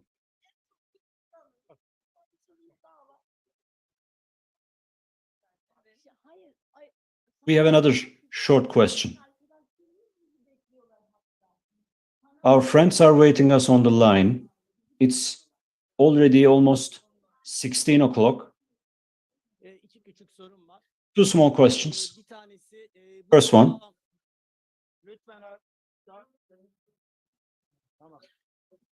Order, please. Arkadaşın söylediğine yakın bir şey söylüyorum. Bu toplantının Very similar to what our friends already said. Let's get the outputs of this meeting. Let's prepare a law. Let's decide on whether we are going to change the constitution or change the law. Let's see if we can make any contributions to that. Secondly, if we can file a lawsuit to the ICC, what kind of material do we have? Thermal power plants, cement plants, various factories. Can we also sue them? Let's see. Let me quickly answer the questions that I was asked. Patricia, to your question. Now, ICC Rome Statute, clause paragraph 2 of the Article 12. So you need at least one of the two conditions met to be able to put somebody on a trial. First one is that he or she should be the citizen of a state party to the ICC, or the territory where the crime is committed should be within the territory of a party state. So this is our answer. If we are talking about the climate change and ecological pollution. As a company, as any company, you are harming globally the entire planet. So whenever if we are talking about the climate crisis, there is migration, there is water wars, diseases, some new diseases. We are facing such a situation in this era.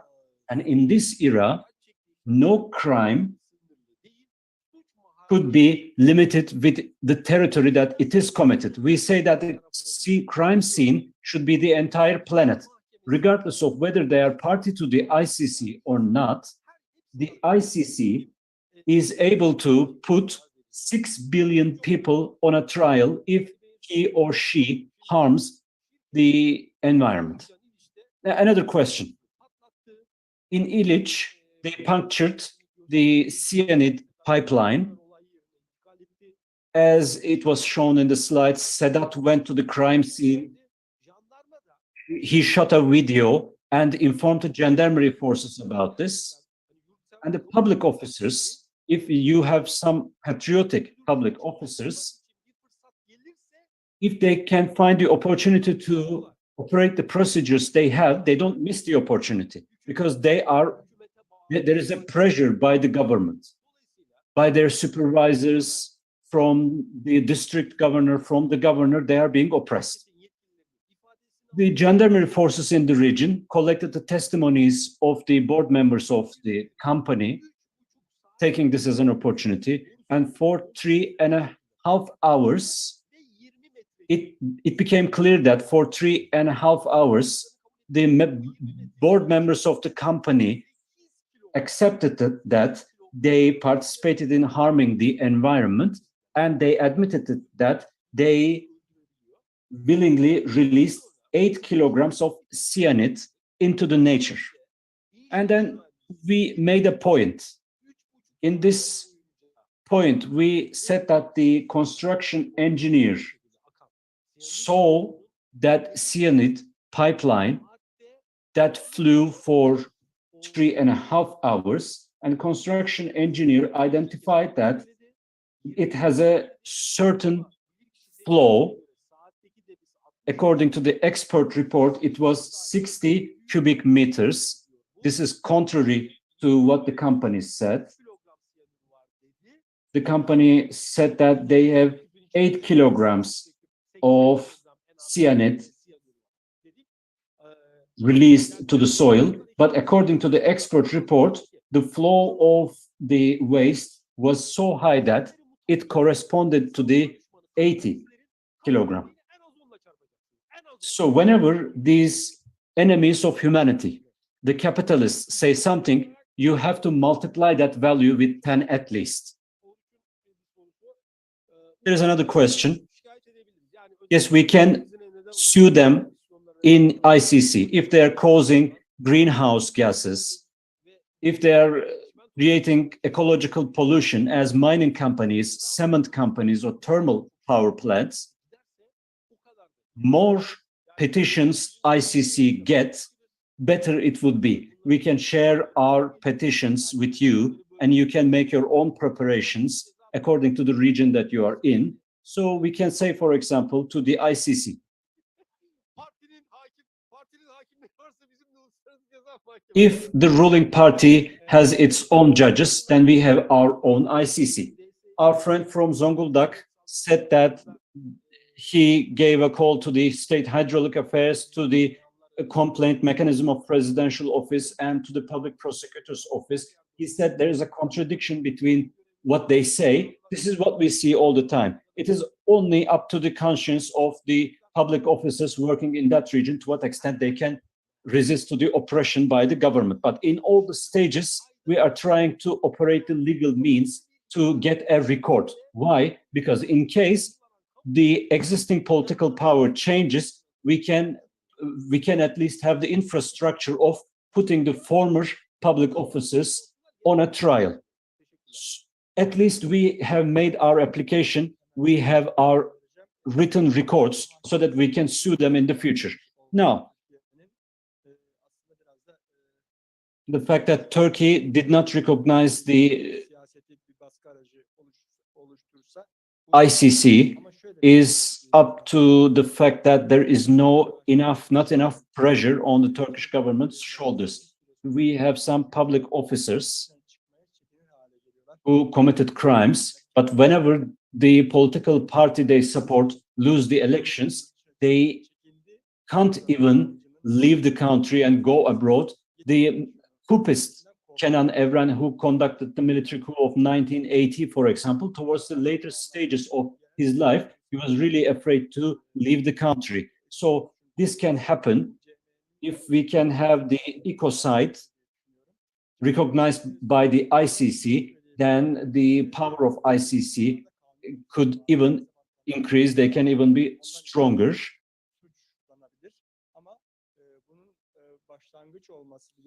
Yes, there is a time limitation for the courts so that you can put people on a trial only after a law is passed. So you cannot judge people retrospectively. The problem in Kurdistan, the issue that the ongoing Kurdish issue is preventing us from taking the necessary action. And there are a lot of crimes committed against the environment in the Kurdistan region. And forests, jungles are very important for us to tackle the climate crisis. That's why we need to protect them. I have a very bad memory. İliç, public prosecutor of İliç, made the decision to stop the investigation. Unfortunately, yes, we will be going until the end. We will do what's necessary.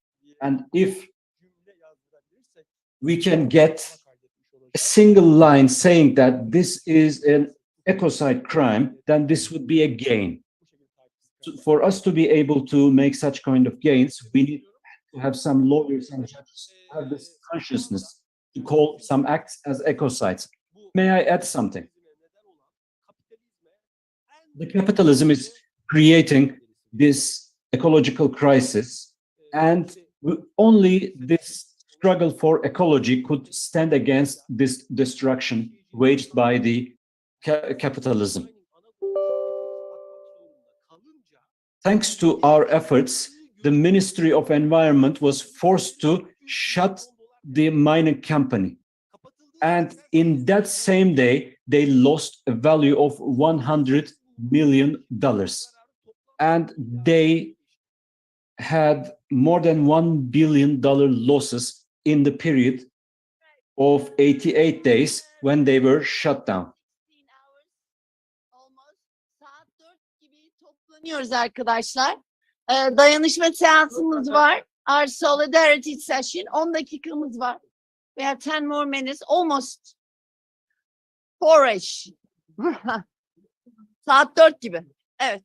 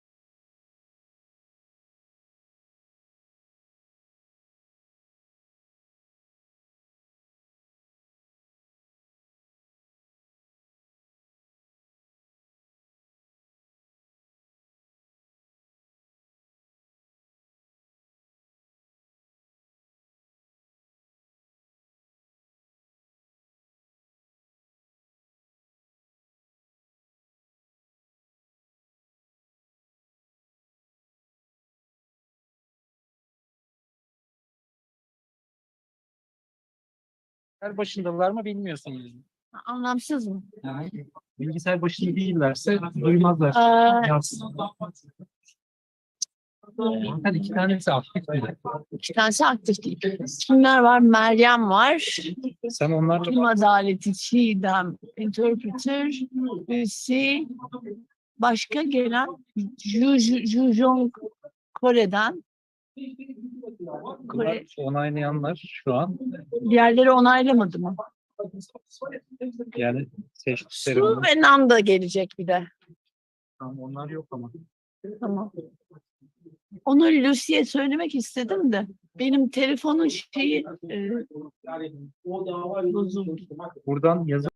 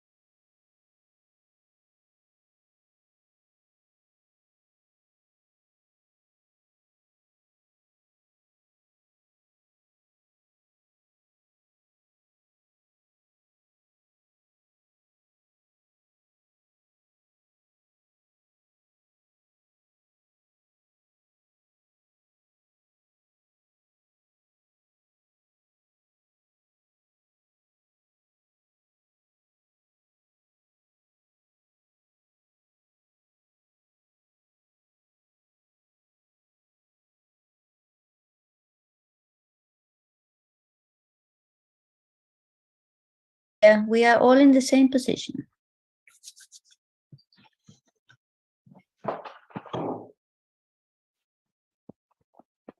Hello, can you hear me? Yes, hi. Hi. How are you? Hi, Babs. Hello. Hello. I'm good, I'm good. I just woke up an hour ago. That's luxus. But I was listening the past hour and it looks impressive. It looks good. Yeah, I mean, I woke up super early this morning and I had to do so many things. And then on the way, while I was on the bike, I heard Jojo, then the questions. And then I had a moment that I couldn't hear anymore because I had to do something. And then I joined in when Rodrigo Lledo was speaking. So that was a good sort of I'm going to take it from there with what I'm going to say because there was... Yeah, I missed all that. That's a bit of a pity. I was hoping to be able to listen, but I was in the middle of the night, so I didn't.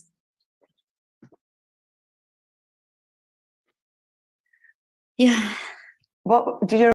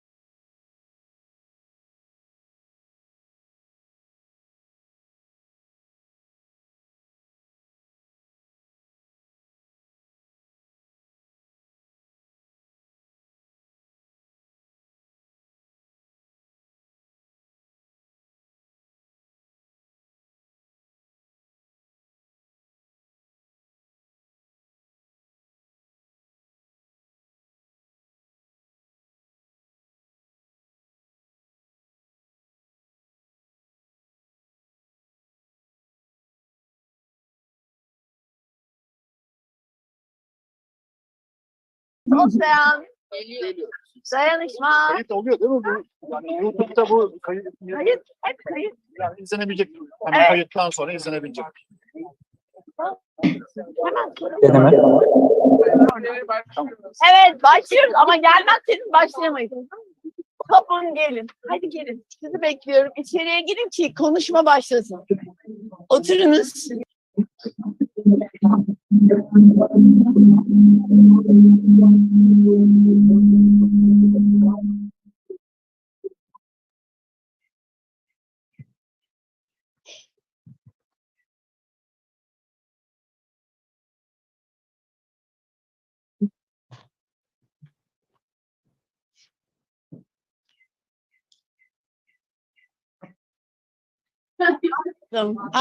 This is the reason why I put you together. But the issue is that we should be on time. Right? Okay. So just go back, go back. I love you more than my life. Go ahead.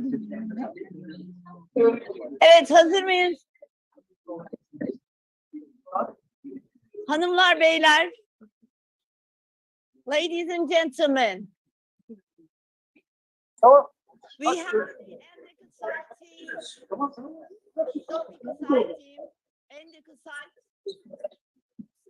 the StopEcocide International is with me today.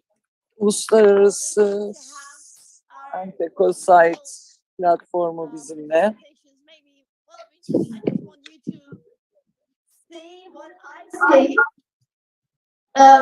Benim gördüğüm şey size görün diye bir şeyler söylemek istiyorum öncesinde. İlk seni duyamıyorum ya. Buradan bile duyamıyorum. Millet Zoom'dan.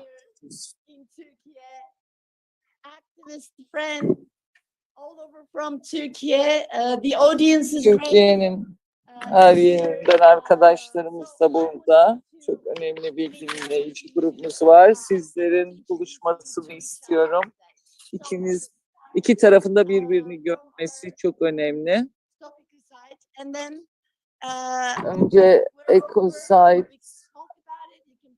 Eko Kırma son uluslararası ekipleriyle tanışalım.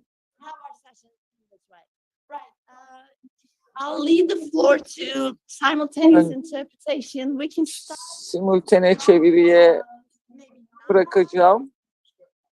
Let's go on. You can introduce yourself. Nanda, dear Nanda. Hello, everyone. I am Nanda. I am from Chile. I am settled in Denmark. Is it okay now, Isa? They see me. Yes. Now they see you.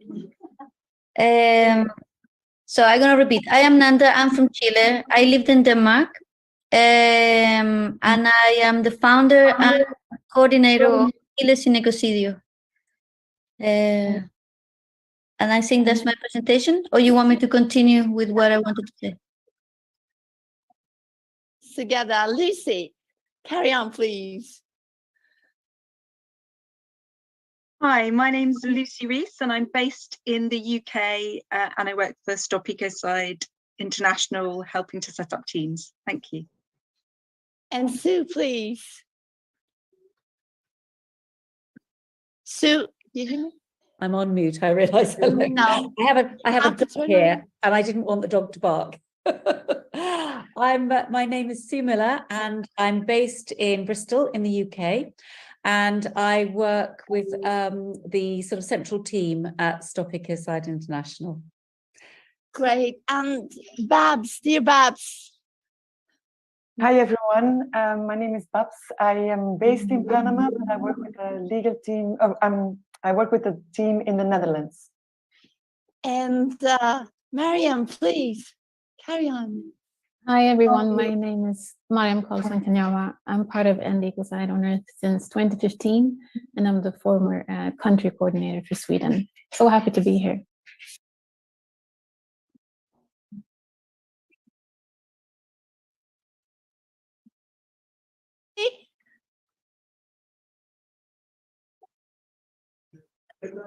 John, our friend from Korea, do you hear me?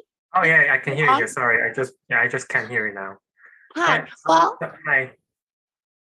Okay, so let me introduce myself, right? yeah, please. Okay. Hello, my name is Jun Seo, but shortly just Jun.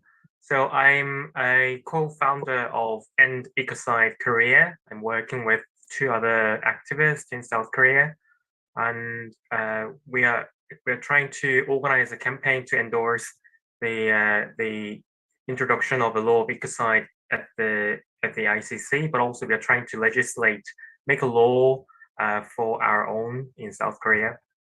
Thank you. Great.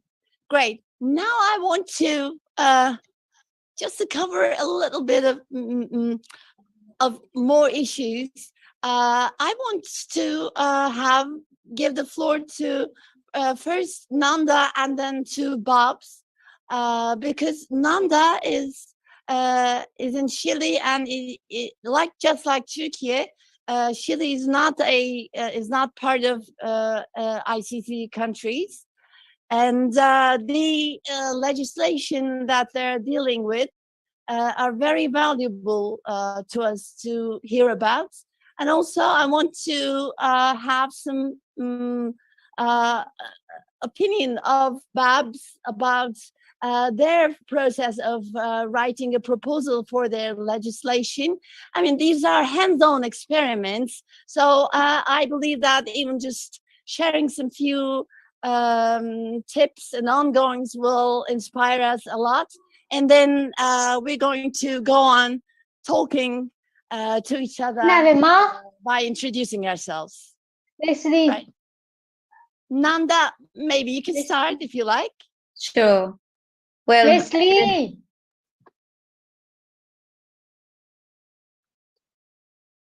Nanda? Okay, so because it was somebody shouting.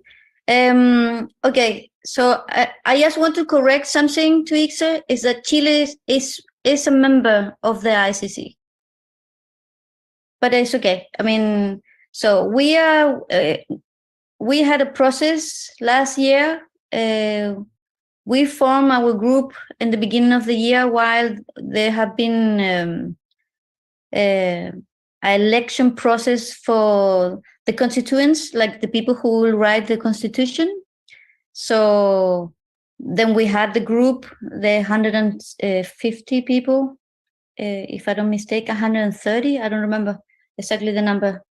And then they started to work. And then by August, that was between June and July last year. And then in August, we got invited to participate in an action by the electors to present them a proposition from our perspective to be included in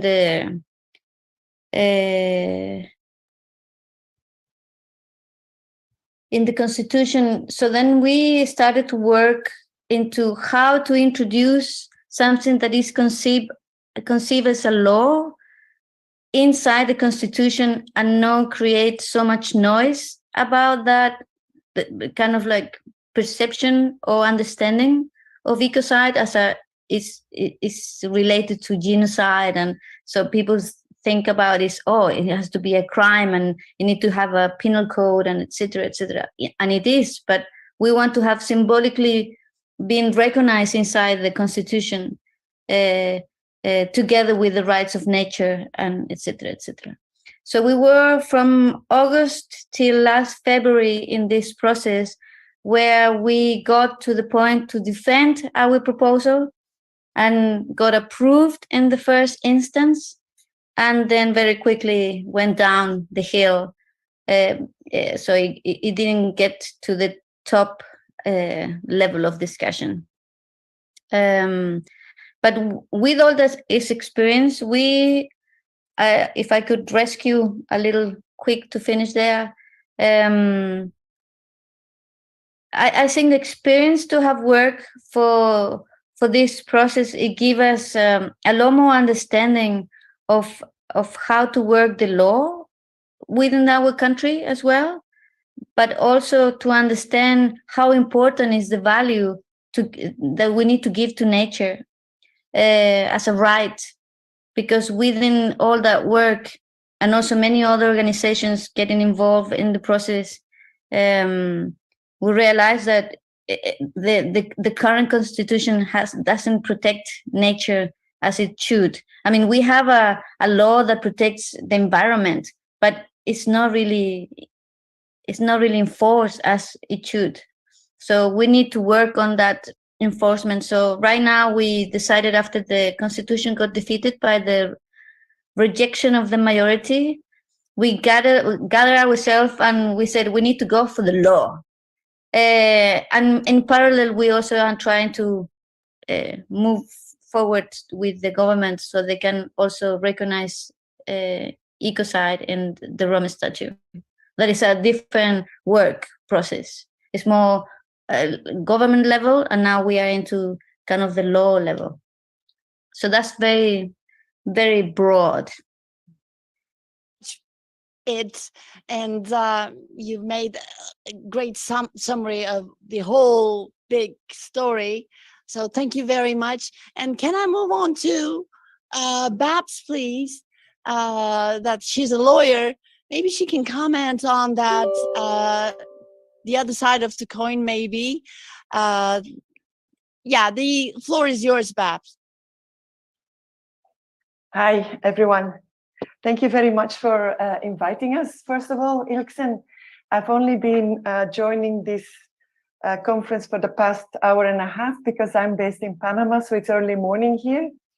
And I work with a Dutch team, as lksen said. And because I have a legal background, this is what I'm focusing on. Yeah, the ultimate goal of our international campaign is, of course, to have ecocide recognized as an international crime, to have the Statute of Rome amended, and to have ecocide included in that statute.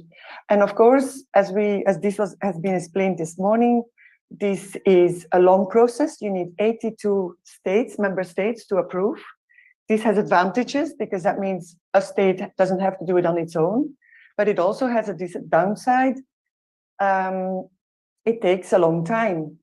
And some countries have decided to, or are considering to, yeah, I need to speak a bit slower, I'm sorry.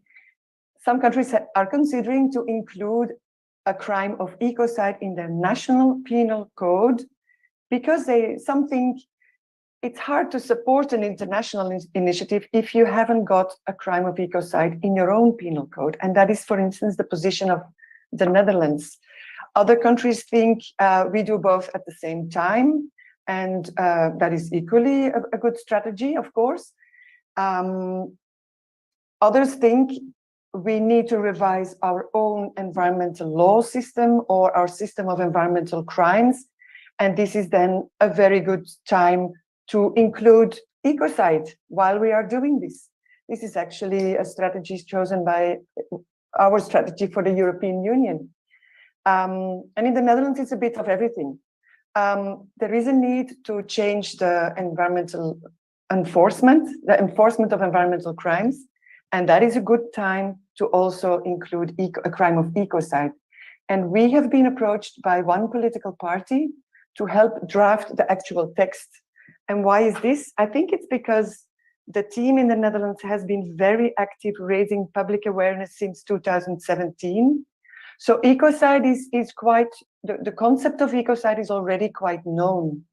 And I think that for new teams, that is very important to start getting the word out in as many ways as you can. There is, of course, the social media, but also connect with other organizations that connect the themes like migration and ecocide, human rights and ecocide, destruction of nature and ecocide, nature organizations. So I see that this is also what you are doing in Turkey, and I think that's a very good strategy because the law always follows, of course. The fact that this political party thinks now is the time to submit a proposal is because they feel that it is alive in the civil society. And how are we doing this? Well, we are in a small team of people with legal background. There's actually a very young graduate student who is doing the actual writing. Our contribution is give them is making sure that the text is as much as possible aligned with the internationally proposed definition, because we don't want to end up with so many different definitions in different countries. The second thing we add is we can explain what is going on in other countries, what route they have chosen. Some countries choose to tweak the international definition a little bit. Some don't want to go as far. For instance, in the report in Belgium, the expert report in Belgium, they have suggested to limit the definition to severe damage that is equally widespread or long-term, while the international definition suggests to have severe damage that is either widespread or long-term, so to cover more cases. That is one thing to think about. That is a political strategy, of course, what is feasible in your country. Another thing is, as much as the international definition is drafted after consultations with legal experts in all possible countries, all kinds of stakeholders and citizen groups, the definition is still is a compromise, of course, and some concepts don't really entirely fit in the legal system of your own country.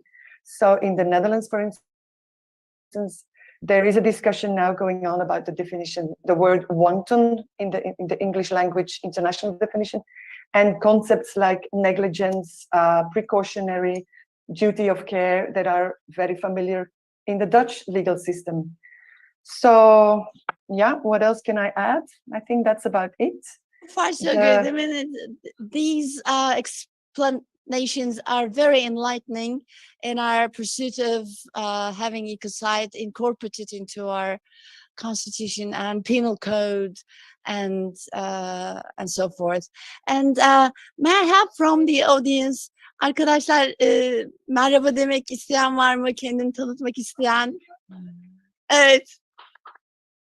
Yeah, plenty applause to the Ecocide team, StopEcocide team. Var mı? Evet. Is there anyone who wants to say hello? No. Ama mikrofon şimdi bizden... Yani ilk sen ardıl yapmıyorsun, simultane yapıyorsun ya. Hayır, onlar da duysunlar. O yüzden söylüyorum zaten. Yani herkes duyabilir. Ya Türkiye'de çok önemli bir altın madeni. In Turkey, there is one important gold mining. Now is stopped. Lledo, let you know that this company has been stopped to dig the gold mining in Turkey. That's a good news. This is the slogans that we are not gonna give. No.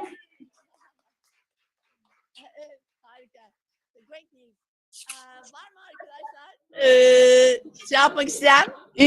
İksan is speaking in 2 languages. I am getting mad in terms of translation. I am not that much skillful. She's Topluya geçebilirsin. Is one of our major activists. You can say hello to. Hello. Aslında. Hello.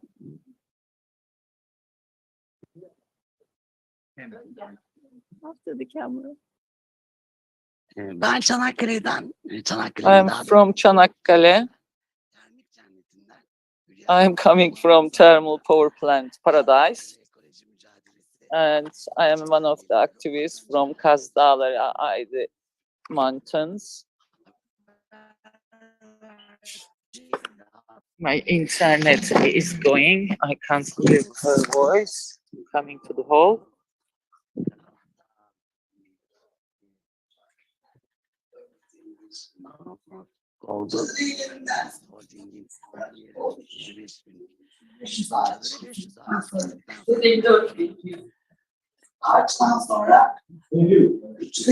About 350 trees have been cut off in Çanakkale Mountains. We managed to stop the company continuing to mine in Kaz Dağları. So we are proud to be here to win over the company operations. I hope that we will stop fossil fuel extractivism in Turkey. So we need to. My voice, I lose my voice because of the thermal power plant hazards.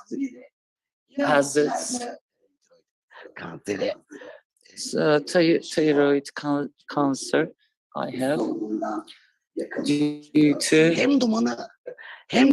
the smoke of the thermal power plants,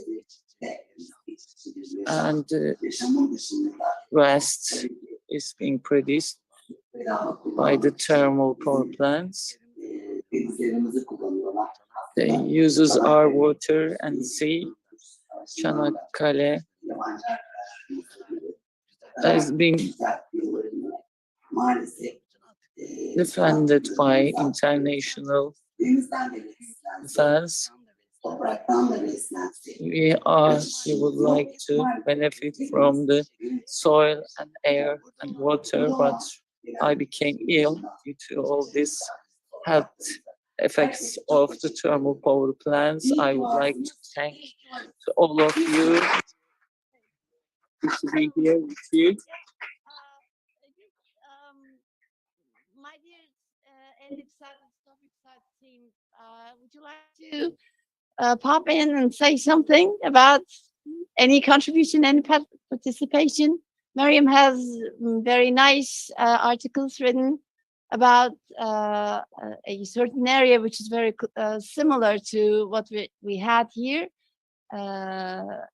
Maybe you can talk about it or anything. I personally didn't understand what she said, but I could only recommend from us to work with other organizations. As a sort of, if you want to work for the Constitution, it's super important to get together. As an experience that we had personally, we felt that we were working in the same topics, many organizations, and it was difficult to meet in the middle. And I think there's the start, and you have time. We had very little time to do this work of constitution writing, so I only can recommend to take advantage of the time and start to prepare and study all the constitutions that includes the rights of nature, and also navigate the possibility to start working parallel also the law eventually. We have been kind of in a rush as a team, so that's our recommendation to get together with other organizations and work together, I think. Yeah, great. So I'll ask once again, anyone who wants to say something, bir şey söylemek isteyen var mı? Merhaba demek isteyen, or anyone, maybe our friend from, Juong, if I'm naming you incorrectly, please, if I'm pronouncing it wrong, but my daughter wanted me to say that she's a fan of BTS. I mean, I had to say it. Right. Shall we carry on or end our session? What do you think? I can't see people. Hiçbirini göremiyorum. El kaldırıyorlarsa bile göremiyorum yani. I have some input Pin'den from. alsam? I could share some input from Sweden. Yeah, Meryem wants to Yeah. talk. So, hello everyone. I'm based in Stockholm in Sweden, and I would say that the ecocide movement in this country has been gaining ground over the past 10 years. And there's been many initiatives to introduce ecocide on the legislative and political agenda.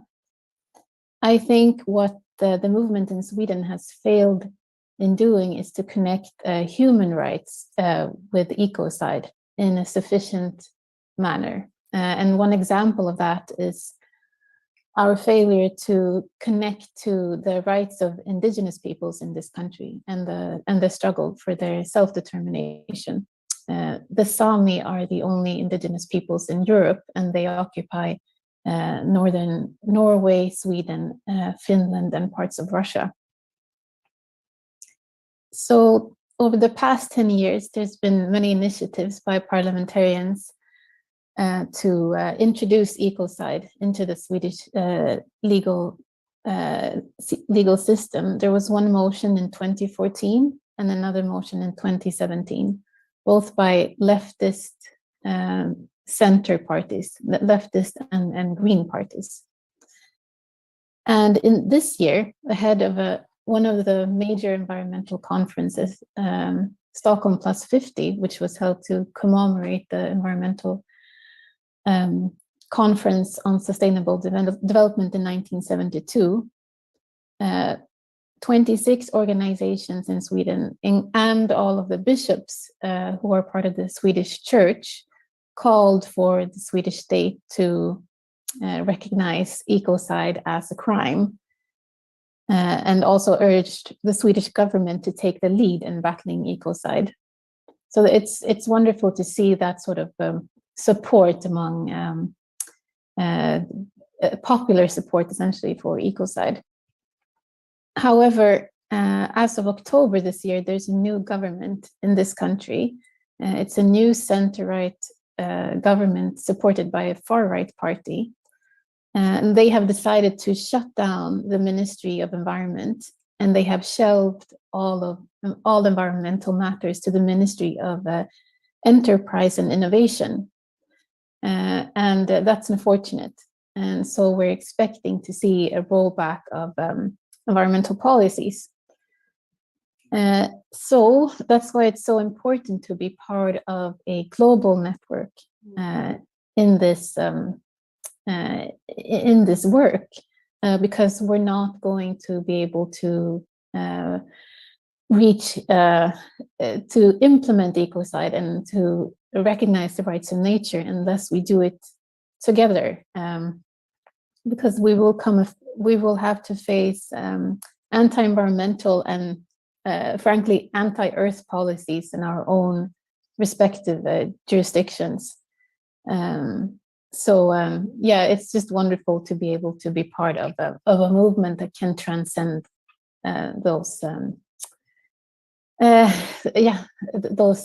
that situation essentially. Thank you so much. Yeah, thank you. And Sue wants to have a word. Sue, please. Hi.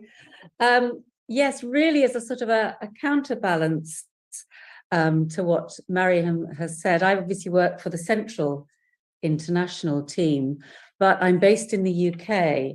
And in the UK, because the Central team is based here, we haven't actually set up a UK team per se, because we tend to cover that off. But what we have thought in recent years is that there was not much point in pursuing. Sue, can you just wait for a second? Her telephone is dead at the moment. It has to be changed so that she can translate you. Okay. All right. You know, everything is volunteered in this conference. That everybody's doing. It's a huge capacity building arena that we're in today. Of course. As usual. Most probably.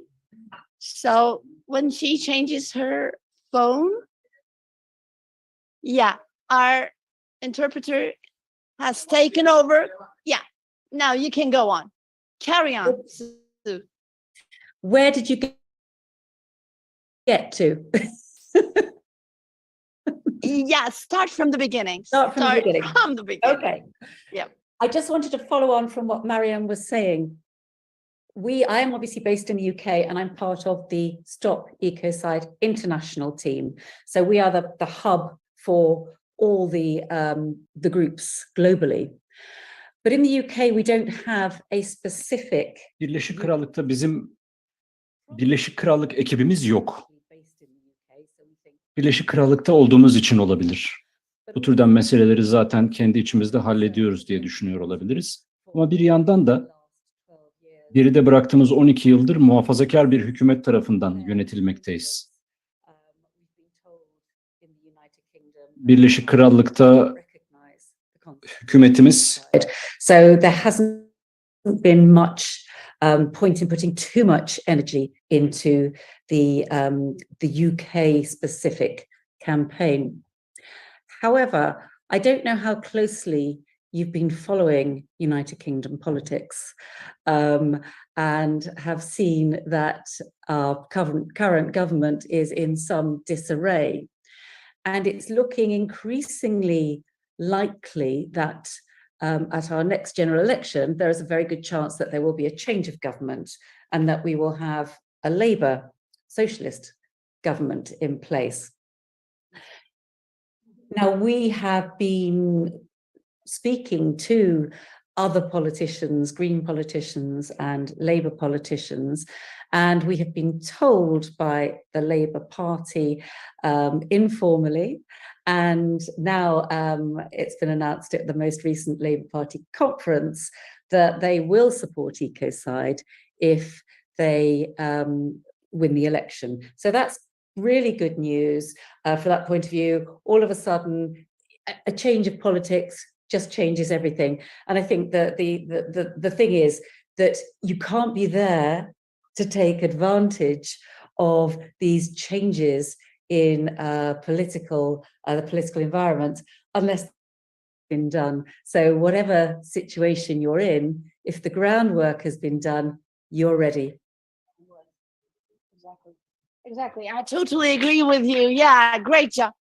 Yeah, this is definitely what we're trying to do. We're trying to do the groundwork. Yeah, exactly. This is what we're trying to do here today. So it's almost saat 5 oldu. It's almost 5 o'clock. So I think it's time because we have to leave this saloon